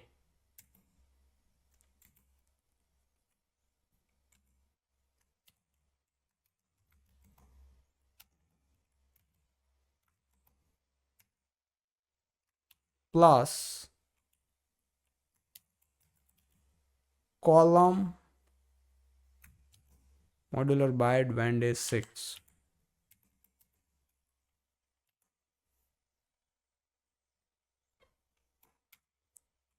And column equal to column by 26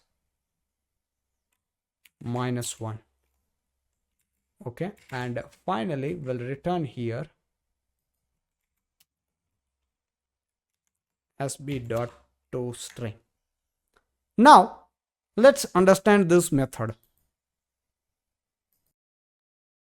Okay, now let's understand this method step by step. So guys, I have created the visualize of this method, like what this method will does. So this method will convert column number to seat number.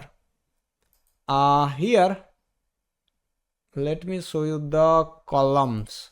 See, these are the columns 1 2 3. Okay, like first column, second column, third column, fifth column, 5 column, sixth column, etc. So it will convert column number. Currently this 1 2 3 4 5 6 7, then 8 9 10 11 12 30, etc. So it will convert that column number to seat later, like 0 is A, 1 is B, 2 is C, and a similar 25 is Z. Once the all letters are finished, we'll start from the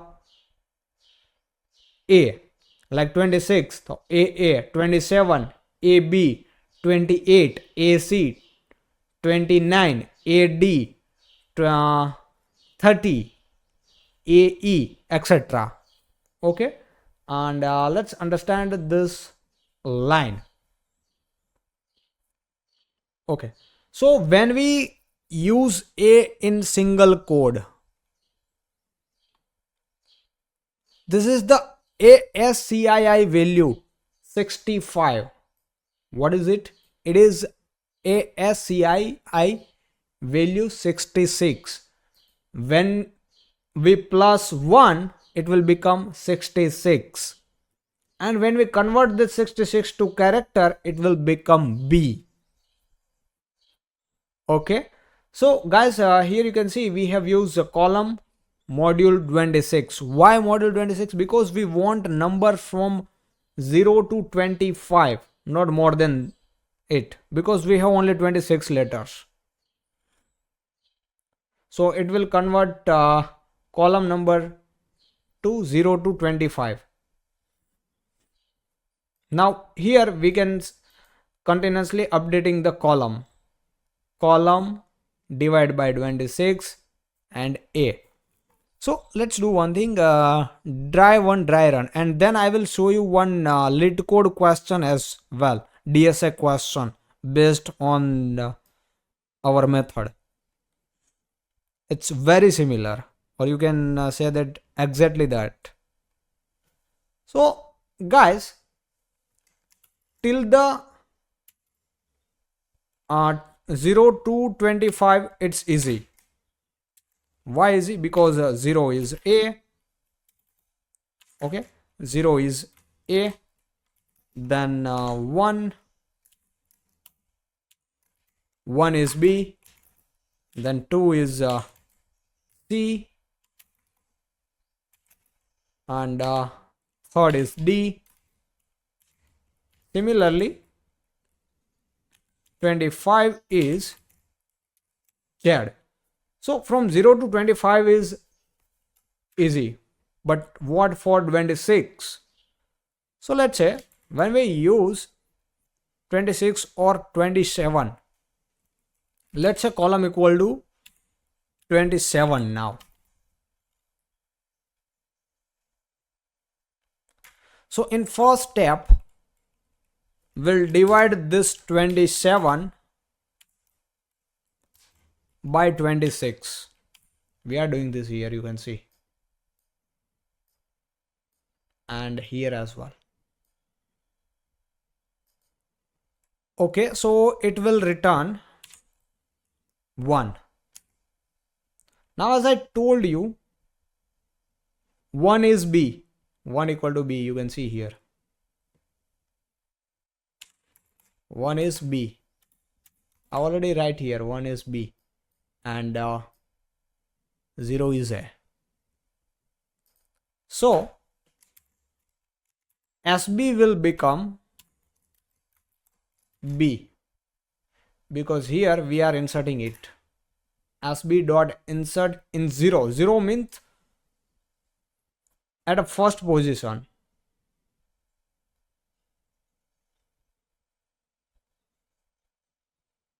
Okay, left side. 0 means we are inserting into left side. So it will become B. Now let's come to here.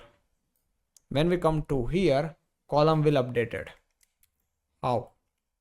So now column will become 27. Currently column is 27, you can see here. Now this is step 2. Step 2. Column is 27. Now column will updated. Divide by 26 and minus 1. So what is the result? As a result, we'll get 1 minus 1. Column equal to. And finally, column equal to become 0. Okay, this step is finished and a column equal to 0. And loop will check if column is greater than 0, then this loop will run again. Okay.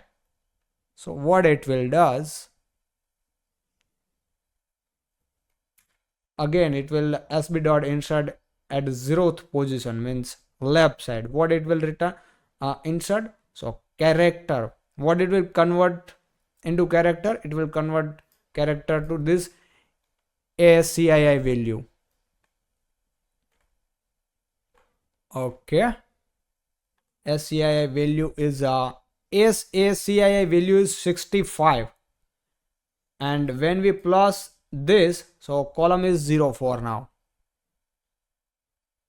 0 module 26.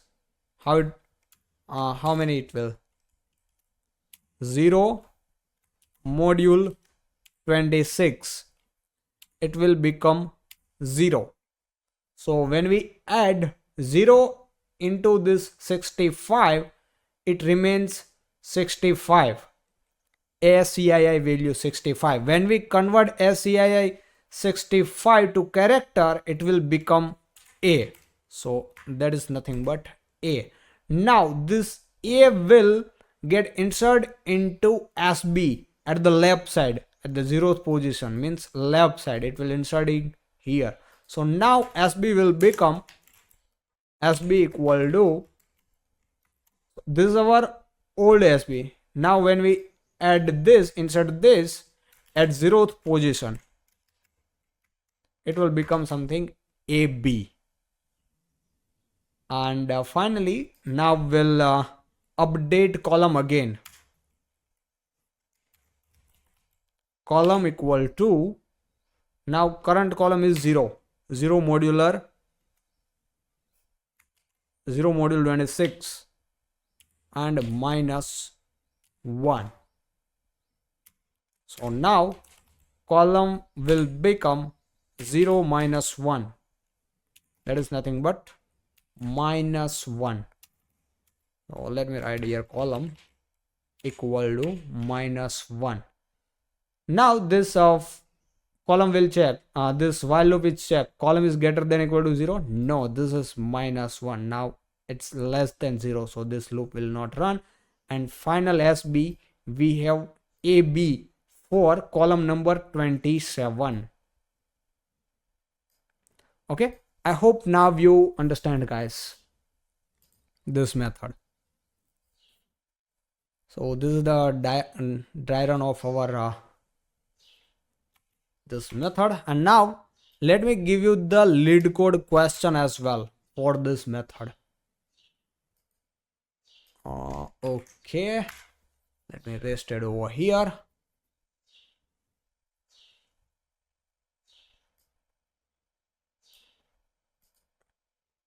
And there you go.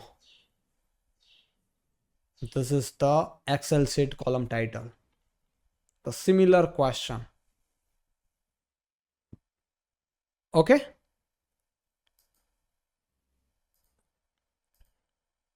Now,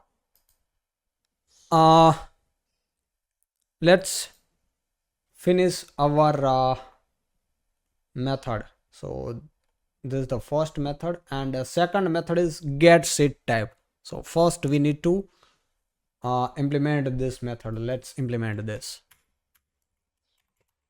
Int total sheets equal to left block sheets plus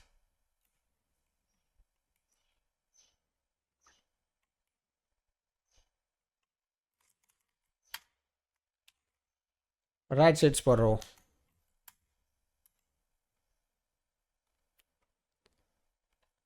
Now for window, we'll write here logic if sheet index equal to 0, or so sheet index, this column, sheet index means column equal to 0.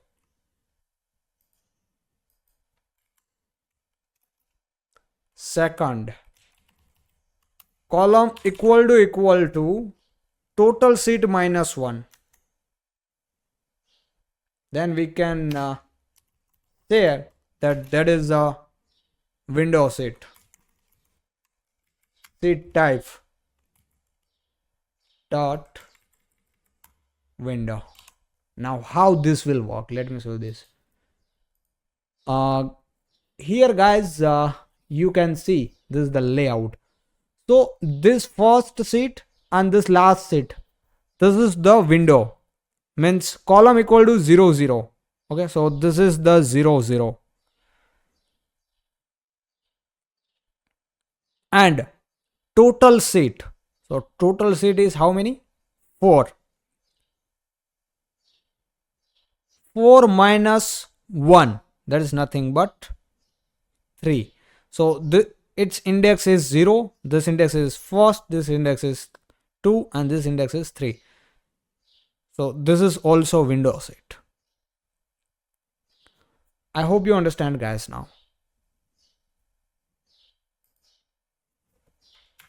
Now left agile,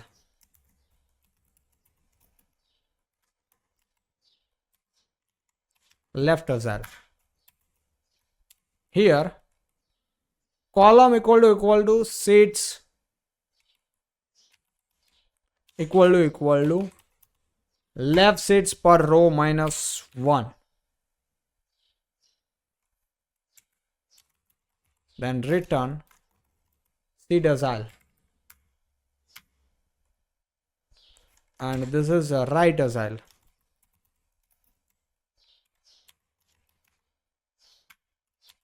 If column equal to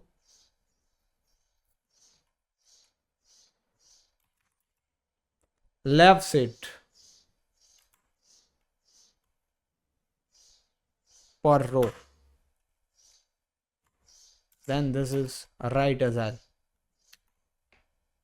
Now let's understand this agile as well. So guys, this one and this one is agile. So we have write the logic like column equal to left seat per row. So left seat per row is 3. 3 minus 1. That is nothing but 2. So if column equal to 2, okay, then it's agile. This is the left agile. This one. And right agile. Same guys. Column equal to left seats per row. So let's say this left or right. Which is the left or right? In both we have currently same, so we can use anything. 3 per row.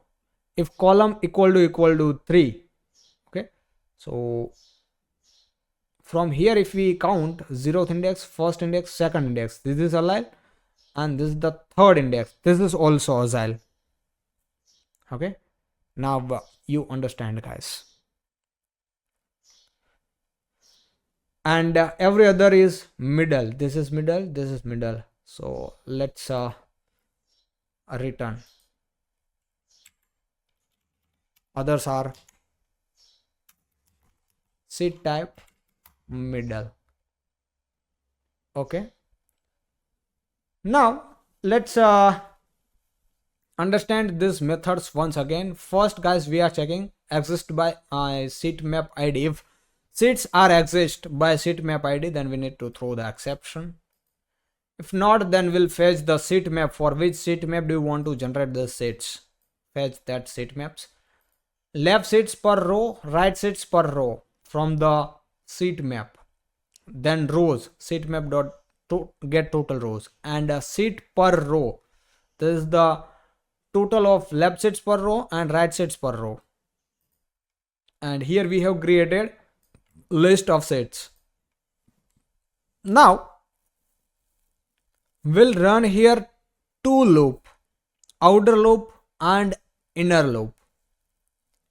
Inner loop will start from 1 and it will run till the rows. So let's say this rows is 10. So this outer loop will run 10 times. And the inner loop, let me explain here. So currently you can see we have total row 25. So our outer loop will run 25 times. Then this inner loop, seats per row, left side seats per row plus right side seats per row. So 1 2 3 4 5 6 7. 1 2 3 4 5 6. We have total 6 seats per row, left and right total 6 seats per row. So our inner loop will run 6 times, and every time it generate new seat. Every time it will generate new seat. It's doing here, and finally it will add these seats to the seats and save into the database. That's all. Now let's implement this get all method. Seat repository dot find by id.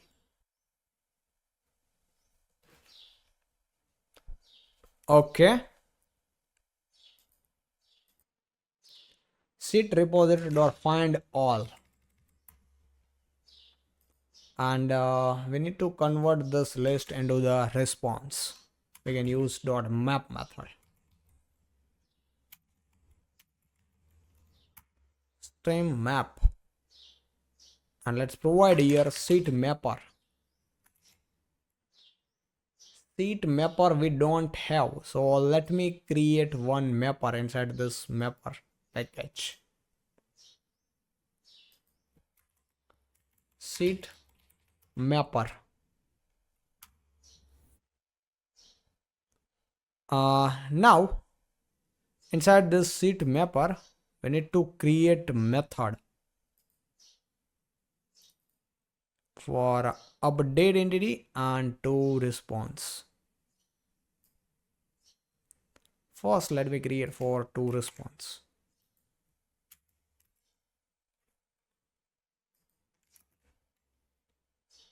Seat response. Okay, and let's import this seat entity as well. Now let me remove this emergency exist.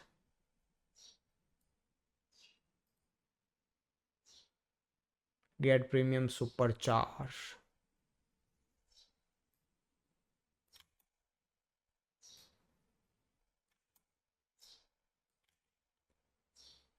Let's go to the seat premium supercharge. Premium supercharge.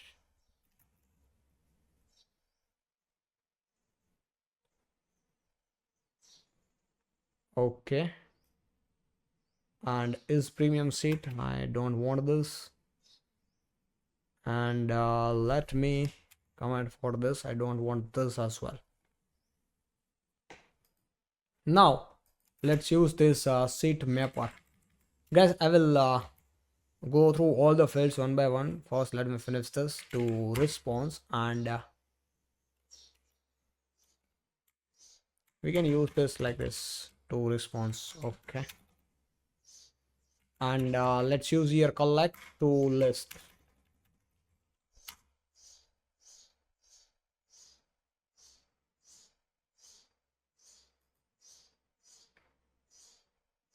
If it will not work,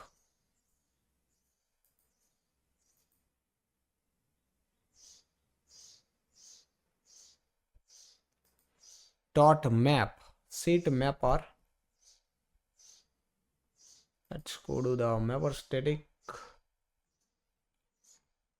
and it's return seat response to response. I need to use here stream map seat mapper.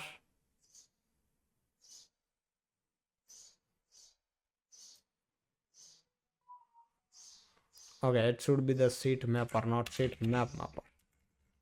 Let's import the seat mapper. Okay, now it's fixed.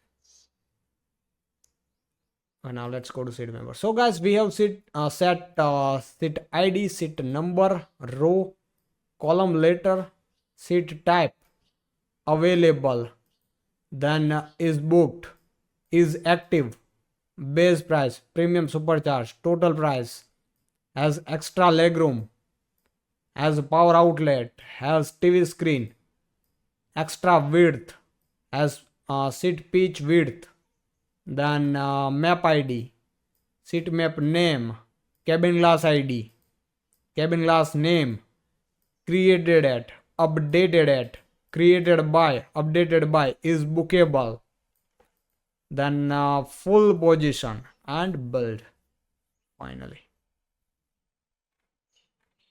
Okay, and from where this error is coming?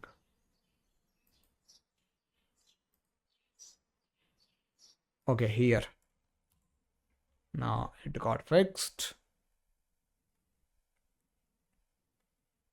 Now we'll implement this update method later. For now, let's do one thing. Go to the seat map service IMPL. Seat map service. So seat map service IMPL. And here we have to do generate seat for seat map. Okay, so we are gonna finish this. We need a seat service instance here, private final seat service, and let's generate here seat service dot generate seats And let's provide here saved seed map dot get id. That's all. And now it's not to do anymore. Okay, generate seeds for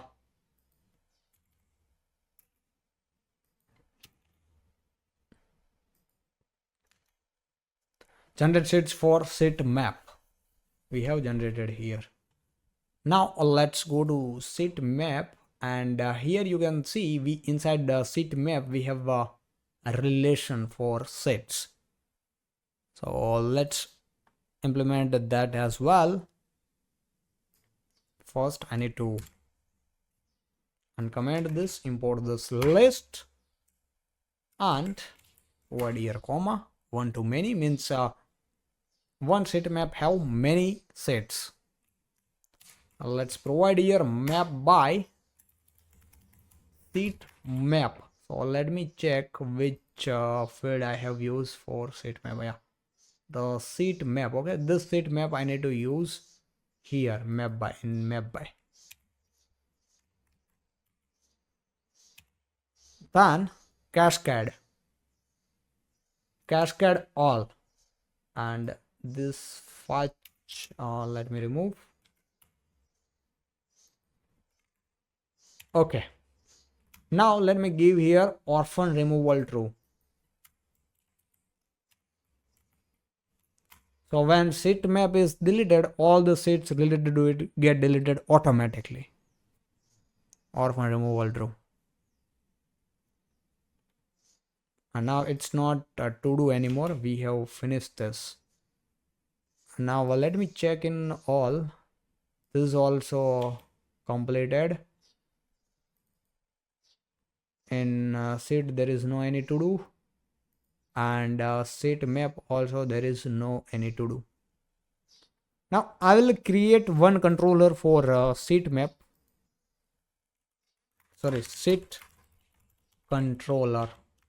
Because guys, for seat we don't need any controller, but this is for dev mode. Okay, rest controller required as constructor and request mapping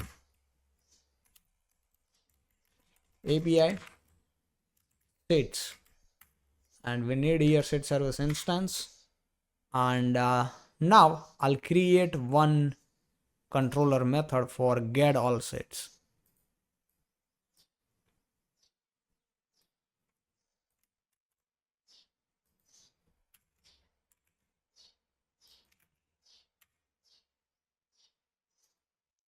Okay, for now I want only this controller method, and this also guys will not use it in production. This is all only for the developer mode, for checking that sets are created or not.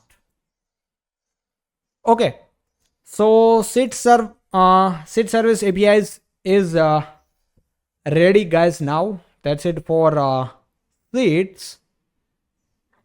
Now let's meet in the next video guys. Hey everyone, welcome back. In this video we are going to create API for flight instance cabin. Let's go to our IntelliJ IDEA and start implementing it. Inside the model package, I'll create new entity class for flight instance cabin. Flight instance cabin. Okay, now let me minimize this. From the sheet, I'll copy all this annotations. Entity. Okay, getter, setter, no action constructor, all action constructor, builder, entity, and entity listener. We need ID as well, so let me copy the ID field. Same ID field, okay, same ID field which we have used in the sheet. Okay, let me do it again. Copy and paste. Great. Now, next field is flight instance ID. Flight instance ID and column nullable false. Then cabin glass. cabin class, and let me provide here relation many to one, many to one. Now let's give total seat, private, integer, total seats. Okay, column nullable false, private, integer, and the booked seat.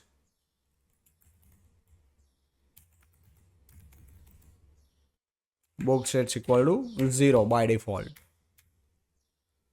And here will provide list of seat instance, list of seat instance seats equal to new array list. Now let me import this array list. And guys, I'll make it comment here like to do.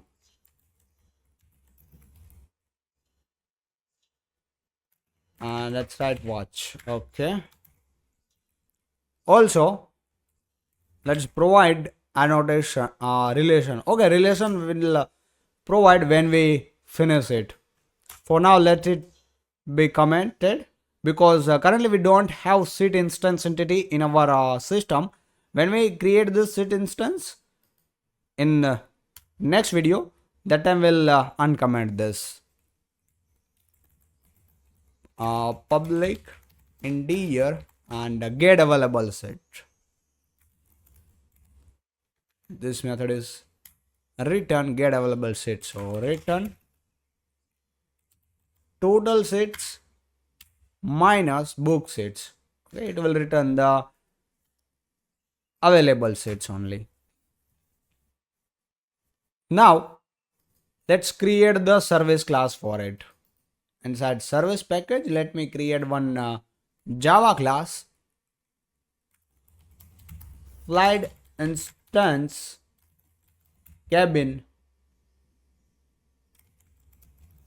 service. Okay, and it should be the interface.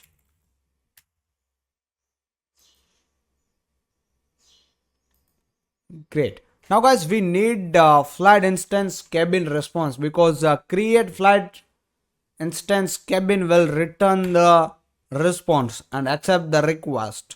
So first let's write the method flight instance cabin response and the method create flight instance cabin. Flight instance and guys, it will accept the flight instance cabin request. Okay, when user wants to create new object of flight instance cabin, they need to provide the data in this format, flight instance cabin request. Now let's create this response first. Inside the response package com.josh.payload.request, and this package is exist in common library, so let's create there. Okay, now we need to annotate this class with getter setter, builder, nox constructor, and all arts constructor. So let's do that thing. Getter setter will be in the data, then builder and nox constructor is here. Now we need to provide fields like id, flight instance id, etc. So let me do that. Import this and set instance response currently we don't have. Let's create this set instance response. Okay, and let's provide those annotations and first field private long id. Okay, this much is enough for now. When we implement set instance entity, that time we'll finish it. Now let's go to the response and let's go through all the fields one by one. First we have ID, then flight instance ID, cabin class type, cabin class as a response, then set instance response. Okay, set map response, total sets, book sets, available sets, is active, can book. Okay, so guys, all these fields related to cabin class will copy from the actual cabin class. Okay, and this cabin class is related to aircraft, so we can't update fields like how many available books, how many book sets. That's why we have created instance of this cabin class. Now this cabin class we have created it for each flight instance. Okay, this is not for aircraft, this is for each flight instance. So now we can track in this flight how many seats are booked, how many uh, total seats, how many available seats, etc. Okay, now let's go to flight instance cabin service and create this request class. Inside the request package, let me create one and provide this data builder, nox constructor, all our constructor, and fields which we need for create new object of flight instance cabin request. So first we need flight ID. Okay, and it should be not null. Like for which flight do you want to create this cabin class instance? Then flight instance ID. Okay, for which flight instance ID do you want to create this cabin class instance? Cabin class ID. Okay, then base fare. Now base fare have annotation not null as well positive. So base fare should be the positive. It can't be 0 or negative. And cabin class ID is not null. Now window charge and agile supercharge. So window supercharge should not null and agile supercharge should not null. Then we have tax and fees, airline fees, current price and is active. Okay, now let's go to the flight insurance service and finish writing methods here. Now get flight instance cabin by ID method. It will also return flight instance cabin response. Get flight instance cabin by ID. So let me provide here long ID.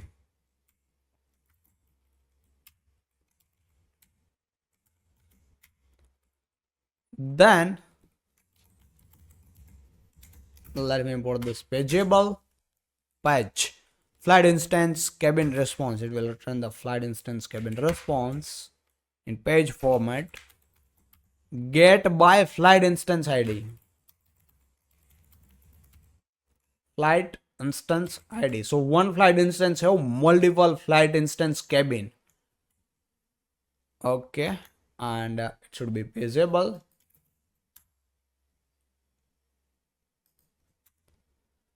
Now get by flight instance and cabin class ID.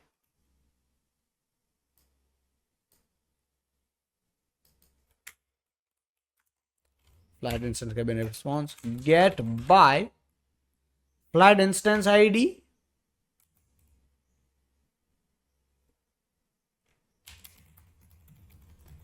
flight instance ID and cabin class ID. This is the flight instance ID. This is the cabin class ID. So let me do one thing right here. Flight instance ID and cabin class ID. Now update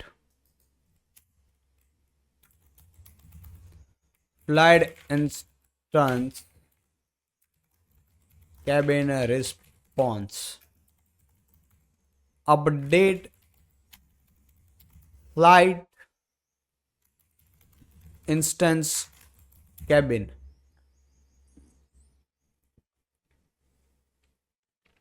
So it will take a flight instance cabin request and ID.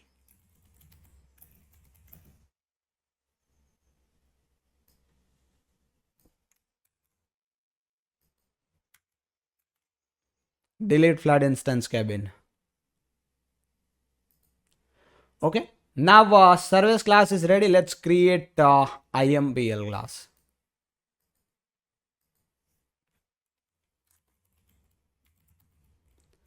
Flight instance cabin service IMPL implements flight instance cabin service, and let's add unimplemented method. Okay. Now we need a repository method as well. So let's create the repository method. It should be interface flight instance cabin repository. Extend JPA repository. And here we need to provide the flight instance cabin and ID type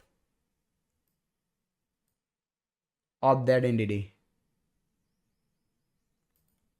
Okay. Now we need here methods. Method for get flight instance by ID. So it will return a page. Let me import this page. Flight instance cabin. Method name is find by flight instance ID.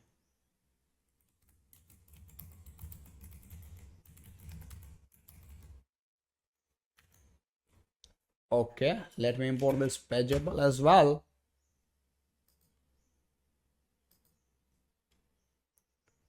Now let's create the second method. Find by flight instance ID and cabin class ID.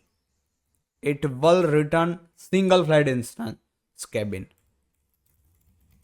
Flight instance cabin. Find by flight instance ID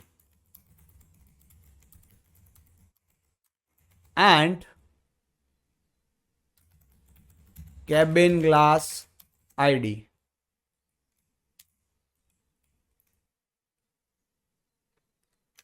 Flight instance ID and cabin class ID. Okay, that is great. Now let's go to IMPL class. Also guys, we need mapper class as well for this. So what we will do is I'll create mapper class later. For now, let's implement this method first. Okay, so when we need a toResponse method, that time we'll create the mapper class. Let's start implementing this method.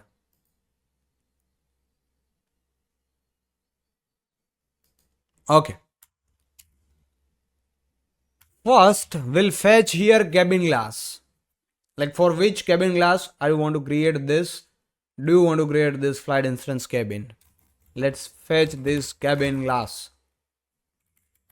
Cabin class equal to cabin class repository. So if we want to use here cabin class repository, we need to annotate with the service class and a required as constructor. So it's auto injected. Cabin class repository dot find by id. Okay, and let's get request dot get cabin class id, or else throw the exception cabin class not found. Let's throw this exception. Okay, now seat map. Let's fetch the seat map of this cabin class. Seat map equal to seat map repository dot find by cabin class id. Cabin class dot get id.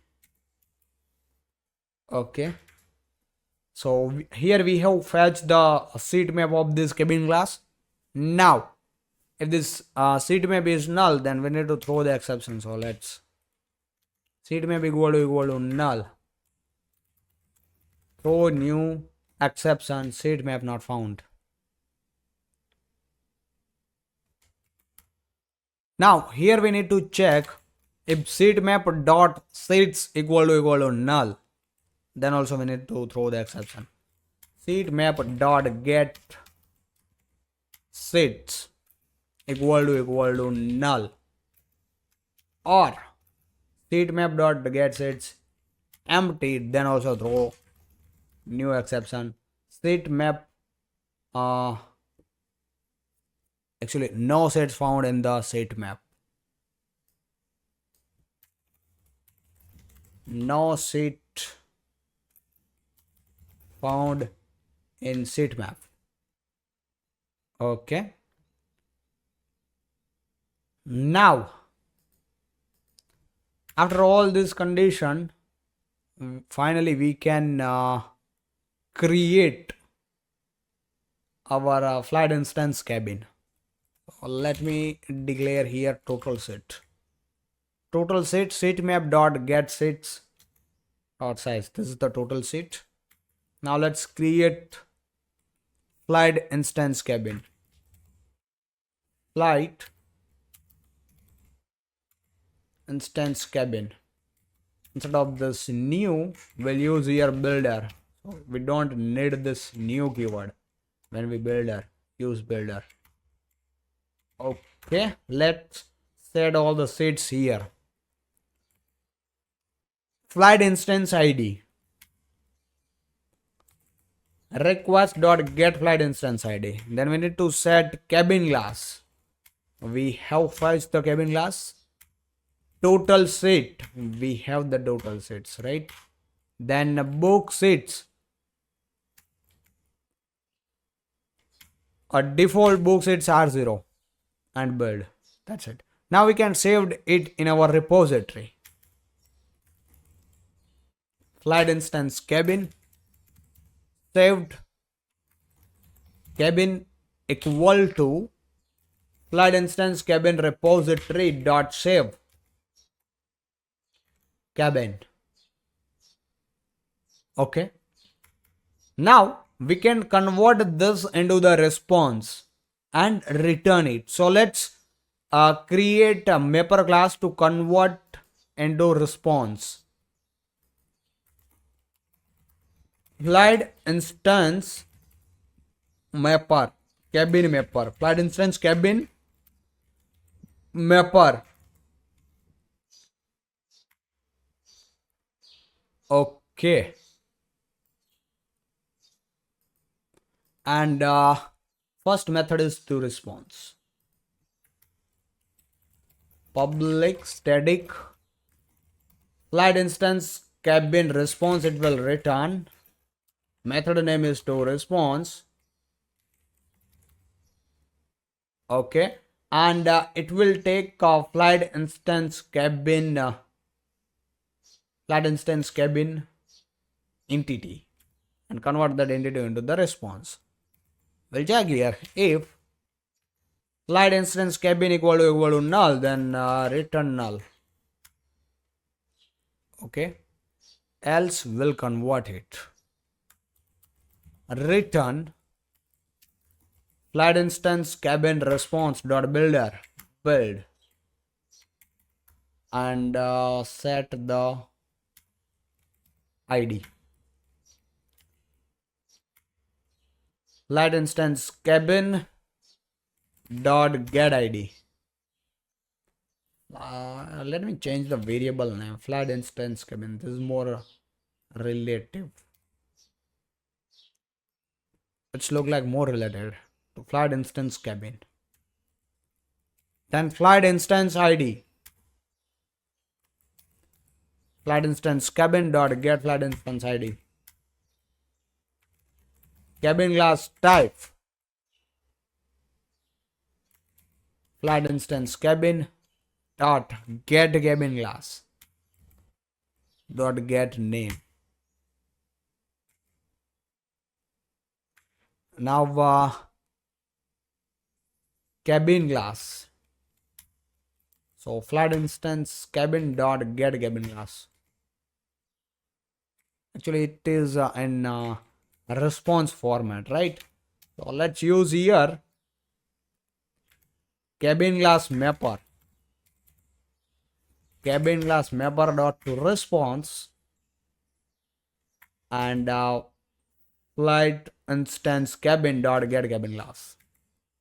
That is good. Now let's add the seats. That instance cabin dot. Actually, we need to convert this into the seat seat instance. Okay, we need here seat instance, not directly seats. So what I'm gonna do is, for now, let me command this and write here to do set seat instance.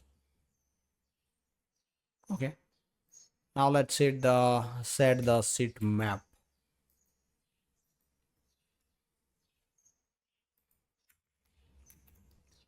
Seat map flight instance cabin dot get cabin class not equal to null, and flight instance cabin dot get cabin class dot get seat map not equal to null. Then seat map dot mapper to simple response flight instance cabin dot get cabin class dot get seat map.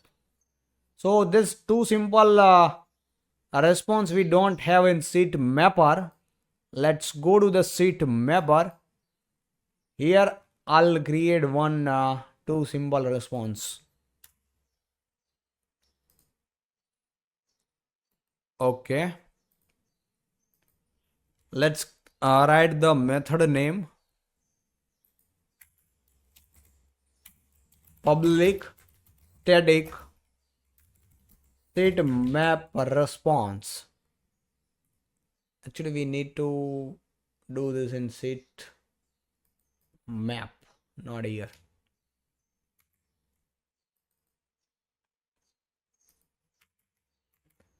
See, it will return seat map response to simple response. It will take seat map and return seat map response dot builder build. Only 3 fields are required for this. Total rows, left sets per row and right sets per row. This much is enough. Now let me close this. Okay, and seat map mapper, flight instance cabin mapper. So here you can see now we have seat map mapper dot to simple response, and the seat map cabin class is not null, and seat map also should not null if you want to convert this into the response. Okay, that is great. Now total seats, flight instance cabin dot get total seats, book seats, flight instance cabin dot get book seats, available seats, flight instance cabin dot get available seats. That's all.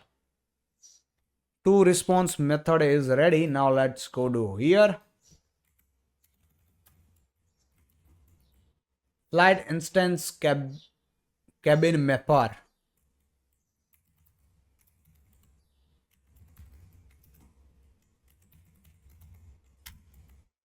dot to response saved cabin. Okay.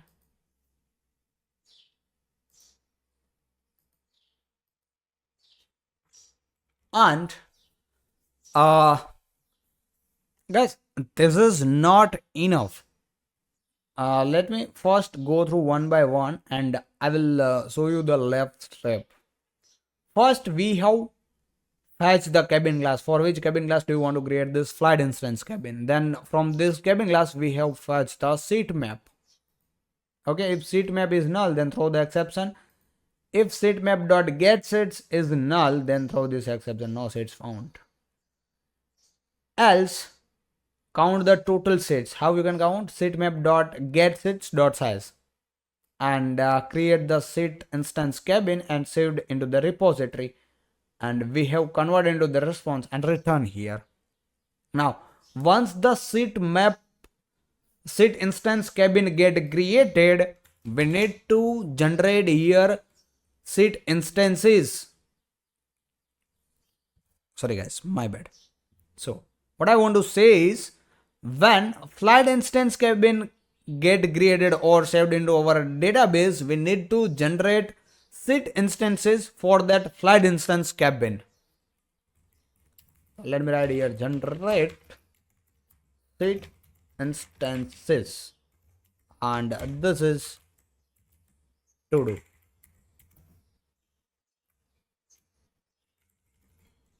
Okay.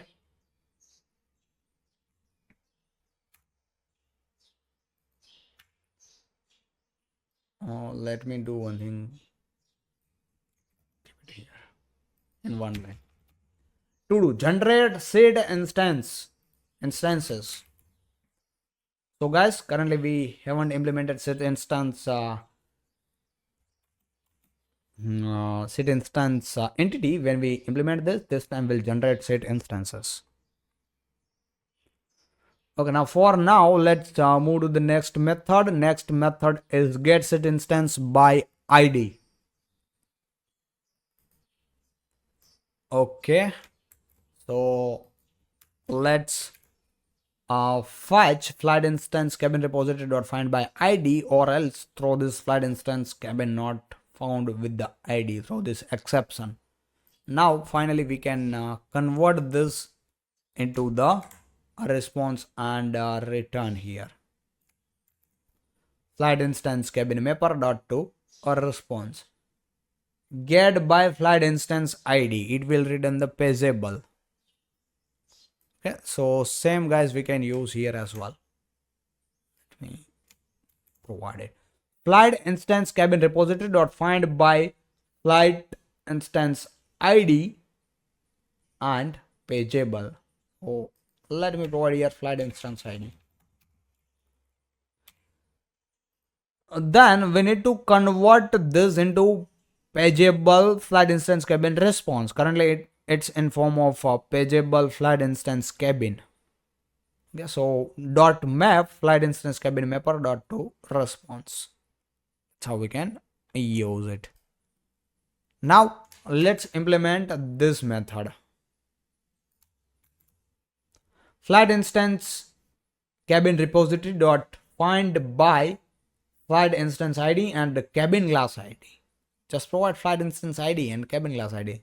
Then simple return the response. Now update flight instance cabin.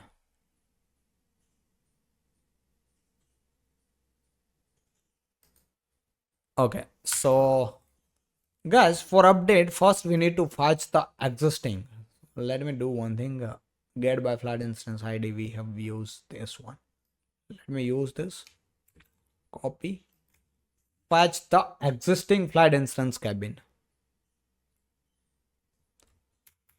Now we'll check if request dot get cabin class ID not equal to null.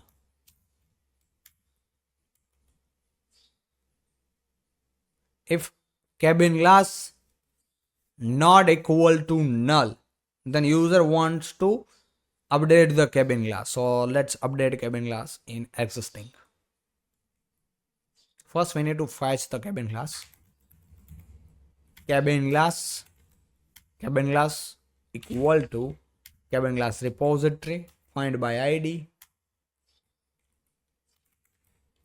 request dot get cabin class id, or else throw the exception.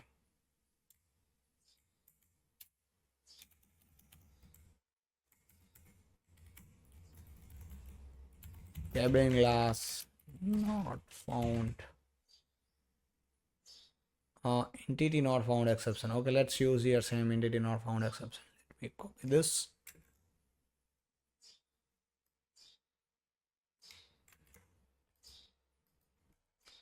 So guys, from the request cabin class id is not null, that means user id wants to update the cabin class. So what we have done here, first we'll fetch the cabin class by that provided id.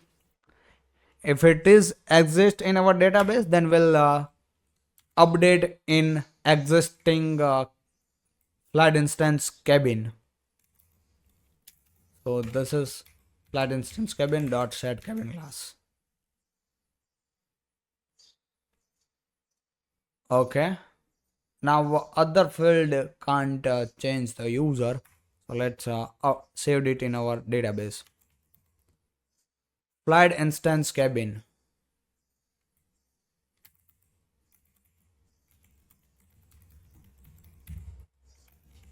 and updated.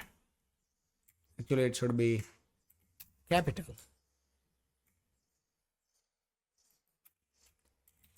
Updated flight instance cabin repository dot save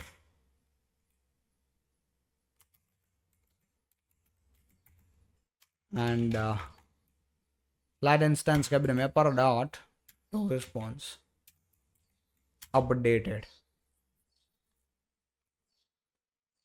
Now let's implement delete method.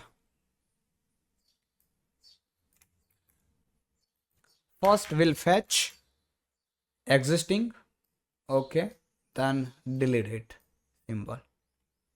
So that's it for the flight instance cabin service IMPL. Now we can create controller for this. Let me open this, go to the controller, create new Java class, flight instance cabin controller. We need to annotate with the REST controller required as constructor and request mapping API slash flight instance cabins, and we need here instance of flight instance cabin service. So let's create that instance. Now let's create methods one by one. First, public, it will return response entity.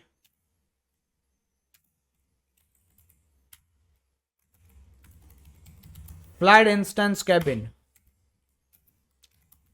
create flight instance cabin.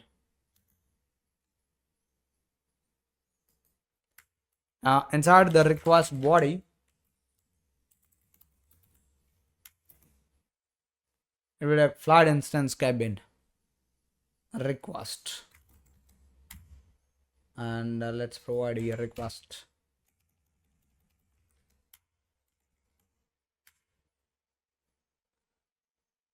We need to annotate it with validate as well. Valid.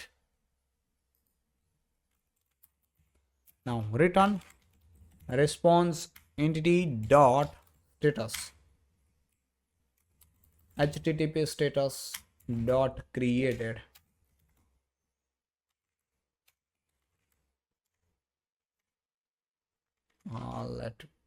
Okay, Control Z. Created. And in body, flight instance cabin service dot create flight instance cabin. That's it. Now we need to annotate this method with the post mapping. We need to provide here request. Throw the exception. And it will return the response, not cabin. So let me provide here response. That's it.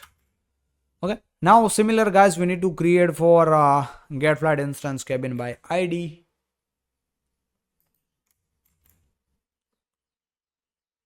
Okay. So it's a get mapping, get flight instance cabin by ID. From the path variable, we'll accept the ID and get flight instance cabin by ID. Then get by flight instance ID and cabin class ID. This is flight instance ID and cabin class ID. So flight instance ID and cabin class ID. From the path variable cabin class ID and flight instance ID. Okay. Now get by flight instance ID and cabin class ID. So first you can check here, first flight instance ID and second should be cabin class ID.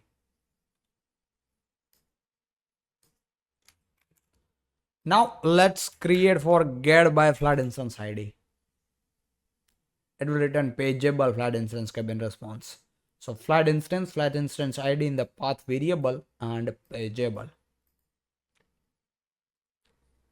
Get by flight instance ID and pageable. Now for update, provide the ID which flight instance cabin do you want to update. Access that ID in path variable and inside request data, which data do you want to update. Valid request body. Now we can remove this valid because some fields can be empty inside the flight instance cabin request.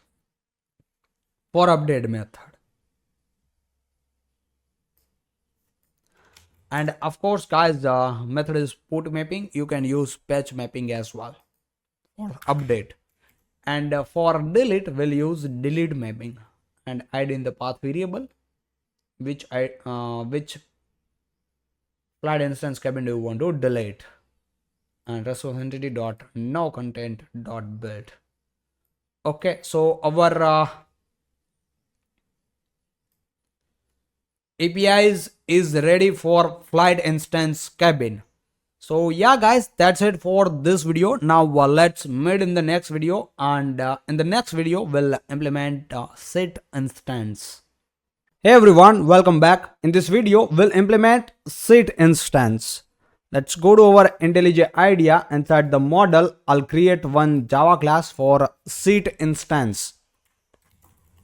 Sit instance. Okay, and let me copy all these annotations and add it for sit instance. Now I need ID as well.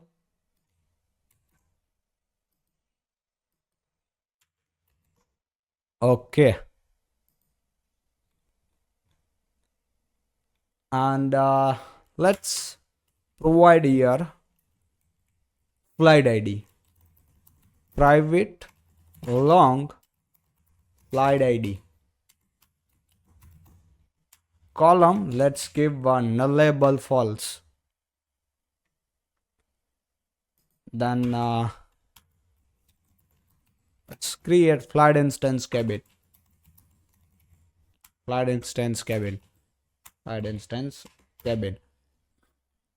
Like for which flat instance cabin you are creating this sit instance. So we need to provide the relationship. One flat instance cabin have multiple sets. Many to one. Then flat instance ID also we need. Let me provide here private long flat instance ID. Then seat private seat. For which seat are you creating this seat map? Sorry, seat instance. Now one seat have multiple instances.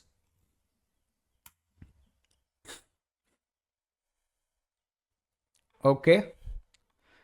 Then seat availability status. Private seat availability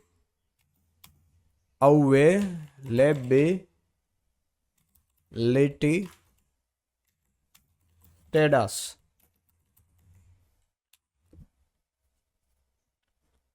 Seat availability status.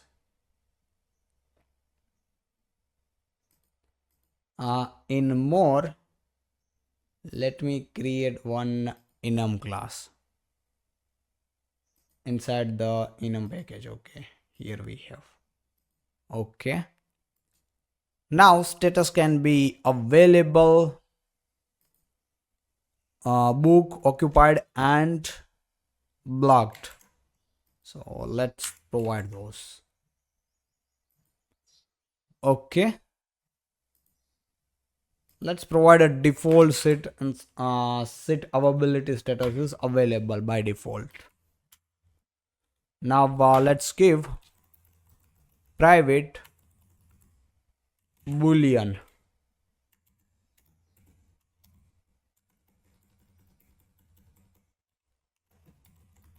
is booked equal to false. Private boolean is available false. By default, let's make it true, is available. Okay, and we can provide here fair, double fair, and private double premium supercharge.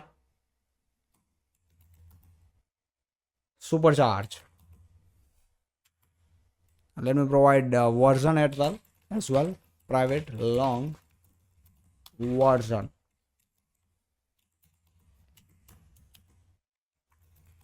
And version. Now let's provide a flight schedule ID as well. Flight schedule ID. And now let's provide the audit field. Created at, updated at. These are the audit field. And we are using created at, last modification date. For that we have entity listener, auditing entity listener class. Okay, now let's go to our flight instance cabin service IMPL. Here you can see we have to do generate seat instances. So here will generate the seat instances. Okay, let's do that thing here.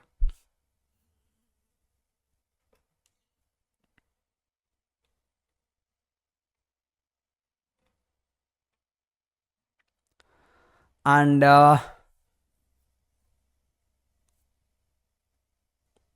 guys, what we can do is Guys, inside this seat map, we have a list of seats. For each seat, we need to create the seat instance. So either we can use for loop or we can use a map as well. So let's do one thing, use map. Seat instance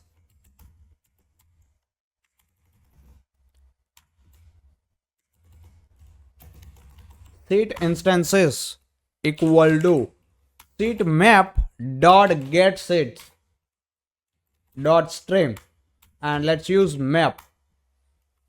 Okay, seat and let's let's do one thing, create here a seed instance. Instead of this we can use here builder, and we need to set the fields like first we'll set the flight id, request dot get flight id, then status, state availability, status dot available, flight instance id, request dot get flight instance id, then flight instance cabin, let me provide here saved cabin, then seat. So we have seat, then let's say the is available, by default it's true, is booked, it's false, and premium supercharge,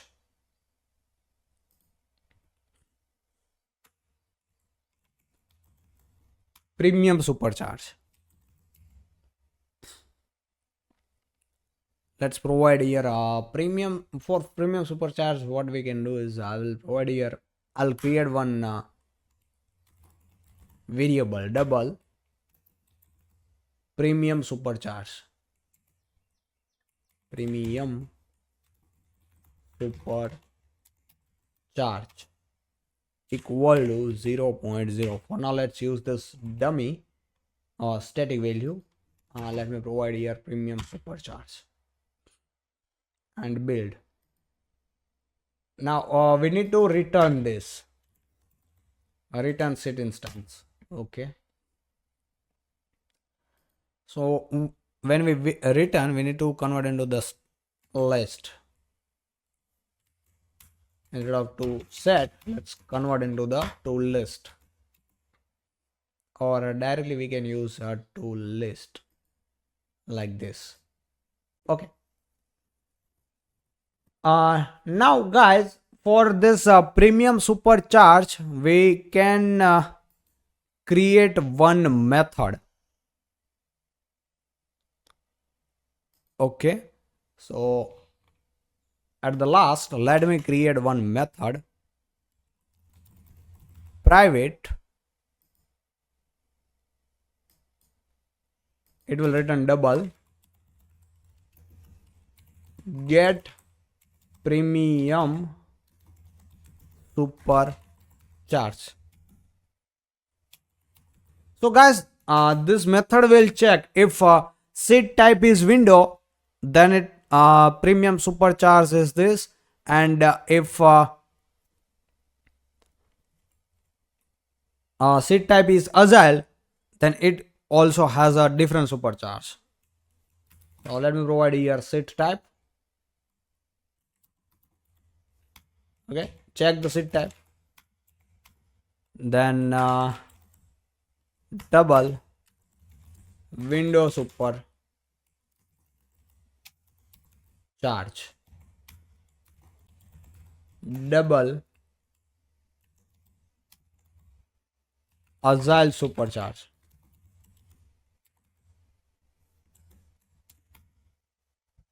Okay, agile, if sit type equal to null, then return 0.0.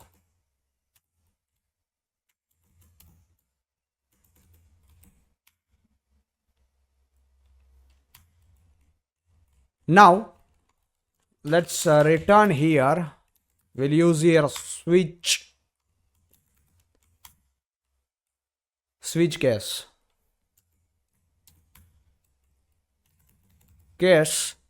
if agile, then agile supercharge, and if window, then window supercharge. And let's provide default 00.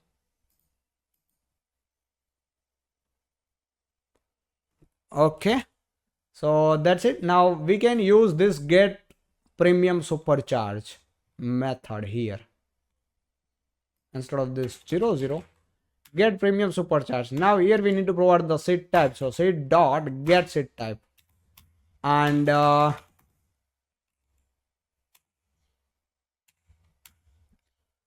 second parameter is window supercharge. So let's say window supercharge is 1000 and agile supercharge is 500, and of course it should be double, right? Or let me use here 0.0 and 0.0 for this. And now we need to save this sit instances list in our database. Once it's created, let's save it into the database. Now sit repository dot save sit instance repository. So sit instance repository method we don't have. Let's do one thing, create this method. Inside the repository package, I'll create one Java class, sit instance repository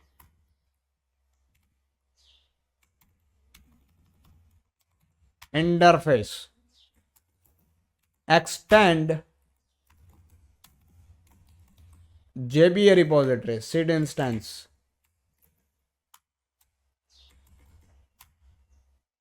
Okay, now let's go to here, sit instance repository.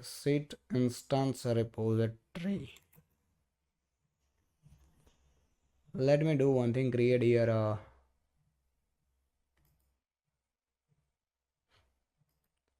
instance of it, sit instance repository.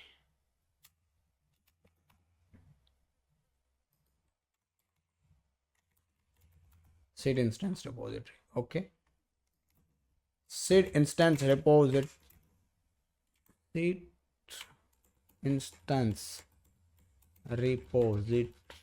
Why it's giving me like this? Sit instance repository, sit instance repository dot save all sit instances. Okay, great.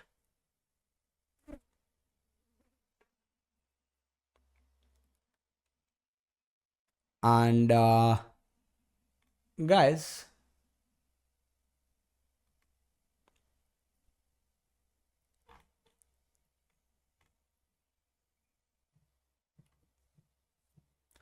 inside the save cabin,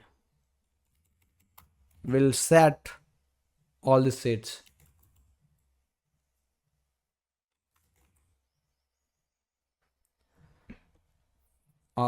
We have comment this line inside the sit flight instance cabin.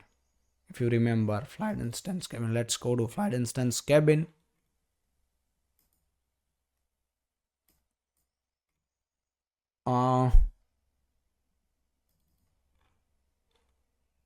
Here you can see to do watch. We have commented this, right? Flight instance, sorry, seat instance. Now we need to annotate this with one to many. So relationship is one to many, means one flight instance cabin have multiple seats. Okay. Now guys, you can provide map by as well. Let me provide map by flight instance cabin. So this flight instance cabin field name, or you can say variable name, should be match which we are using here. Flight instance cabin, this one. Okay, inside the sit instance it should be match with this. Okay, only then it will work. Now let's give cascade type. Cascade all. Orphan removal true. Man, orphan removal true means when we delete the flight instance cabin, all the sets related to it deleted automatically. Now we have implement this, so let's remove it. Go to here, set sets, and we need to set this saved set. Seed instances.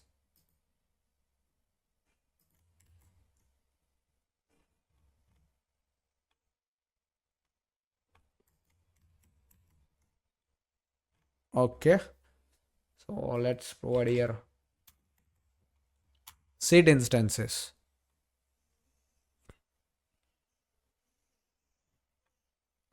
That's it. Now guys, this seed instances is get via flight instance cabin. So we don't need to create the endpoint for this. Okay.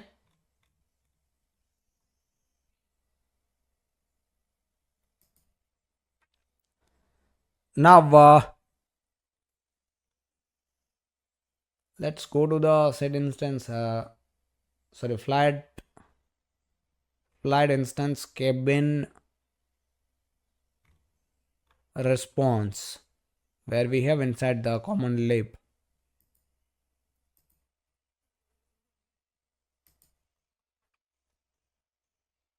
Flight instance cabin response. Here we here we don't have any to do. I guess inside the mapper we have to do for flight instance cabin mapper. Yeah, here we have inside the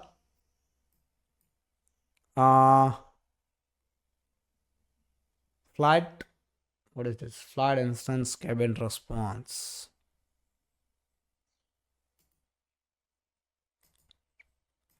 So let's implement this.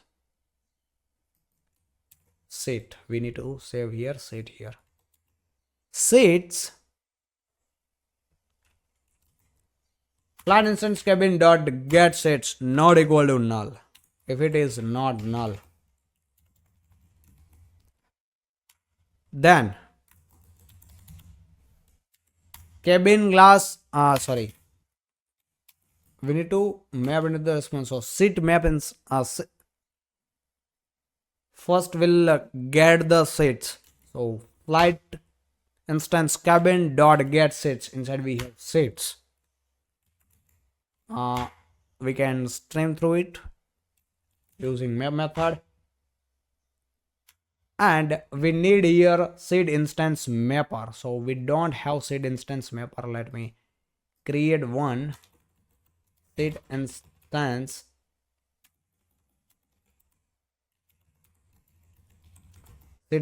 mapper. Create one method public static to response. It will take set instance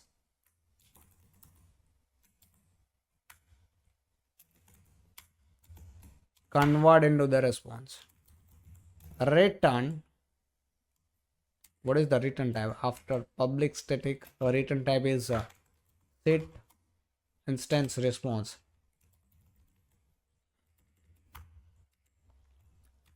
Okay, set instance response dot builder and build. Now let's use it here. Set instance mapper.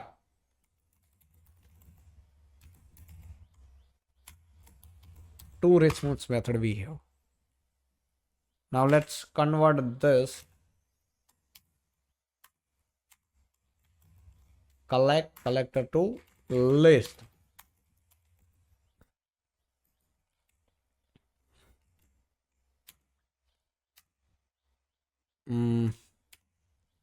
Okay, give me just 1 second. Else you need to provide the null. So if flat instance cabin dot get sets not equal to null, then provide flat instance cabin dot get sets dot stream map and convert into the response and provide that response. Else provide the null. That is done. Now we can remove this to do from here. Now guys, the flat instance mapper is pending and flat instance response is also set instance response is also pending. Let's go to set instance response and finish that.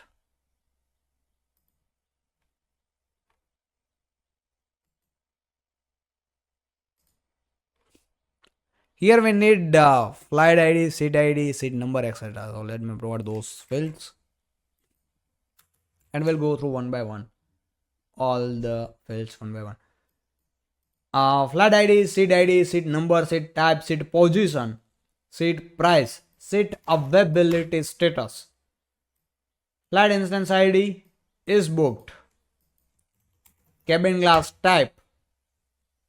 Flight cabin ID. Meal preferences we don't need. Let's keep this fair. Then version long, created at, updated at, is available, is occupied, and seat characteristics. Okay, now let's go to the seat instance mapper and finish this mapper method. So guys, here we need to set all the fields one by one. First let's set ID, set instance ID. Okay, then flight ID, seat ID, etc. Let me do this like this.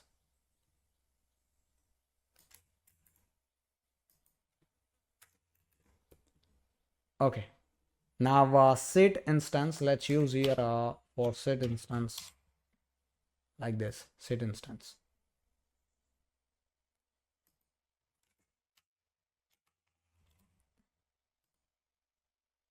This I will remove. Set instance dot. Okay, let's look one by one, then we'll remove which we don't need. Set instance response, so ID, set instance dot get ID, flight ID, set instance dot get flight ID, seat ID, so set instance dot get seat dot get ID. Okay, seat number, set instance dot get seat number if it is not null. If null, then null. Now same for seat type and seat position, get full position. Then we have seat, so seat mapper dot to response and seat instance dot get seat. Now seat status, then flight instance ID, flight instance cabin ID, so set instance dot get flight instance cabin dot, let's show that, get ID. Now price, set instance dot get supercharge, get premium supercharge. Let's remove this and get premium supercharge. Seat availability status, let's import it. Get version, get created at, updated at, is available, is booked, and occupied. For now, we'll comment this. Okay, and build. So sit instance response is ready. Mapper is ready. Okay, I don't think now we have left any to do. Okay, here also we have one to do, like a seat map not equal to null than this. So let me uncomment this. Seat map, we need to accept from here.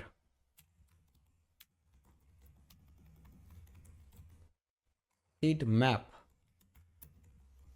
Seat map. Okay, now whenever guys we are using this to response method, there we need to provide a seat map also with the cabin class. So let's go to there. It's inside the cabin class service IMBL. Okay, so let's update all. Create cabin class. Here what I will do, I will provide the null for now. Okay.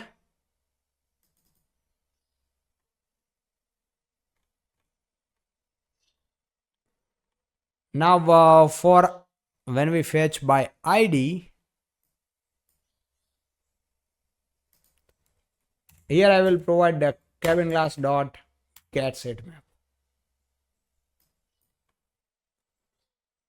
And here what we'll do is we'll use it like cabin class like this, and mapper dot to response. Inside this we need to provide the cabin class and cabin class dot get set map. Okay, get by aircraft and ID name. For now we can give here null, we don't need it. And for the update method, let's do one thing, give here updated dot get set map. That's all. Okay, now let me check is any other to do inside the mapper.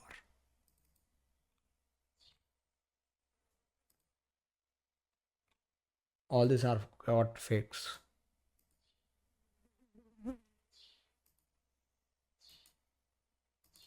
Cabin glass, then flight.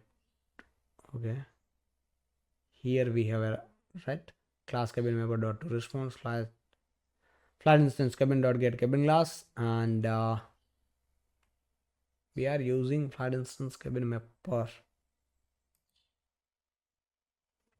2 parameter. Let's give a null for now inside the flight instance cabin response. Flight instance cabin mapper. Okay, so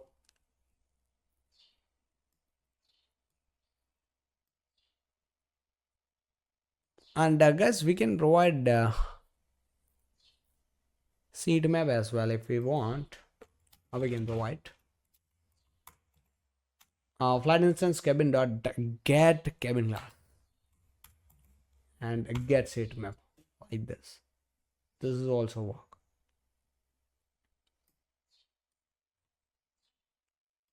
Okay, now is any to do left? Yes, seat mapper. This is the main seat mapper. So let's finish this seat mapper. I will uncomment this fields. Let's import this seat. So list of seats equal to seat map dot get sets. Okay, total sets not equal to null, then sets dot size L0. Available sets not equal to null, then set dot stream filter the set mapper available sets. If boolean true equal to is available, is active, and is not block, okay, then we need to provide the count of it.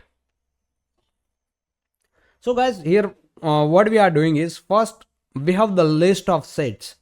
From that we are filtering it, like it should be available, it should be active, and it should not block. Then so this filter method will list of, it will return the list of sets map which are available, which are active, and which are not blocked.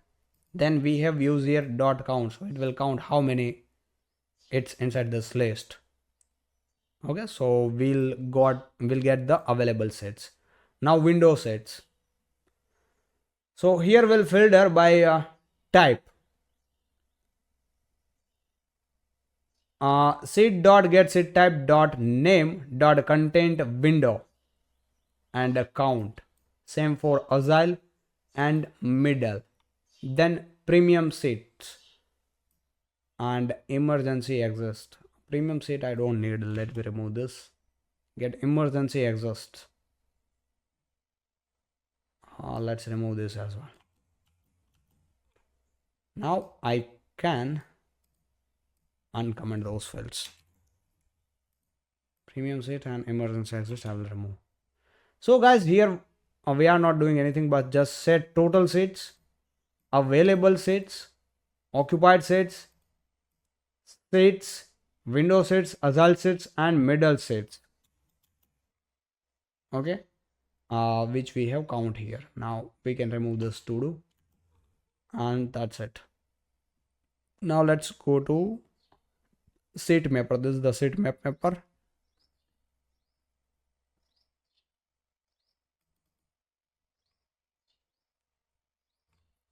Okay, inside set mapper we don't have any to do. Wait, okay, this is middle and agile. Okay, so yeah guys, I don't think we have any to do now. That's it for this video guys. Now in the next video we'll test all the endpoints. Okay, so let's meet in the next video now. Hey everyone, welcome back. In this video we'll test all the APIs of cabin class, flight instance, state, and seat map. So first let's start the server. Okay, server of seat service. Let's start.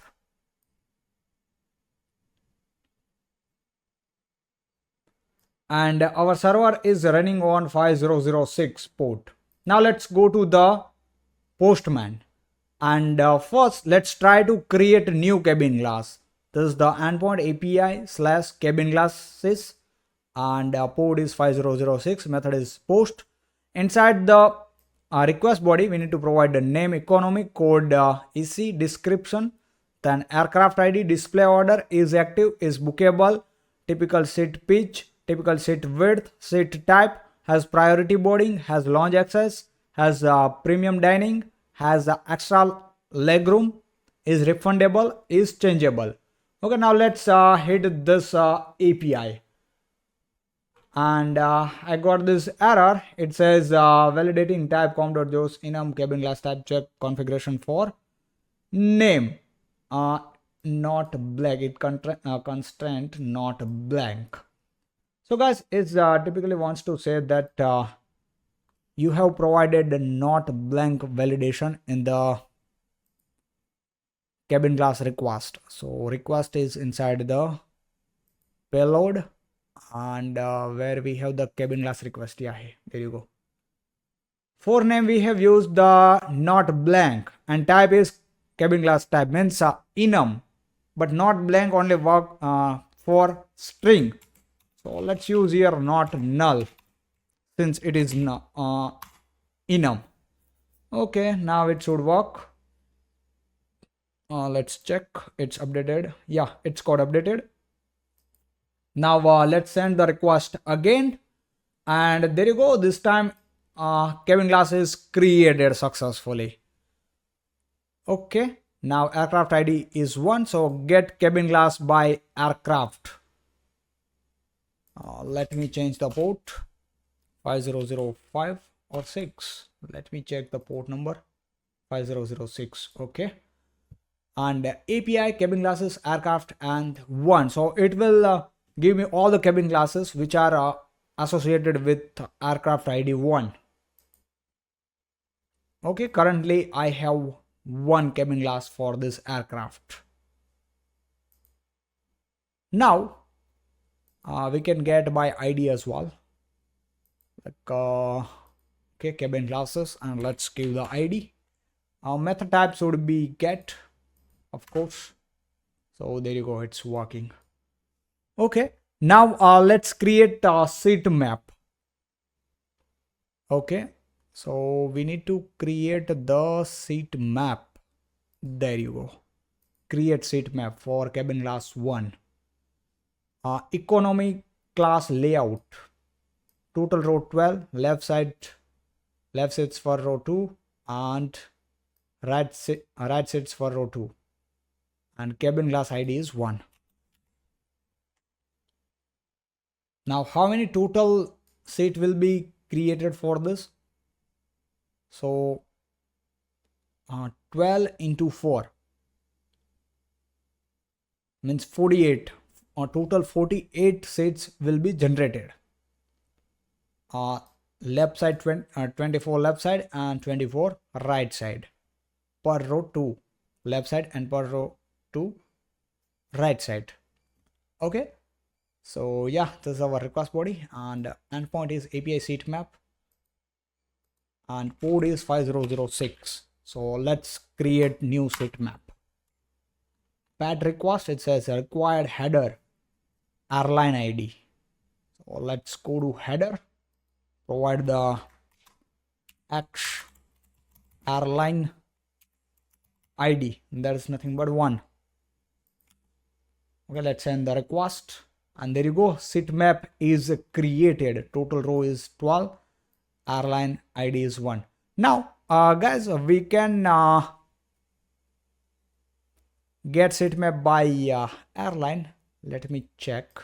So here you can see airline and ID is 1.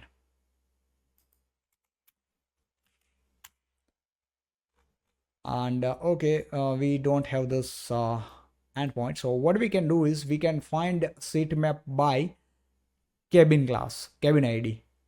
So we have this endpoint, API seat map cabin class 1.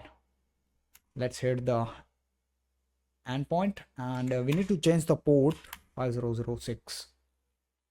Okay, it says cannot invoke a boolean value because this active is null. So we need to fix this inside the toMapper method of seat map mapper to response, where we are using active get total row.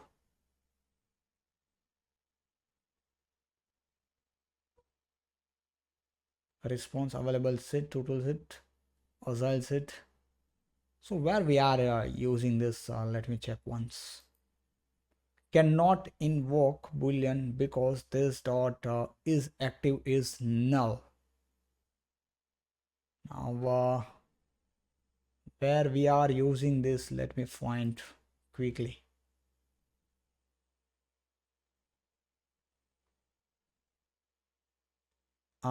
There you go, seat dot get is active. Here we are checking in available sets equal to seats not equal to null, then seats dot string filter set boolean true equal to seat dot get available. Okay, we are comparing here then here as well, and here as well.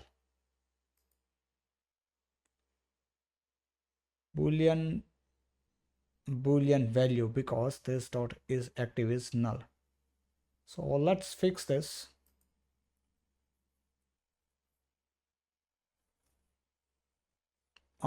First let me check, guys. We didn't give the default is active value in set. Is active is true by default. Okay, so guys, let's fix this in the set mapper. Here you can see we have is bookable. Here we'll check if is set dot is bookable not equal to null. Not equal to null, then set dot is bookable. Else will provide here false. Okay, and we need to, what it says cannot be applied to boolean to null. Let's simplify. But sometimes it returns the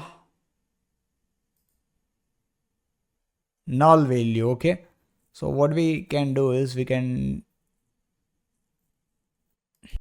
okay, let's do one thing. For now we'll comment this, and guys, once we drop our database and recreate, this time we'll uncomment this and it will work. Now let's go to Postman, and okay, first we need to reload the changes. Let's check it's reload or not. Yeah, it's get reloaded. Now let's hit this endpoint, and there you go. So guys, as I told you, when we create the set map, sets are automatically get created, and here you can see all the sets which are created. Okay, that's it guys. Now that's it for the set map, and inside the set service we have get all sets. Okay, this is our for only checking that sets are created or not, but we have already checked that. But still, let me run this API and you can see the list of sets. Okay, now guys, we need to check endpoint of flight instance cabin. Yeah, let's create a new flight instance cabin. Flight cabin. Okay, for flight ID 1, cabin class ID 1, flight instance ID 1, then total set, book rate, base fare, window charge, agile charge, tax and fees, airline fees, current price, minimum advance booking days, maximum advance booking days. We don't need this, so let's me remove this. And okay, now let's send the request, and port is 5006 API flight cabins. What it says, no static for creating. So let me check for creating flight cabin what we have. Let's go to the controller. Okay, cabin class, then a flight instance cabin we have. Okay, so let's change the endpoint, and let's hit the endpoint. We have error that window charge, etc. So let's do one thing. Check the flight instance cabin request, go to the implementation, and I have removed this window supercharge and agile supercharge. Okay, let's remove this, and let's check if we caught any error. Okay, we don't have any error. So now let's hit this API again, and this time guys, you can see a cabin class for flight instance is created successfully.